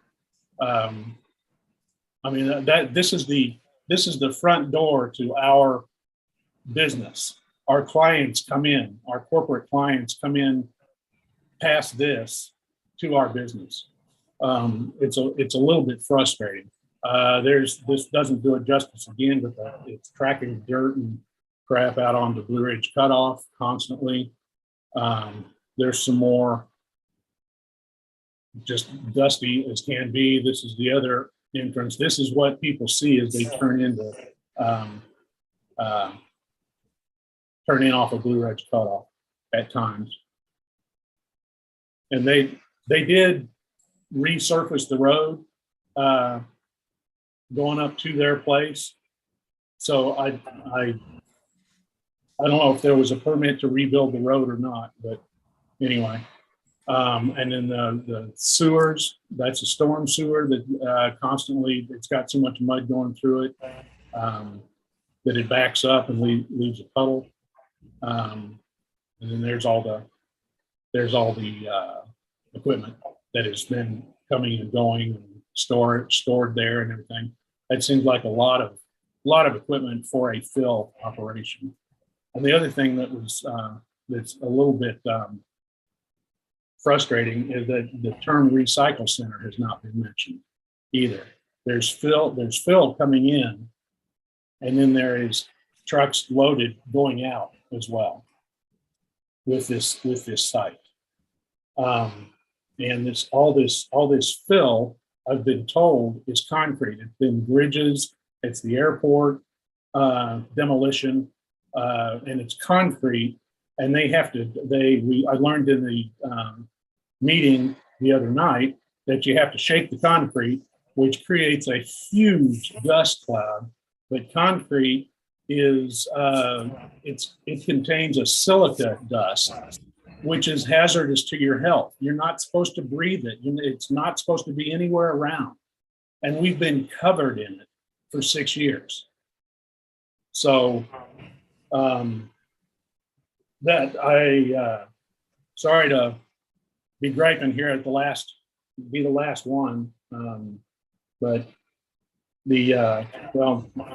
another thing I'm concerned about is there's a stream that goes right through the middle of this property that they can't touch, but they're putting in fill to make it all level, but they can't touch the stream.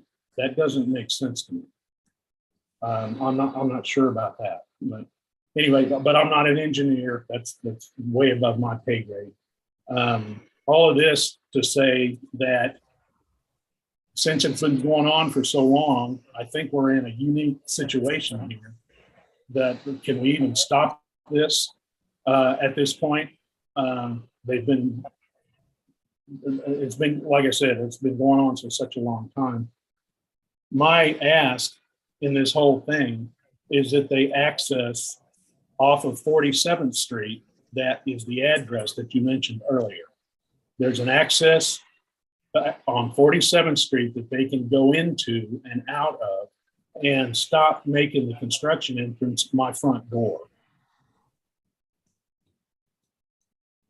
And is there after it's filled, is there a guarantee that it will be sold to a residential developer there, or is this, I guess that's all I have to say. Could I get you to back up about 3 pictures, Mr. Show me? 3 pictures. It was the one that had the trees and it looked like it was a dust bowl in the center. Y'all Okay. can't hear me? Yeah. Did I pass it? Yeah, you've already, my screen hasn't changed. Oh, I'm changing it. Yeah, I can see what you're talking about, Forrestine. So that's the dust that he's talking about, right? Is Yeah. that dust? Yeah. Yeah.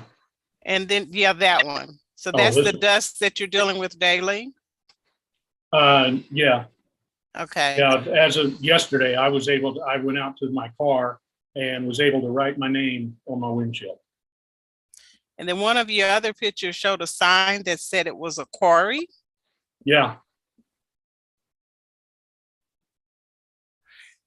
So I guess my question to staff is, they came to us saying this was a landfill, but is it actually a quarry business? They came to us explaining that they were preparing the site for the sale to a residential developer. The site disturbance, the rock crushing, the removal of trees, etc. We were not aware that they were branded themselves as a quarry. A quarry is not permitted in this zoning district.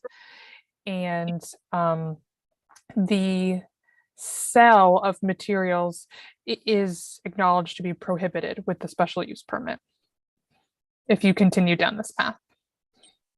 So, because I have to go, I just want to ask if, because there's some real red flags here. Yeah. Can we do a continuance on this and have the staff review this case to see if they're actually out of compliance with zoning before it comes back to us? And I don't know to the extent that in any new construction project, you would have a number of things that you're required to do to manage dust throughout the project. And this seems like it misses that, and it's something that is happening on an ongoing basis, and that the silica piece is especially disturbing. So I guess I would say I would want to know from the other commissioners if that seems the right direction. But to me, it would be to slow down a little bit and do some looking at what they're doing currently and how that relates to our current zoning requirements. I'm in full agreement with being able to continue, because we're hearing different things that was not presented. To me, I was presented a piece of ground that had nothing going on it, period, that you wanted to come in and prepare for residential development. This citizen has brought us additional information that shows that's not the case. So I would prefer that we send this back for further investigation with staff before we try to make a decision on anything. So I agree with that. Ashley, thank you. Mr. Chair, when you say, I just want to say when it's time, if I could say a word when you say so. Okay. Any other comments from commissioners? No, I'm in full agreement. I'm hearing that maybe there's a sale of material coming out as well, so you'll never finish the infill. But I'm also concerned with the dust. I mean, there should be a permit on dust suppression. There's just that doesn't make sense to me, that there's that much dust, or they're allowed to operate with that much dust for their neighbours. Okay, Mr. Davis, can you stop sharing your screen, please?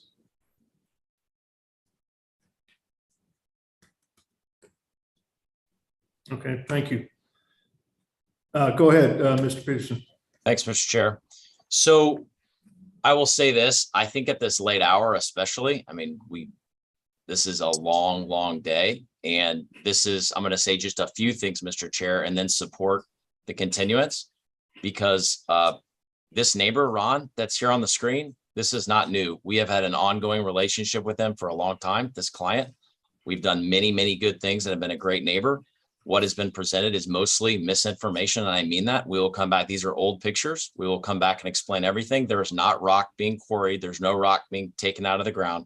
There's a lot of information that we will now come back that, you know, this was a surprise to us that this gentleman is taking these positions today. So please understand that we respect that each item brought up by Ron needs to be addressed with specificity, and we will. And we're very confident that you're going to be comfortable with this when we come back. So again, I want to respect the hour of the day, and it deserves more treatment. There's a lot of points I started writing down, Mr. Chair, and I was going to respond to each one. I will come back and we'll do a methodical review of this together at the next meeting. Yeah, you might, if the owner is available too, just so they can talk about the operations of the site. Sure thing. That would be great to bring them as well. Absolutely. Okay, thank you. Thank you. Is July 5th acceptable date? That would be the next meeting we have available. And I would need to make sure, since we've got a quorum here, the four of us, that all four of us are going to be available on July 5th. And it sounds like Mr. Allender will be in Europe at that time. Yes. Are you back for the second meeting? But when's that? 2 weeks? Yeah, 18th would work. July 19th. Yeah, 19th will work. Yep. Mr. Chair, do we earn the right to be the engine, or do we get to be the caboose again? Hopefully that you can be the engine on the next one. Right after the consent agenda. This is not snow. This is kind of like Snowpiercer. It seems like we're down to our 1500 car right now. Yeah. I'd also like staff to have a look at some permitting with regards to dust suppression and get some information around that too on the next discussion. Okay. So I'm going to go ahead right now, close public testimony. Sounds like we're going to look for a continuance of this docket item to the July 19th meeting. So that way the four that are on the quorum can make the meeting, and we're going to do everything possible to have it at the front of the meeting versus way at the end. So that way we can hear everything, you know, as we're fresh and early in the morning. Let's see. Anything else? Did I miss anything besides the motion? I move to continue docket item 20 to July 19th. I second. With a preference to put at the front of the docket. Yeah. So again, I think the thought with that motion is just why the continuance is just to get into a little bit more of the operations of the facility and to be able to address the comments that were brought up during public testimony today. And I will reserve the right to be able to open back up public testimony at that meeting as well. So just letting you know. Okay. So I've got a motion and a second to continue docket item number 20 to the July 19th meeting. And we'll re-bring this docket item back up. So Lisa, can you take roll call on the motion, please? Commissioner Allender, Aye. Beasley, Aye. Crow, Aye. and Sadowski. Aye. Okay, it looks like the motion passes to continue this until that time. Thank you for understanding, Mr. Peterson. And we'll look forward to seeing you back on the 19th. Thank you. Anything else we need to add to the meeting you want to discuss? I mean, got till, whenever. Okay, have a great day. We'll see you next time, July 5th. Right. Thanks, everybody. Have a good holiday. Yeah. Thank you. Yeah.